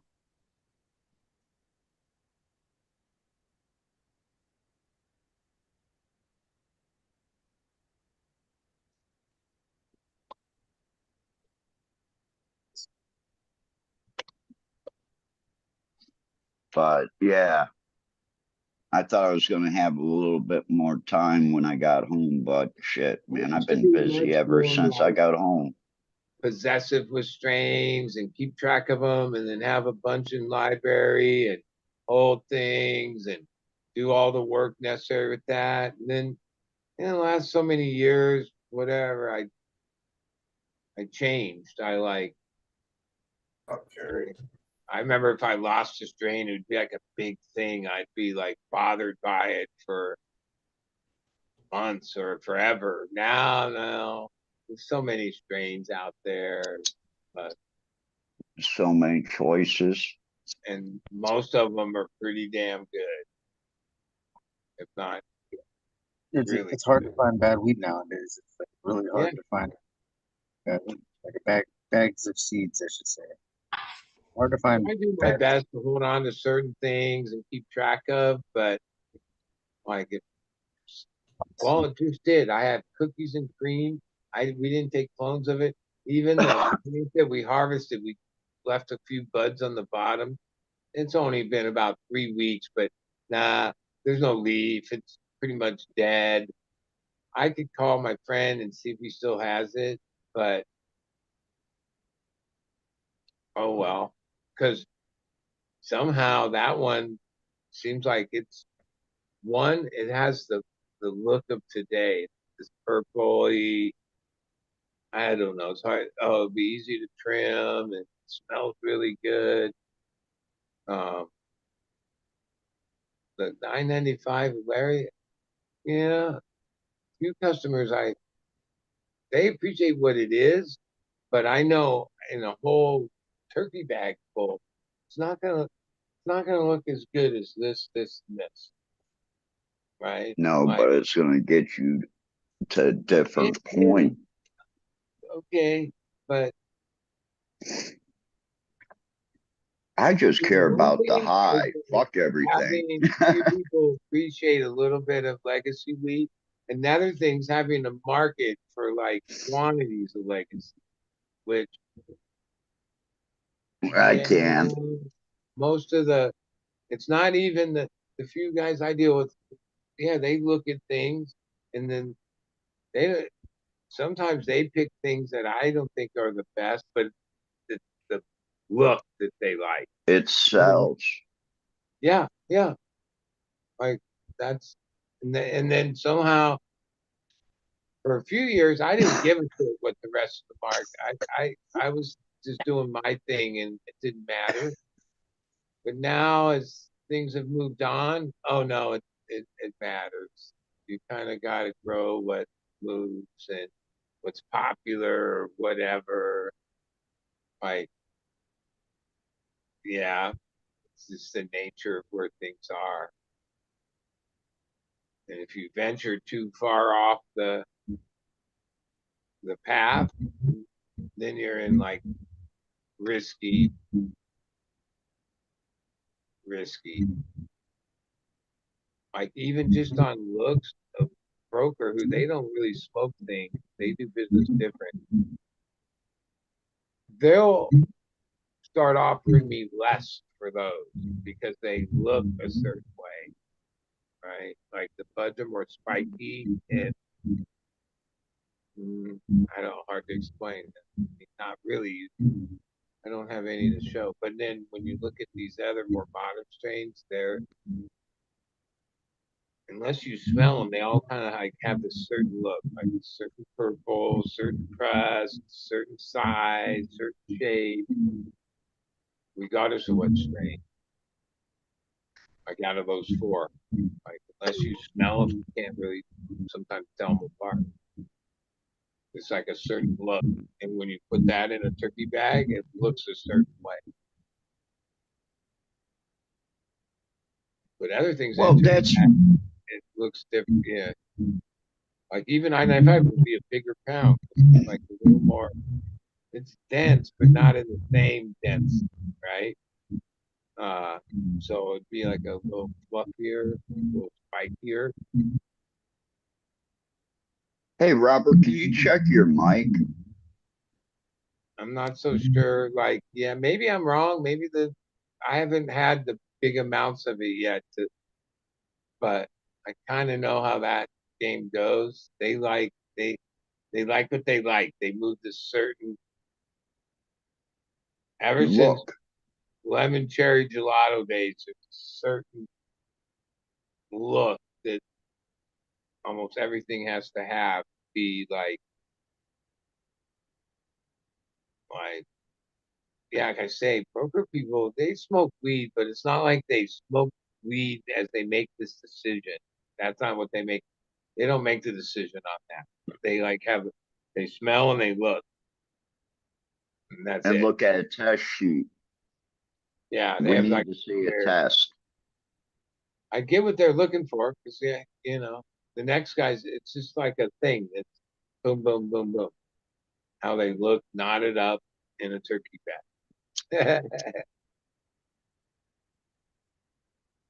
And I got a lot of that in Thailand, and it was like, yeah, it all looks nice, but until I roll it up and smoke it, I can't tell you which one's good.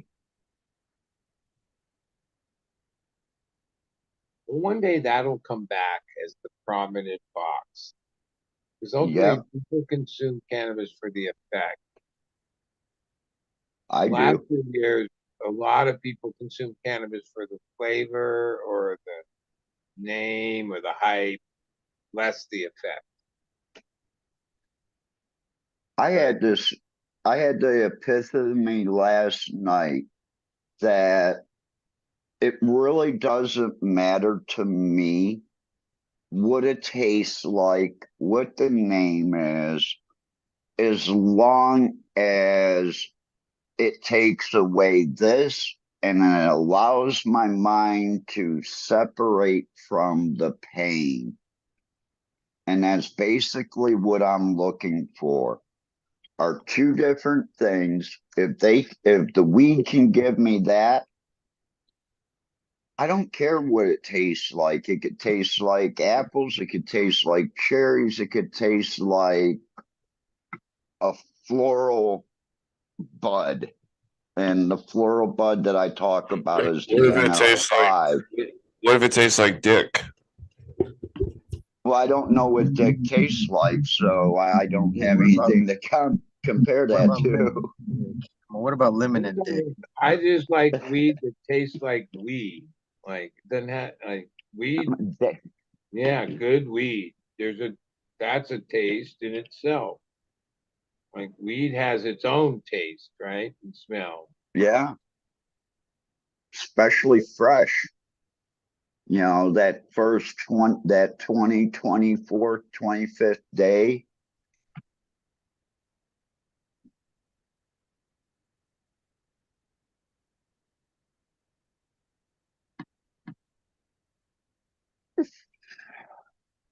Like this is like the last joint and it's the last hit of like the decent weed that I had. That's not from the States.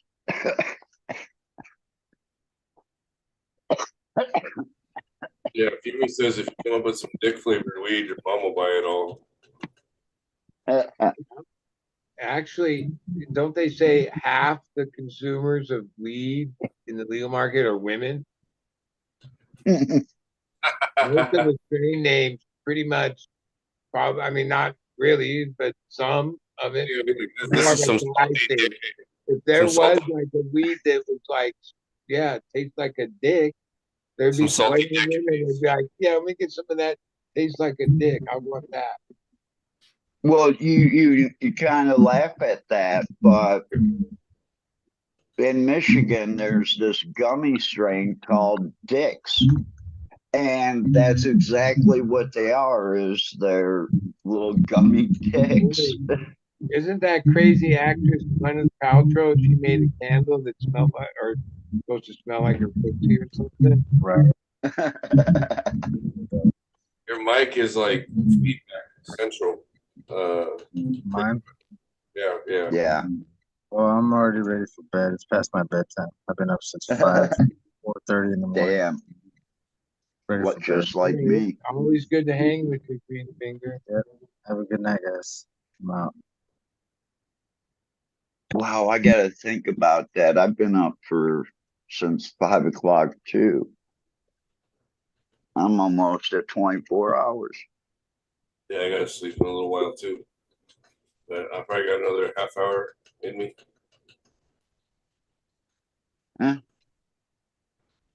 I do. Yeah. I just finished probably the fourth joint of the day. I haven't had time to smoke.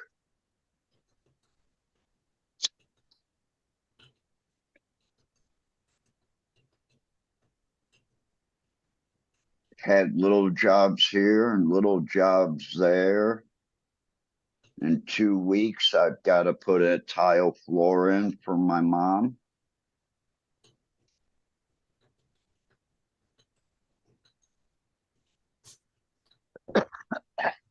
Yep. I came back to a full-time job. Fuck. I want to go back to Thailand. Of course, it was also 52 fucking degrees the other night here and 68 for the high.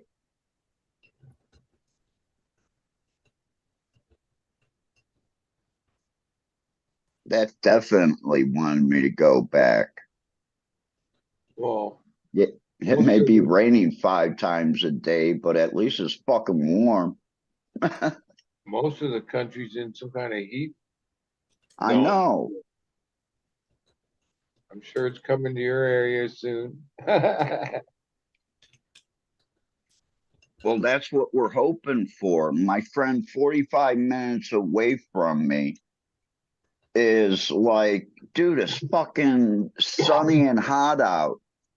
I go, dude, and I've turned my camera on and we had big dark gray clouds. And then I showed him my temperature. I said it's like 68, 69.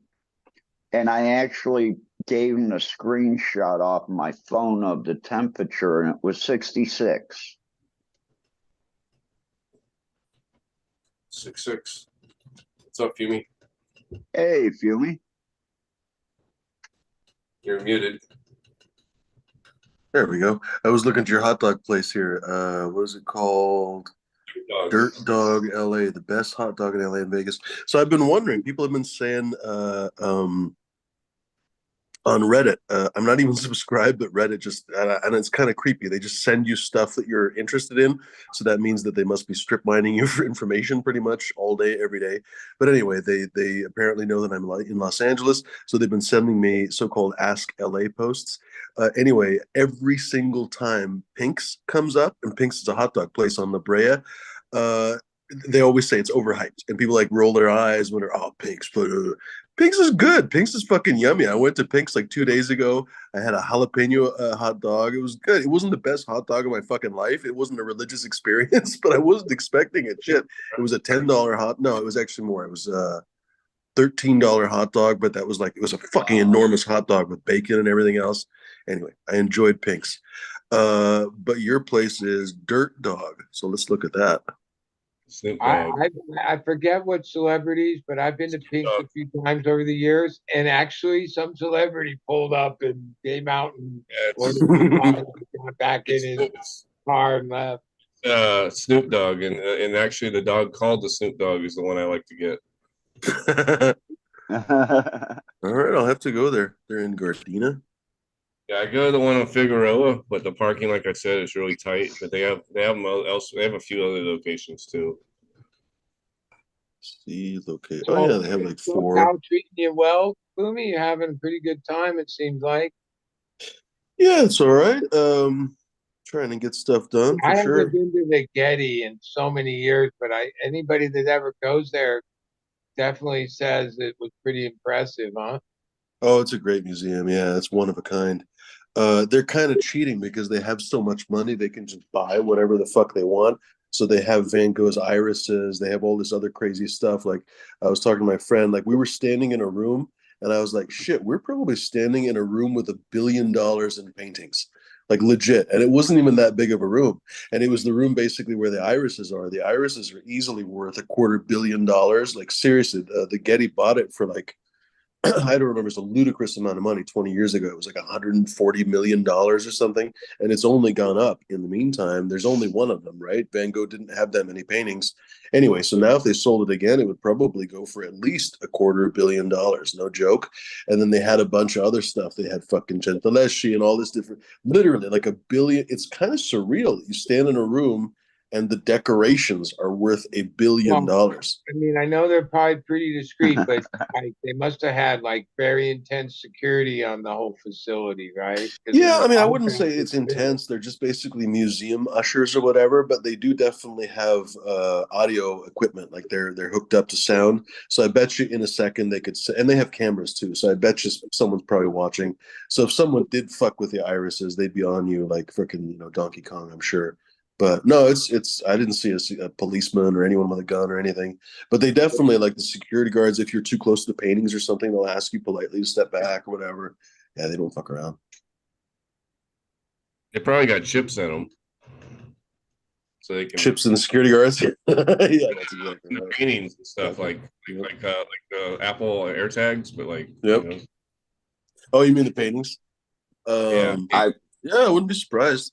You'd be surprised though, actually. What was it like? I guess it was a long time ago, so it was before it was before RFID tags and stuff. But still, it wasn't that long ago. It was like 20 years ago. The Elizabeth Gardner Museum in Boston got ripped off. And it doesn't sound like it, but it's one of the, because from the name, it's like, who the fuck is that? It's this crazy museum in Boston, and they had all kinds of shit.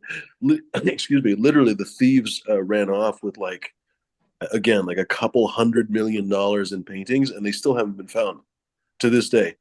And they just pretty much they just walked in and took the paintings because basically the thing is like they're just paintings. What are you going to fucking do? But yeah, you're right. Like these days, they probably have. I mean, I don't know. Like an RFID tag, like it's a painting. A lot of times they'll cut it out of the frame and then just roll up the painting and take it with them.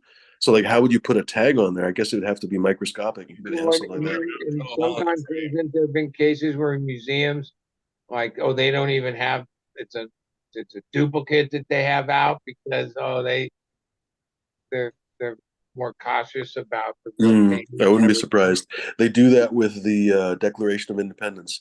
They never put out their real copies. First of all, because they're too faded, I guess, but also because they don't want them to get even more faded or be put in jeopardy. Well, and when it comes to like, I guess mainly movies, but art thieves or like thieves of like the biggest, mob or whatever, where the professional thieves on a team. Mm.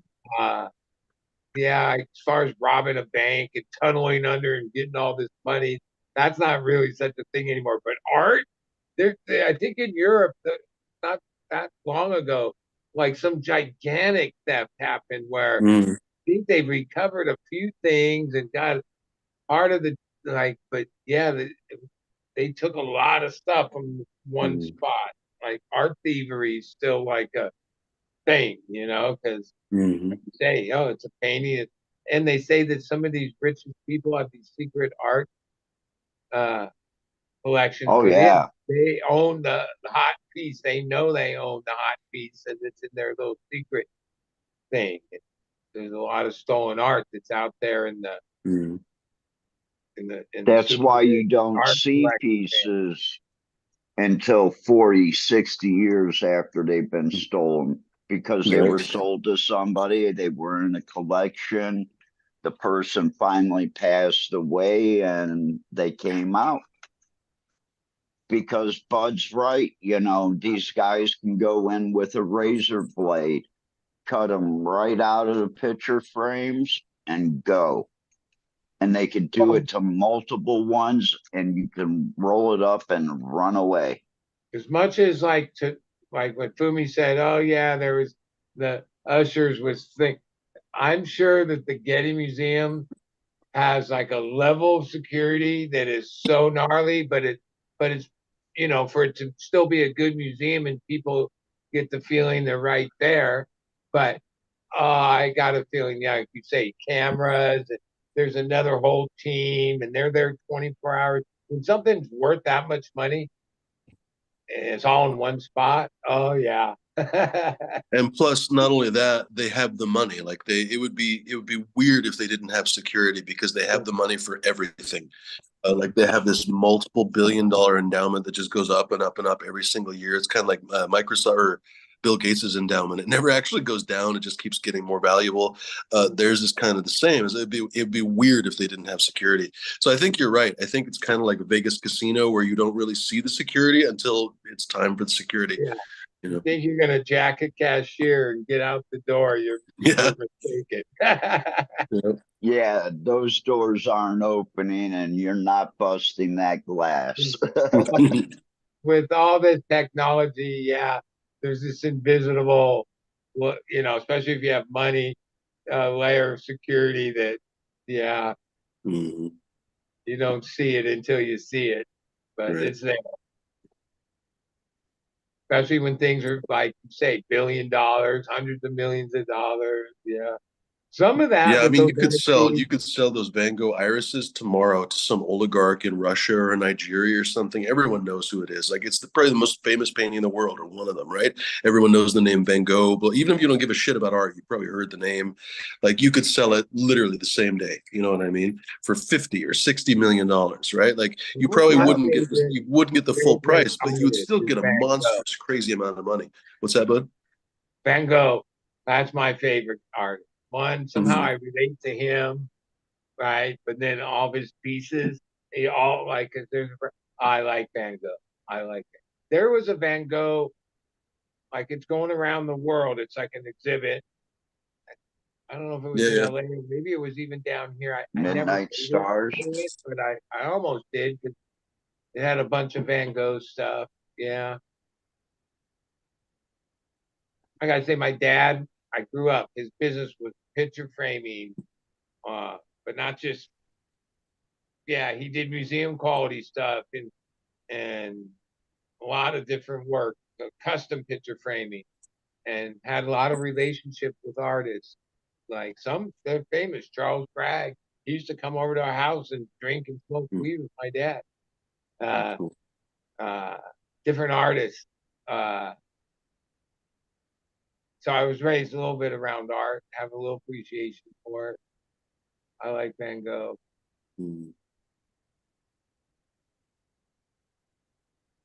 Going to the museums in Amsterdam back in the 90s, that was something. Because you could walk up to pieces and, unless you were like really, really close, they didn't even look at It wasn't that long ago. Yeah, it wasn't that long ago that you could literally walk up to. I think the irises at the Getty Center were not always covered with glass, because I've been to the Getty Center a bunch of times, and I think the first couple times I was there, you could literally like see the paint strokes and everything else.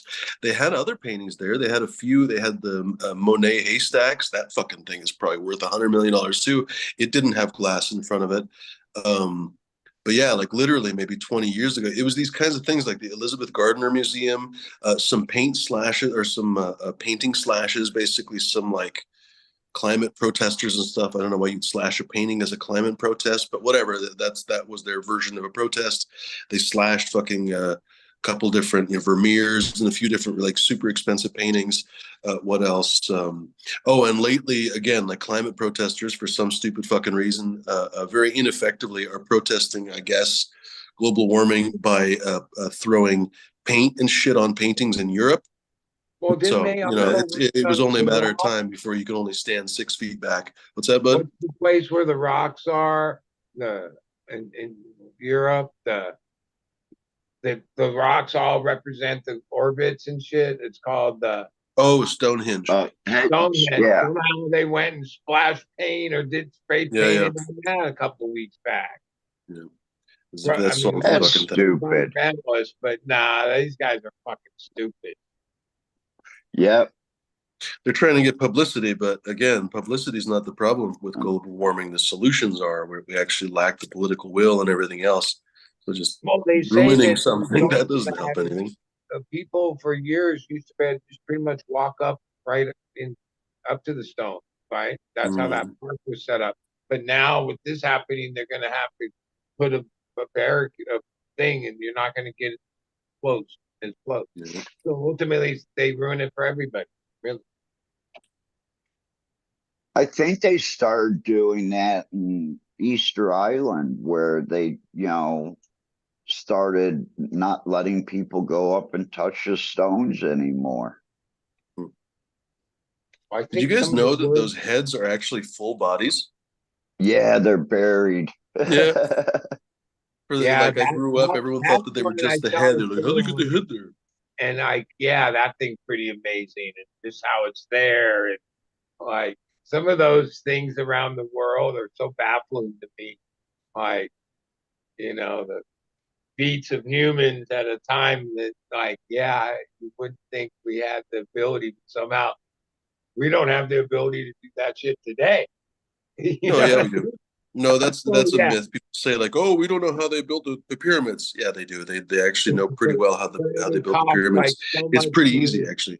Pardon? But it would cost so much money. But then back then, it wasn't about how much it cost. They had slaves, basically. They just I mean, everything. the fucking Getty Center is like a pyramid. I have to be honest, like that. Seriously, look it up if you think I'm making it up. The Getty Center is like a bunch of buildings on a mountaintop in Malibu. It costs 20 years ago, $2.5 billion to build. I'm sure it would be $5 billion to build now.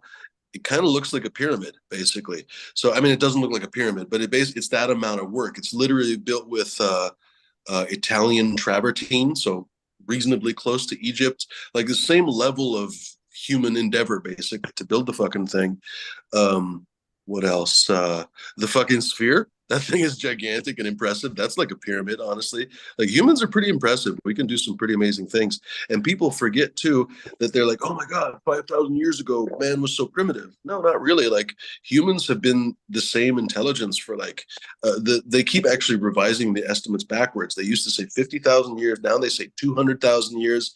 For all I know, in the future, they'll say longer. But long story short, apparently modern humans have been just as smart as we are now for like 200,000 years. So those people 175,000 years ago, they weren't suckers, right? So they wanted to live an easier, better life, and they would find tips and tricks and whatever ways to get through life. It's not. It shouldn't surprise us that people were able to do that. But then if I look back at what I was taught, or like what my impressions were from like history class, and somehow I remember just even thinking the cowboys in the 100, 200 years ago, like somehow they weren't like. Oh, we were taught a lot of bullshit in school. Education and we were. But probably wrong. Like that's like you're right that people were probably even smarter than we are today. I don't know about that, but I mean, there's no reason to think they were dumber. Absolutely. Basically, there's no reason to think they were different than us. Essentially, they were probably a lot like us, and just with a different technological level. At that level, they had more useful information.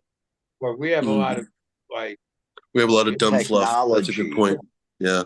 No, that's a really good point, actually, bud. Most of your day is inundated with bullshit information, advertising, political messaging that doesn't have anything to do with your life in many cases.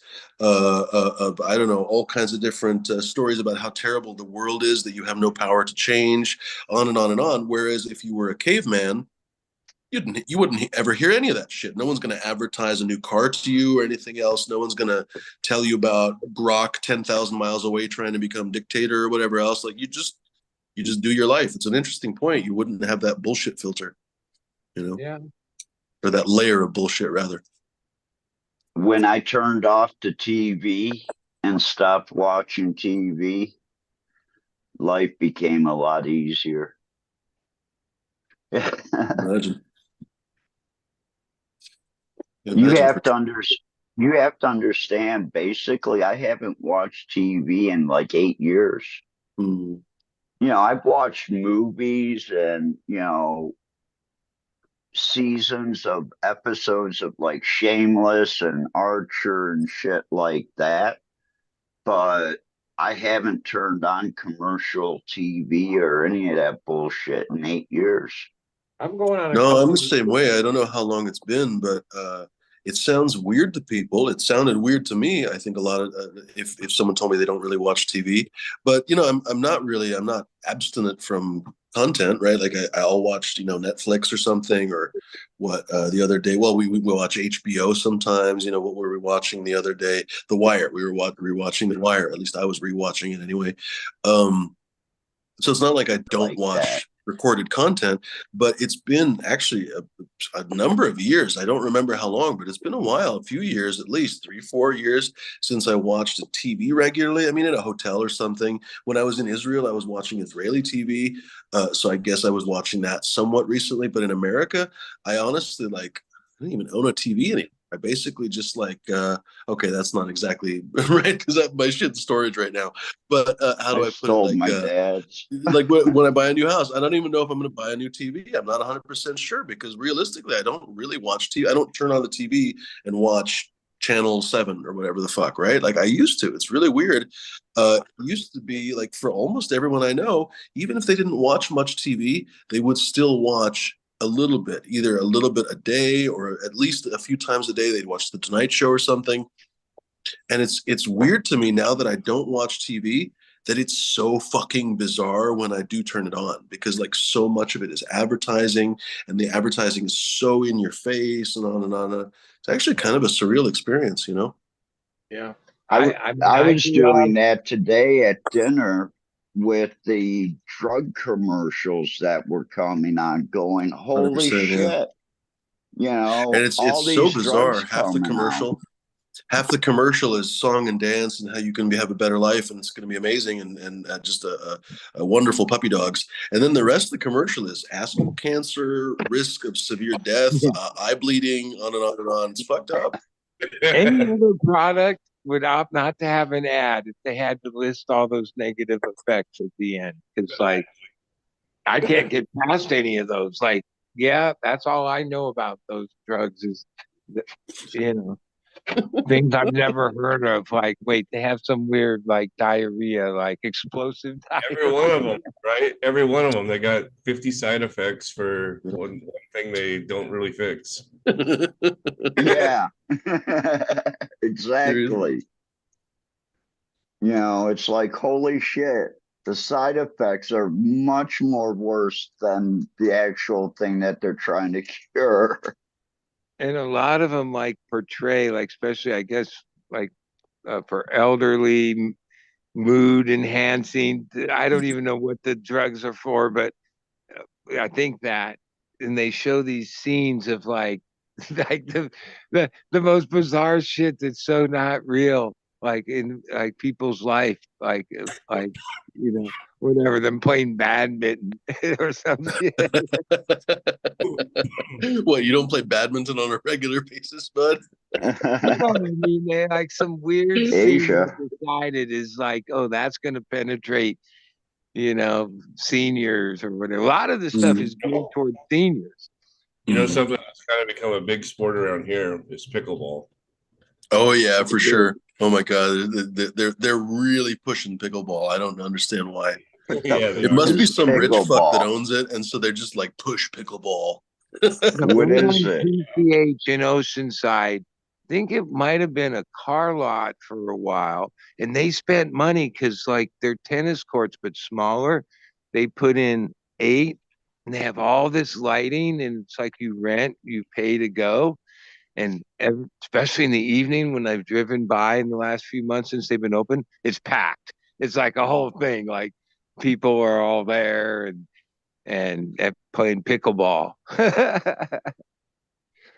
Okay, I know much someone about it. has to explain pickleball to me I was just gonna because say I don't. If for $1 million, I don't think I can Well, tell it's you how like to play. maybe It's not it's play with more like pickles. I know ping that. pong because the it's not a racket per se, so it's like a paddle, and it's a smaller tennis court. It's basically the same thing, but like so it's like maybe like It's smaller, so everything's faster.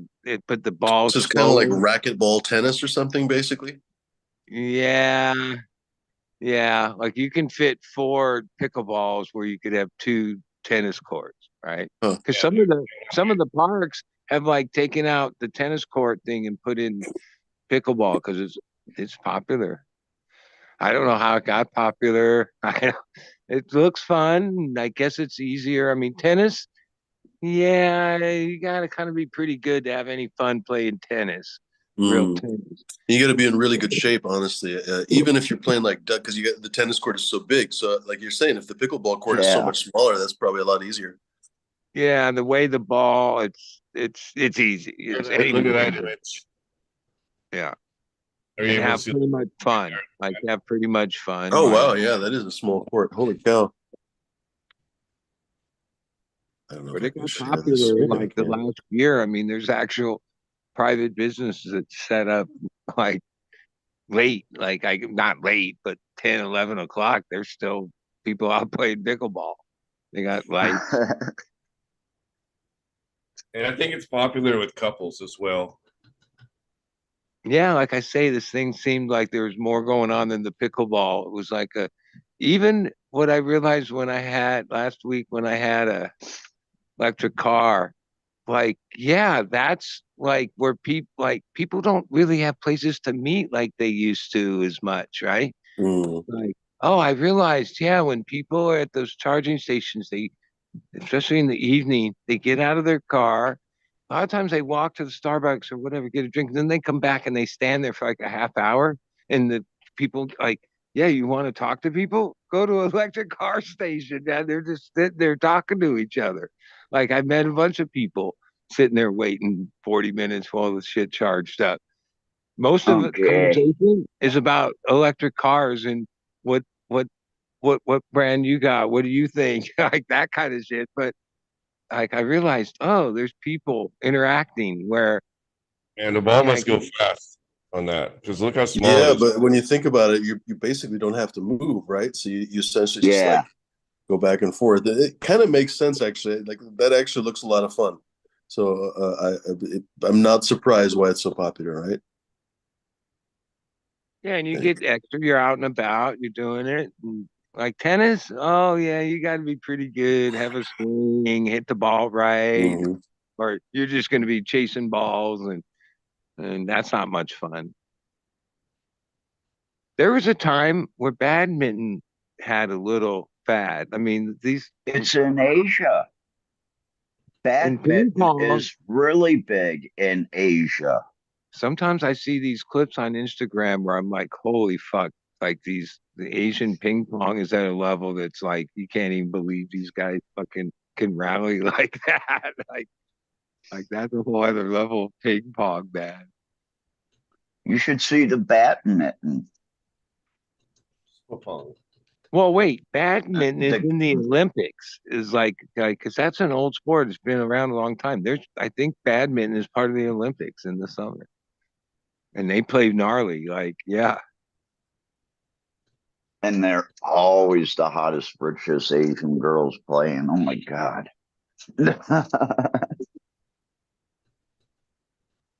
I went and watched some badminton, I'll admit.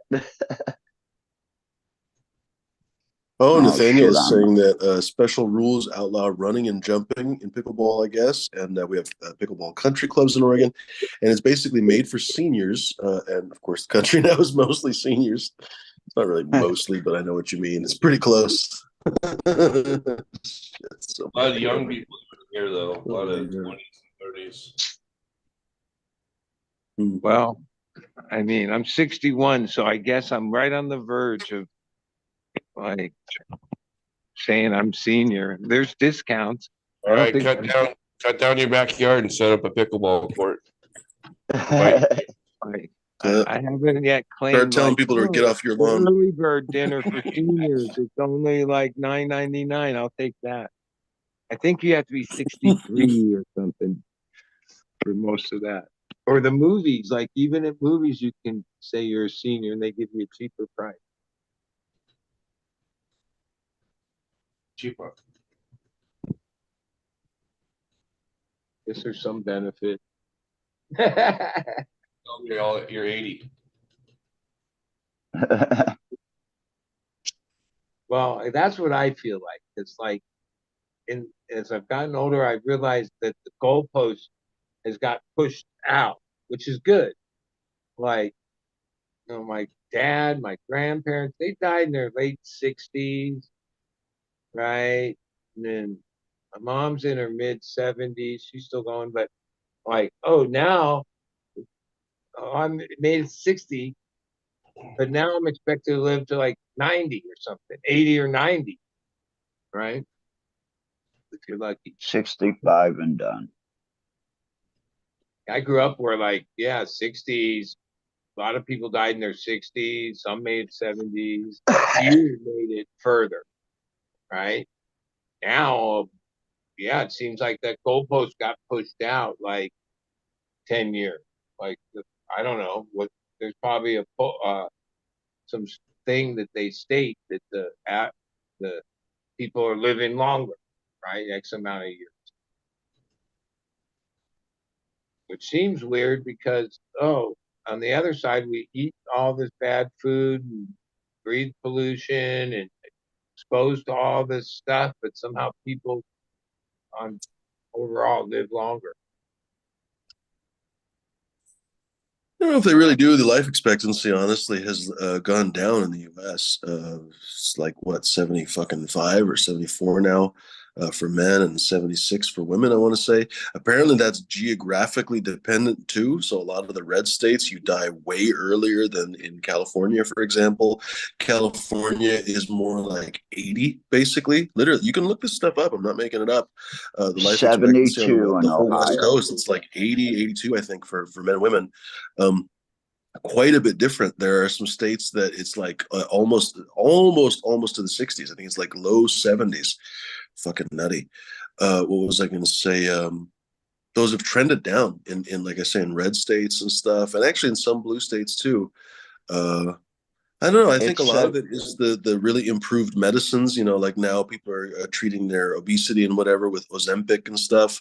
It's super expensive, I guess, but apparently it just cuts the fat off the knife like a knife. It probably will add years to some people's lives. Some other people won't have access, maybe because it's expensive, and they'll probably just die in their 60s or something, right? So I don't know. It's a weird time that we're living in. Yeah. I think that's going to diverge too.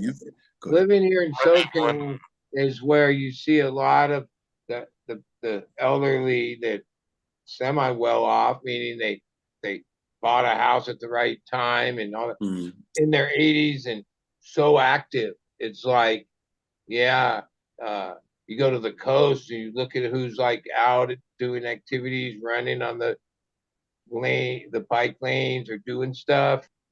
A lot of them are the seniors, somewhere, and a lot of them are like, some of them are like in their 70s, 80s, still totally active. Golf, do this. Even every once in a while, you see out there surfing, 70-year-olds still surfing. They say the like Utah might be one of the exceptions, red state, because they say the Mormon diet. They live pretty cleanly, yeah. They live pretty clean, and they live longer. And they also go outdoors too. That's a big one. Utah is a huge everything outdoors state, summer and winter both. And the people there, just like Colorado, are quite active as a result. And the life expectancy raises. Go figure. They always say that exercise is good for you. Nobody ever wants to listen, but it's the reality. I was going to say that in the future, I think that kind of weird statistic is going to start to diverge even more, because now we have these really, truly advanced treatments that people have been talking about, gene editing and all this different stuff, specific tailored RNA treatments that are basically for one person. These treatments will be like $2 million at a time. Da, da, da, da, da. Well, some people will have access to that shit, right? And if you live in the Democratic Republic of Congo or something, you probably won't, right? So basically, like, that life expectancy may stay the same or even lower, whereas for other reasons, perhaps, whereas, I don't know, there might be some people who in the future, they're saying that there's going to be a cancer vaccine for a few different cancers that kill a lot of people. There's like a rectal cancer vaccine that doesn't kill so many people, but it's like a noticeable amount. Anyway, little by little by little, there's going to be people that live over 100. And then there's going to be other people that fall over dead from, the same shit that we have now at the age of 50. It's going to be really quite bleak, honestly, when you have a huge disparity due to just income and stuff, right? But it's probably coming. There probably won't be any insurance that covers any of that either. It'll be like cash payments. Hard to say. Yeah, hard to say. I mean, a lot of that kind of stuff, for example, those lunatic expensive RNA treatments or whatever that I was just talking about, they have them in the US, they have them in the UK and stuff. And in the UK, it's socialized medicine. So basically, you don't have to pay anything. Here, in many cases, there's insurance. So, I guess it just depends. But the insurance is not going to pay out $2 million treatments for everybody. I can tell you that.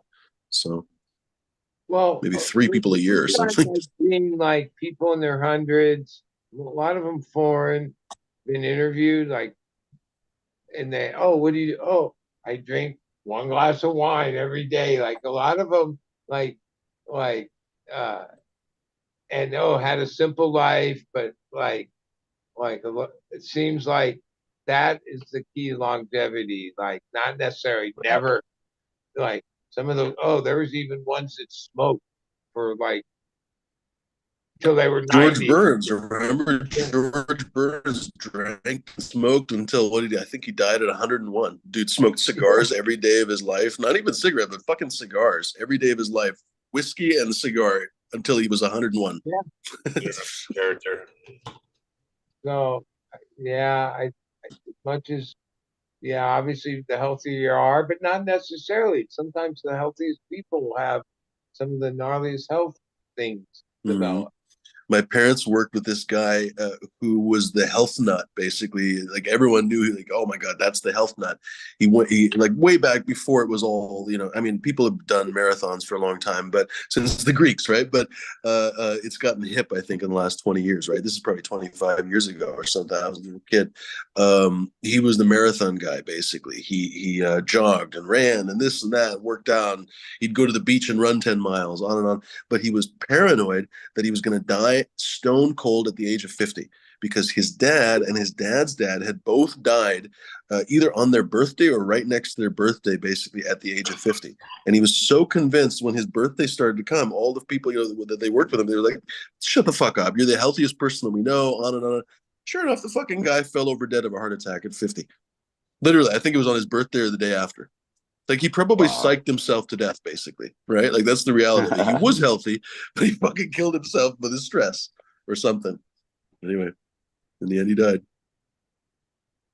Yeah, and some things are just fate. Like I could see that being a movie where somebody tries to break that curse to continue on. If he had kids, Right. Like it could just be Like some voodoo priest that put the curse on and they're trying to break the curse. The mathematician will tell you if you had 8 billion people cycling, mathematically there's odds that would just be something that would happen.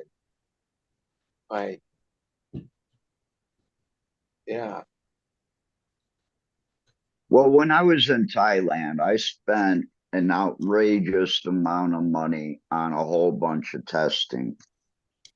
And then I get back and me and my dad start talking. And I'm like, Dad, the shaking of the hand, the right hand, that's hereditary in our family, isn't it? Because my right hand's always shook because of the nerve damage, but now it shakes a lot more as I'm getting older. And now I find out that, my grandfather had it, my uncle had it, my dad has it, and I have it. And I said, but Aunt Jean doesn't have it. And my mom said no, and my dad said no, she doesn't. So it only affects the male side of my family. So it's a sex-linked trait. We've talked about that before on the show. Yeah. And that's exactly the way I believe my lemon G is. I think if I want it to go the way I want it to go, I have to use a male to get it to go that way. I can't use a female. But So not I've only got to, that, if it is a strictly Y chromosome sex linked trait in this case, then you could only really pass it on to the future males. So if you were looking for a specific trait, I don't know, it's the leaves curl fucking left. I don't know, for whatever the fuck they do, right? They do some shit. If you want that specific trait, you wouldn't even be able to breed into the female line unless perhaps you can somehow stabilize that trait, or just through doing it enough times, unlink the trait somehow. I don't know if that's even fucking possible, but maybe. What was I going to say? I'm hypothesizing. I'm just thinking about this like in my head. I'm like, oh shit, you could. I'm also high a little bit. I'm smoking sour Morgana, but you could available on fumidoro.com. But you would have to breed with the males and only pull the trait out of the males. I don't even know how you would pass that trait to the females if it was a strictly Y chromosome trait. That is an interesting question. I mean, I suppose you would basically wait for a super female. There's the super males, basically. You would wait for a so-called super female that is an XXY, that basically is quote unquote male that displays as a female, basically. You can say that a fucking 30 different ways, I'm sure. But basically, a super female would display the Y chromosome trait and continue to have basically two X chromosomes. That's fucking fascinating, Captain. If it is truly a sex-linked trait, I don't know that it is, but if it is, we're taking your word for it. If it's a Y chromosome trait, you could basically run. There's a super female in roughly every 1,000 cannabis plants, I've heard. I won't take that to the bank because it's been a few years since I heard that from somebody, but I trust the person that I heard it from. And there is somebody that runs a fair amount of seeds. So if you could pull out a super female, you'd have to test every single one. So that's a little bit disappointing. Well, no, I guess if you were looking for the trait, it would become evident. It would become evident in the female that you were looking for. If it was a visible trait, yeah, it would become evident in that female. But you'd have to basically run at least 1,000. Obviously, statistics don't really matter. So you'd have to probably plant 1,500 or more, 2,000. So a fairly big hunt, but it's doable. How interesting. What if you reverse a male?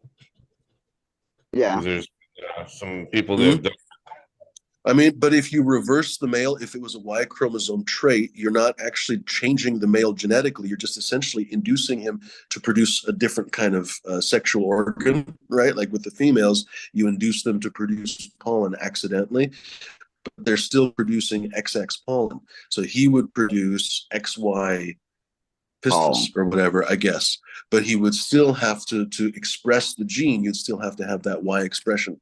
So that's why I'm saying I think you'd have to have a super female. Now, wouldn't there be a day where technology, AI, a probe, that you have 10,000 plants all connected to individual probes, and then whatever you were searching for, all these complicated things, you would have a AI assistants that would at real time, as these things, you wouldn't even have to hand select or test because it most likely, yeah, most it. likely, and Knew exactly what everything from the DNA to the this to the super, all that would be easily selected with the AI assistance with the right tech, which is we're not far from having. It's just who's paying for it, right? it's hard to say if they could simulate every single individual, kind of like you were just saying, without even growing a single cannabis seed, but for sure they could do it from the very earliest stages, basically. And that's essentially what Jorge Cervantes was talking about over a year now ago, that I had him on the show. He was talking about all these apparently Swiss companies, for the most part, that are doing these proof of concept AI breeding programs. That's basically what they're trying to do. Basically, breed in a can. Invented strictly for cannabis. It will come out of corn or soy or other crops that are much more valuable in the commodities of the world, where they're doing the same kind of thing we're doing, trying to find, the perfect species to run at scale, right? I mean, Yeah, I read today that Oregon sold $80 million in cannabis products last month, apparently, and it was some article I didn't continue reading because they were like, oh, and the tax revenue, yawn, right? I don't give a fuck about that. But when you ask, I bet you if we looked up how much wheat or milk or whatever the shit today, the apple pan, we were kind of laughing because the cheese on the cheeseburger. Oh, cheers, Flora, have a good one. The cheese on the cheeseburgers was from Tillamook. Anyway, fucking Tillamook Cheese Company probably sells more than that. God damn it, right? It's kind of hilarious. So, for example, corn, or I don't even know, sorghum or some shit, right? That they literally feed to animals. Those things probably dwarf cannabis by fucking orders of magnitude. Anyway, I'm also still a little bit high from this joint.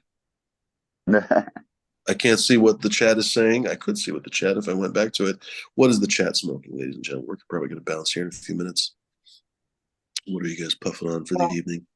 It seems, I'd say, I said this in chat right before you signed. It seems SoCal's treating you right. You like seem to be in a good headspace and making the best of your trip down. Yes and no. I don't know if I should get back into it. Apparently, the lawsuit is back on, so fuck that guy very much. Just honestly to death with fucking dragons. But whatever. I'm just gonna get a lawyer and I'm gonna try to pound him in the ass with fucking nails, with fucking legal means. We'll see. But in the meantime, what can I do, right? So just have to continue with life. And there's weed, so that's nice. And we had a nice day today, the Getty Center and stuff. It was cool. Anyway. Well, and even you were talking about the smell of the flowers. I mean, like, oh fuck yeah, no, Southern LA, California. LA is wonderful. Yeah. Like every time I come back, it's really people that criticize California, I think simply have not been in California. I mean, there are definitely reasons to criticize California, don't get me wrong, but people always rag on California. They rag on Los Angeles. They go, oh, it's so fucking shithole hellscape. It fucking is not. Like Los Angeles is incredible. It's a wonderful city. I think honestly, I've been all over the world. I guess I haven't been to Japan. I've been to I've been to China, but I've been to a lot of places in the world. I think LA is one of the coolest fucking cities in the world. Like legit, it's one of the coolest places. And San Francisco is just as cool, if not cooler, honestly. The only reason I don't like San Francisco is because it's hellishly expensive. But there's plenty of other hellishly expensive places. Like California is fucking amazing, honestly. It's a wonderful place. People really when they talk shit about California, I think it's from it must be from ignorance, because it could not possibly be from legitimate criticism. I've noticed, like, overall, California kind of gets a bad rap or whatever, but I'm proud Californian and I'll always stand for it. I love it.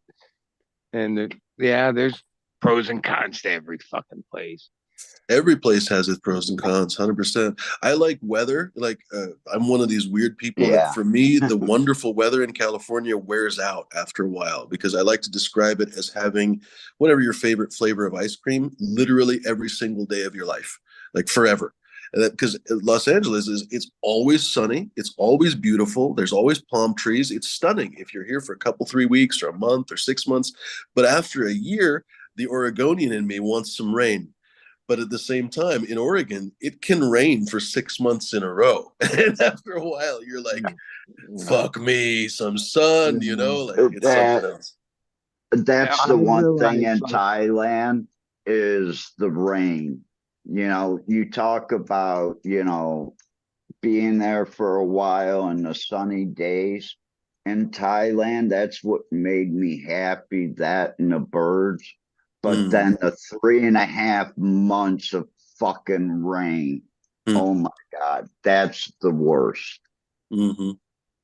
Because you don't know when it's going to rain, but it's going to rain and you're going to get caught in it quite a few times. And it's going to pour, because you've mentioned it's like a deluge, yeah. It don't, just sprinkle. It just downpours for like 20, 30 minutes and then stops for an hour and a half. And basically living coastal, San Diego, the last 25 years, my whole life, 60 in basically coastal Southern California. Yeah, like I call myself a fair weather friend. And I got older and I still go to New York and some Colorado a few times when it was brutally cold.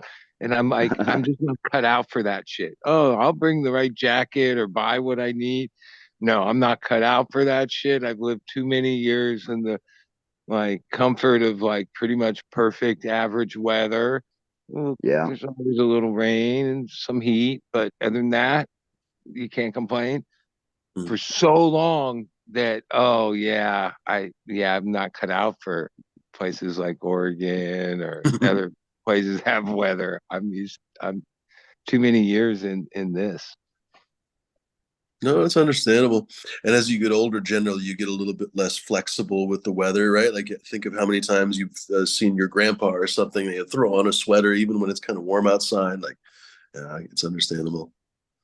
It Wait, cracks we me up when only so many people move to Arizona, though. It's so hot there. It's unreal. But that's, I guess, a, where people a, live. a couple days ago, our high here in Cleveland, where I'm at, was only 68. Wow. Holy cow. Yeah.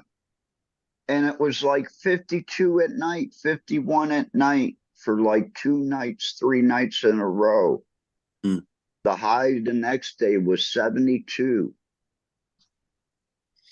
Oregon is traditionally From all over the 100. place. Los Angeles is usually quite stable. You have these like 2, 3, 4 weeks in a row of very, very stable weather. And usually, like, for example, Hollywood here, it's like almost year round. It's like 80, 85. Every once in a while, get a little bit hotter. It's going to get a little bit hotter this week, like 90. But it's like it's always in that range of like 80, 85. You go further down into LA, it can get hotter. You can get into the San Fernando Valley. But again, it's like always kind of the same for fucking weeks at a time.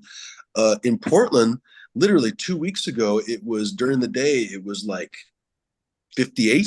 And now this week, the end of this week, it's going to be 100, 101. Like within 2.5 weeks, basically, there's like a 50-degree swing, basically. And that's really common in Oregon. It's really bizarre. That's one thing that I enjoy, kind of. I don't really like the hot weather, but it can be really annoying because the weather is very, very unpredictable. For example, trying to run a garden. Oh my fucking God, you got to really plan ahead and pay attention. Anyway. Chiang Rai was that way. Hmm. You know, it would be 85 during the day and then drop to 45 at night. That's nuts. And then the humidity would go up to 98, 99% at night. Yeah, similar in Oregon. It'll be 101 in the daytime and 60 something in the evening. Here, it'll be 81 in the daytime and 64 in the evening. 78. It's not even a 20-degree swing or something, right? It'll be like 18 or 19-degree swing.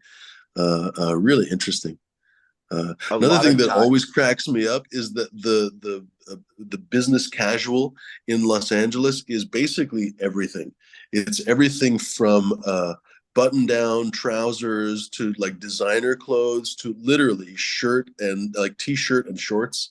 And like you'll have the same, like if you meet with 5 different people, they'll all be wearing different stuff. One guy might be wearing a suit for all you know. And like in Los Angeles, like all of it's fine. Basically all of it is business casual. It's kind of amusing. Anyway. Yeah, depending what parts, you always got to remember, like the whole the hierarchy or the main part of media and entertainment is based right there between Burbank, Hollywood, the studios, the buildings, the this, the that, and there's a whole subculture of that industry. All those people, this is blend in with everyone else, but there's like ever since that. Oh, and there's all the people that come to Hollywood with the dreams of making it, and this whole starstruck part of Hollywood and LA. LA's like that industry is so massive at this point, and it's based there, right? Most of everything is there, you know. Even though a lot of stuff is filmed in different states for various reasons, the studios are there. You know what I mean? And that's a big part of LA life too. People forget though how many different huge industries actually come from LA. Food, not only the restaurant scene, which is actually gigantic in Los Angeles, like it is probably in every city, but literally exporting food. They send food products all over the place. All kinds of brands are from here, or have one of their big headquarters here. The Los Angeles port is one of the biggest ports in the country. I don't know how it compares worldwide, but it's a big fucking port. What else? The military industry, McDonnell Douglas, Lockheed, Raytheon, they all have either headquarters or gigantic facility. You can drive by them when you go like by the airport. A lot of different industries, agriculture, et cetera, is really well represented in Los Angeles. Like almost everywhere has a port, but then only certain ports are rated for the big ships. Like Seattle, that's a big part of what makes Seattle is like another huge port with the biggest shipping going. San Pedro and LA, yep, huge port. Even when it comes to tankers, like they've never south of the border, like those ports can't take in the big tankers. They've never invested in what it would take. So and all the pineapples, bananas. Geez, if you ever go down there and watch all the automation of the whole thing and the trucks and the trains. Yep, it's a huge. That's one of the biggest. I don't know. New York's big too. There's other ports around the world that are huge, but yeah, LA's a huge. That's a huge thing. Mm-hmm. I Quietly even forgot about the oil industry. You mentioned tankers, so not only that's a very good point. There's refineries south of LA. They have full deep water ports, so they can take the full big tankers. Kind of like your mama likes to take the big ones. But in the meantime, there's also oil drilling, literally. All around the city, they still drill for oil. Speaking of Getty, that's where he made his fortune, basically in L.A. Rockefeller made his fortune mostly in California first, and then he spread out around the country with Standard Oil. Still to this day, oil is a big part of Los Angeles. Like it's not just Hollywood. It's funny that it's such a gigantic city. Beverly Hills High School. It's on this certain street, and it's always been disguised as this weird tower thing. But right there on the campus in the corner is this oil pump that's been there for like ever, slowly. And like Long Beach, when you go down to Long Beach and you look at these fake islands, like those are actually like oil drilling things, but they made these rules that they had to put up fake palm trees and like so at first glance that's kind of cool. Look at those little things, but you get your binoculars out, it's just this like, oil wait, what? thing, that's been amazing. decorated. That's all in Long Beach, and yeah, and I think the Bay Area has some refinery. Part of why California's gas price is so much is the amount of cars on the road and gas sold, it's exponentially grown over the decades, but our refining capabilities haven't, right? And right there in that same area were these huge refineries that are basically making what is the California mix, which our gas is different than everywhere else's for whatever reasons and whatever. But part of why we pay so much is, yeah, and even as they've upgraded the refinery, there was a fire at the one, so they're not all at 100% capacity. But even when they are, it can barely meet the need of our special blend, where obviously, wait, if exponentially more, you need to allocate and let them build a bigger refinery, bigger, fat, better. Because when you go down by where the refineries are, that's some old tech. Like, they got the flames blowing off the fucking exhaust, and you just look at them. They've had issues, fires out there, and blowouts, and neighborhoods had to get evacuated. Right there in Carson, it's a certain little area that is like the oil fields of LA. And yeah, they wouldn't be doing it unless they were pulling a proper amount of oil. And natural gas. Well, Really? and there's always politics, whether, there's a lot of oil offshore California.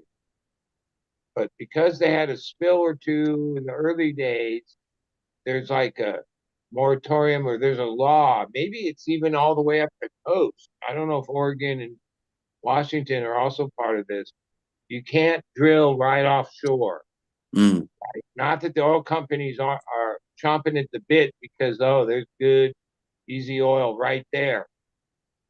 And today's tech, the argument on the other side is, well, the spills of the whatever, the 70. When I first went to Rosarita Beach in Mexico, which is like a resort thing as a kid, it was just a couple of years after the oil spill, and the sand, you would have to wash it off your feet. My mom would have to wash.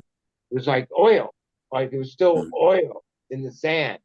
And Santa Barbara, there's history of these couple oil issues that the citizens of California have like. Unfortunately, now we know direct contact to crude oil or even refined oil products, including gasoline on your skin, is deeply carcinogenic. It doesn't take much exposure, apparently. Imagine how much fucking damage that does to the critters, sea otters and whatever else that literally swim in it, right? Like if you have to wash the sand off your fucking feet, hopefully that wasn't enough exposure to have anything if you were just like swimming there for a couple times. But what if you were a lifeguard? What if you work there as a lifeguard and every single day you've got fucking oil foot? And then not only that, but imagine you're a seal or a fish or whatever. Like it's catastrophic, that shit. Yeah, no, I mean I'm all for all that stuff, but that's like that's a power struggle that's going on because people want to make money, and it's been a while, but But imagine on the other hand, let's all pity the poor oil drillers. How much money does California make on ecotourism? How much money do they make because the oceans and the freaking beaches are not covered in oil, right? Like, imagine what a catastrophic drop Santa Monica or fucking Malibu or whoever would have if there was goddamn oil spills on the beach. So some fucking oil driller who probably doesn't even live anywhere in California, probably lives in goddamn Switzerland, sucks the oil out of the beach for his benefit. The risk of that is the entire state of California. I think it's honestly a fair bet. Like there's always a push and pull of those kinds of things, and I think it's perfectly fair, if not more than fair, that the people of California, the people of Oregon, any state, have the right to veto some fucking oil drillers. Because it's always just some oil baron. You know what I mean? It's not a collection of lovely people that drill oil. Come on, it's not a co-op of oil drillers. So, what the other side calls the libs or whatever, and a lot of their hate and focus is on California because, these are some of the because California works. This is for fucking my entire life. I've been laughing because California. It makes sound like like a whole other non-truth, right? That's been part of the thing, right? Where actually, not that all that shit. Some of that shit does go a little overboard, but overall, most of it's pretty good shit that the other side wants to fucking just decimate, right? This offshore drilling thing, that's dickhead's fucking thing. He lifted it in some places that went, oh, sure, we can drill offshore in Florida. Yeah, we'll do it. Right. One of the only net giver states. This is something that so-called blue states. I hate that we're all blue and red states now, but whatever, it is what it is. So-called blue states, most of them, with the exception of like New Mexico and a couple other ones, are net giver states. Basically, every federal dollar they give in taxes, they get less money back in benefits from the federal government. California is one of those. Significantly, they get back like 72 cents on the dollar or something. Texas is one of the only red states that is also a net giver. Most of the other red states are net takers, some of them in gigantic amounts. Mississippi and North Carolina, I think, was one of the biggest ones. Anyway, those states love to criticize California, even though California is basically paying their fucking rent. It's honestly farcical. My whole life, I've actually seen this shit, and it's just getting worse by the day. You know, these days people literally say that Oregon and California and Washington are garbage. I'm just like, you fucking people, you live. I don't should be an asshole, but it's bizarre. It's bizarre the discussion that we have in this country, how much we hate each other. It's really something else. Like California is lovely, and so you know I've always known this, but when I come back to California, I'm like, right, it's actually really nice here. Like there's so much cool food here, cool art and culture and shit to do. There's nature like you would not fucking believe. It's sunny every goddamn day of your life, on and on and on. The flowers are blooming 3/4 of the year, on and on and on. It's lovely. And then you hear people talk shit about it. It makes no fucking sense. Hasn't always been as good as it is in the no, but like coming out of COVID, a lot of cities lost a lot of their food momentum. Yeah, for sure.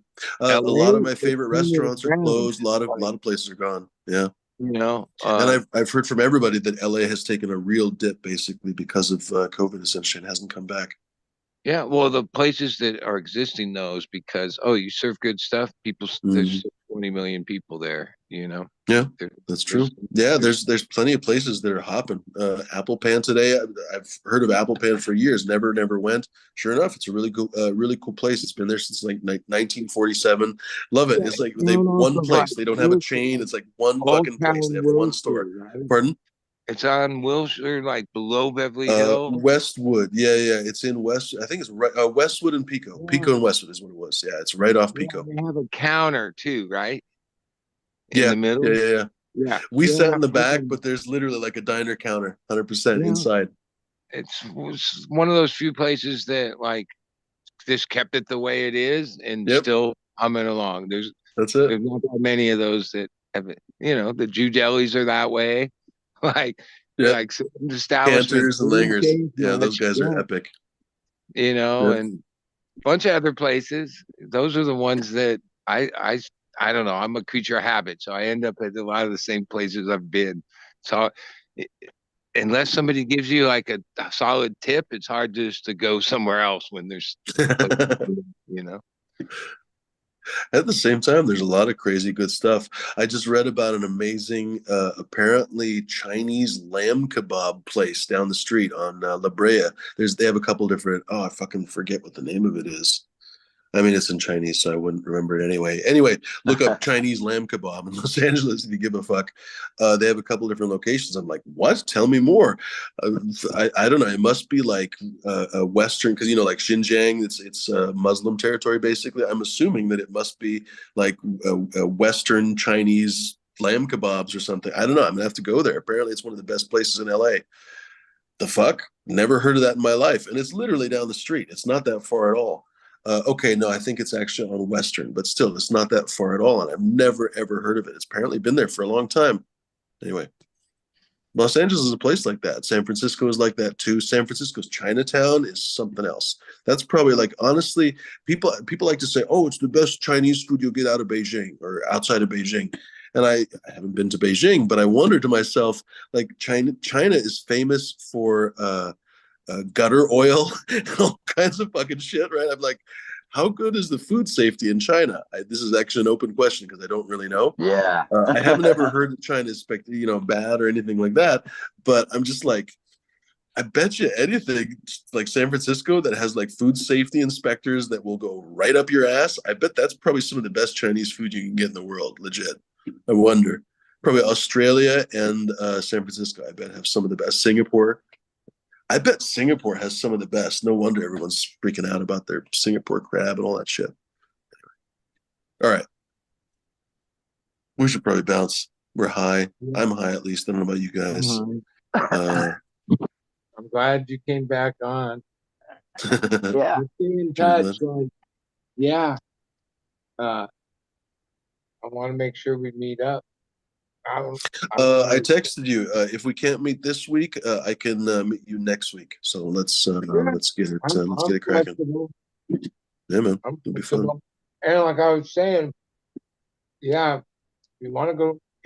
I forget what day Santa Monica is. But the Hollywood one, which is like like they close off this whole section of Hollywood farmers market. And you meet my brother there. He'll show you around like he's been part of that whole thing from the beginning. He calls it church. Like there's a whole thing where all the excess food gets donated to the schools, and he set that up. And he has relationships with McGrath Farms, which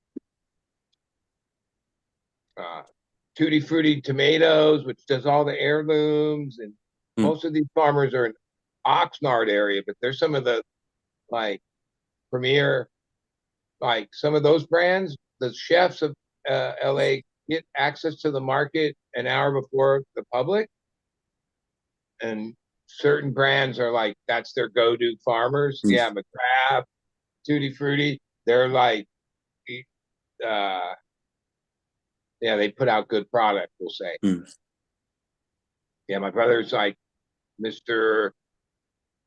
Farmer's Market. Like he's like when he's in town, he's there. He doesn't even have a booth anymore. He just pops around, and he's the guy years ago that had the idea to have this valet and have the market open for chefs in LA.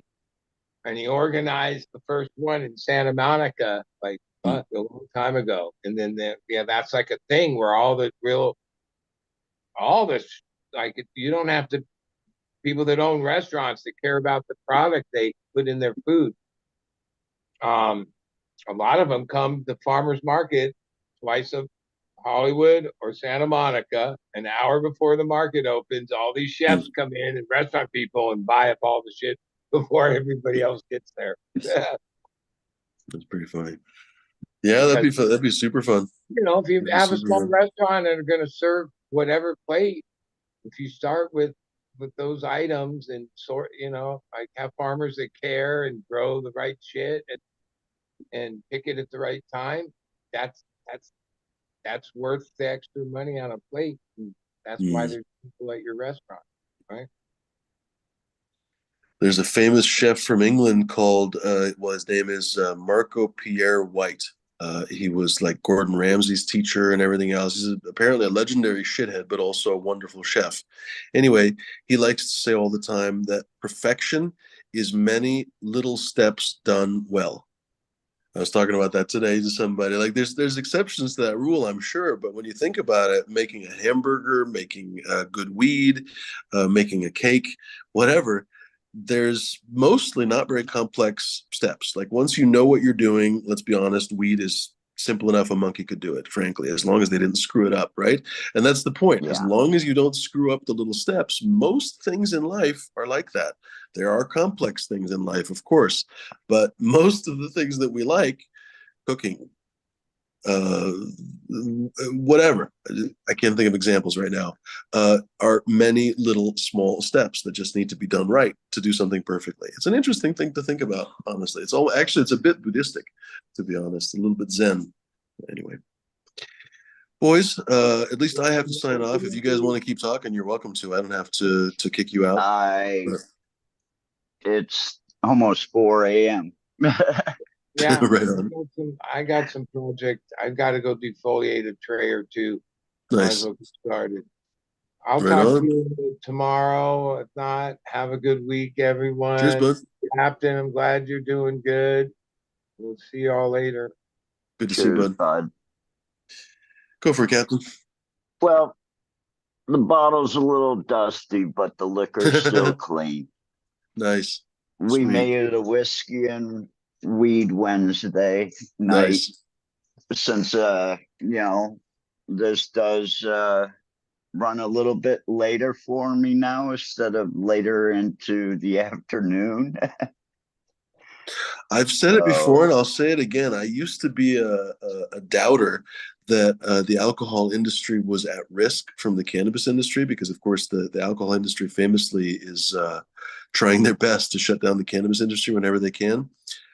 I love scotch. It's wonderful. I think it's one of the best things ever. I'm in California now. I've been in California for a week. I could go to Costco. They literally have alcohol at Costco. They have Kirkland brand. Kirkland is like the house brand of Costco, if you don't know. And Costco is a membership store or whatever. If you guys are from a different country, you probably have no idea what I'm talking about. But if you know what I'm talking about with Costco, it's a membership club. They have good prices. They have like a house brand. They have Kirkland brand whiskey, Scotch. I haven't bought any of it because I have weed. I don't fucking need it. I honestly don't need it. So it's an interesting observation to me. No disrespect to you, Captain, because we should start Whiskey Wednesday, maybe once a month or something. Because again, I fucking love scotch. But weed is a threat to alcohol. It's interesting that the alcohol industry actually was right. Like as the weed industry gets bigger, the alcohol industry is right to fear that customers will basically go smoke weed. Weed is cheaper. You don't have a hangover. It's not. It doesn't grow your gut. It's not carcinogenic. On and on. It has a lot of benefits. It has an absolute like dozens. It's. They say that all weed use is medicinal. That's not a farcical thing that we say. But the more you know about weed, the more you kind of. I think most people agree that that's true. So even when you're just trying to get blasted after work or something, you still end up basically loading up your system with endocannabinoids, like loading up your endocannabinoid system with cannabinoids that relax you and probably relieve stress and inflammation and so on and so forth. Anyway, weed has a lot of advantages over alcohol. Yeah, it does. Mm-hmm. And if you have to fly Quintar Air, it isn't too bad because That's a little tiny bottle of Woodford Reserve. That's delightful. Yeah, when they said, I asked them, they came by and they were like, would you like anything? And I said, what type of bourbon do you have? And they said, Woodford's. And I said, I'll take one. That's delightful. So now I know when I fly back in March, because I'm going back right before Thai New Year. Yeah, I know I'm going to be loading up on a lot of those free bottles going across. That's my new favorite airline. I can't buy that brand in Thailand. Really? So I either have to take it or, buy it or get off the airplane. True, not a lot of bourbon probably in Thailand. They probably have Jack No, Daniels, but it's the tax. Hmm. Like Jim Beam Black, it's a smaller bottle than our fifth here, by quite a bit, by like 9 shots smaller. Oh, so it's probably like a 250 mil or something, or 500. It's like $40 still per bottle. So it was really expensive if I had to buy my alcohol in Thailand. Now, if I crossed the border or I had my cop friend do it, he could go over to Miramar, which is only 45 minutes away from us, and buy the same bottle for $15. The same bottle for $15 instead of $40 in Thailand because of the taxing. I can't remember which country is which, but I remember which country is which, but I can't remember which country has the crazy high alcohol prices. But Denmark and Sweden at one point have a bridge. It's a long bridge, but it's a bridge basically across the Baltic Sea, I guess, or whatever particular part of the water.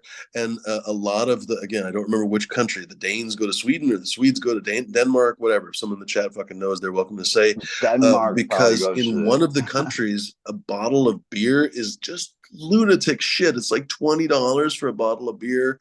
A bottle of whatever whiskey that we were just talking about, just multiply that by 3. The taxes are so high because apparently that country, I think it's Sweden actually, they used to have such a problem with, at least this is what I've heard, they had such high alcoholism rates that apparently the government decided to dramatically increase the taxes. People still drink, but they pay a fucking ungodly fortune for it. Can you imagine spending $20 for a bottle of beer? like a just not like a big bottle, like a 12-ounce bottle of beer, like 20 fucking dollars. Yeah, but I also have friends that live in Denmark and stay in Chiang Rai.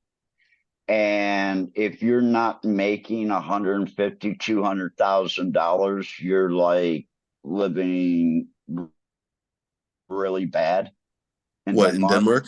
Denmark? Oh, Yeah, I haven't. I've heard it's it's not that really expensive. I mean, expensive. I've never been No, to it's Denmark. expensive. It's Huh. expensive. I've been there. Well, I guess it's true. It is. It's not a cheap city. Well, it's been a long time since I've been to Copenhagen, but what was I going to say? Crescendo. It's always ranked as one of the most livable cities. So, not that I have any chance of ever moving there, but I'm like, ooh, Copenhagen. Vienna is number one usually, and Copenhagen is number two. Sometimes they flip spots. Vienna's nice though, that's for sure. Vienna's Austrians are very insular, so it's like a really hard place to make friends. But the city itself is delightful. Not actually that expensive, believe it or not. So I assumed that Copenhagen probably wouldn't be that expensive too, but you're probably right. It's probably Dutch taxes or Danish taxes. I don't know. I'm fucking high. We should bounce. Captain, good to All see you. right. Peace, everyone. Have a Yeah, good man. one. We'll try to catch you in a few hours in the afternoon here. Yeah, man. Oh, that's right. We have high noon. Oh, for Yep. fuck's sake. All right. Well, I'm going to be calling you starting high noon. I probably won't be able to participate because we're going to be at the Getty Villa out in Malibu. And last time I was there, I had no reception. So we'll see. We'll see what this exciting day has planned for me. Maybe I have to leave the fucking villa to start the show or something. We'll see. But anyway. Good thing I said something. That's actually a good thing you said something because I'm gonna have to think about it and figure out a solution to that. Maybe we can stream it. Fuck, maybe I can. I'll have to figure it out. All right, ladies and gentlemen, Captain, did I give you a chance to say goodbye? Not Go for really, it. but Go for it. everybody have a good night. Thank you again, Fumi, for having a place for us to come hang out. And we'll catch everybody in a few hours. If we Yeah. don't, we'll Everybody. see you on Saturday. Peace. Oh, goodness gracious, it's already 1 o'clock. So actually in less than 12 hours, in about 11 hours, ladies and gentlemen. That's it. Good thing you said something. Flora was saying gotta get up early, so that was his goodbye. Ladies and gerbils, this will be, I guess I should look at the camera, that would be probably helpful. This is my chance to say goodbye, or my time. Wait, no, where is the camera? It's not that light, it's this thing over here. Okay, there we go. It's hard to see right now. Ladies and geraniums, go visit my website, fumidoro.com. I very much recommend Sour Morgana. You currently see me high on it right now. Basically, this is one of the daughters. See, this is what I'm smoking. I'm not smoking the mother that I used to talk about. This is actually, admittedly, I need to find a better naming convention for this. But anyway, this is Sour Morgana number 3 is what it is. So I basically popped 25 Sour Morgana. I don't remember honestly right now because it's been a stressful few months. But what was I? Maybe a little bit more because I had, doesn't really matter honestly right now. But I had some number of Sour Morganas. We'll just make that number up. Whatever number you make up, that's good. That's the number. I had some of them. Liked quite a few of them, honestly. I'm still growing. No, actually, I'm growing the number 4. I think I lost the number 4 clone that I really liked, but I bred the number 4. I only got a few seeds, but I bred the number 4 to the Jack the Ripper, basically. That's going to be, breeding other things too. So far, so good. The one seed that I've grown from it, I have 2 seeds. I won't swear how many I'm growing right now, but the plant that I'm thinking of right now. So we'll see. But anyway, long story short, I really enjoyed quite a few of the different Sour Morganas I had. They were pungent. They were extremely mouth-coatingly flavorful. They had a wonderful high, this better than the mom's high. So that was really nice when you make something better than what you started with. They had a powerful but uplifting high that makes you happy and giggly and goofy and whatever else. Knocked my socks off, honestly. First time I smoked it. Continues to knock my socks off, honestly. What was I going to say? Gaffer tape has gotten good reviews, ladies and gentlemen. I've had good reviews so far from Oblivion. If you want something overtly sativa, try Oblivion. That was Memory Loss that I got from Archive. Delightful. Amnesia Haze crossed to their Face Off OG to cut down the timing. It's basically a 62-day strain, 63, even just a little bit more than 60 days. But Amnesia Haze is 100 days or something, so they really did a good work on that. Anyway, bred that to the Coot Special. It's delightful. I'm told I have yet to grow any. I would really like to. But anyway, I would very much recommend that. I've heard great things. Anyway, ladies and gentlemen, if you have any other questions, I would be happy to talk about those strains. As you can see, I'm not bashful about talking about them, certainly not bashful about talking weed. So don't be shy if you have a question or if you have a specific recommendation, for example. If you have a positive criticism, please. No negative criticism is needed exactly. But if you have a constructive criticism, that's certainly welcome. Doesn't have to be positive, just constructive. What was I going to say? Ideas are always welcome, and certainly collaborations are always welcome. So if you guys would like to work together, or if you know someone who would be great to work together, I'm all ears. All I can say is no, right? And all they can say is no too. So anyway, I can't see the chat right now, so I'm just going to assume that all the favorites are here. Nathaniel Chambers is telling us he won the lottery last week. Congratulations. Get Up Gal somehow woke up again, and she's first again. She also won the lottery. That's really a delightful coincidence. Her better half, Organic Soul Gardens, is going to win the lottery. What a striking set of coincidences this has been so far. Al Telescope Uranus will one day win the lottery. I hope, I think.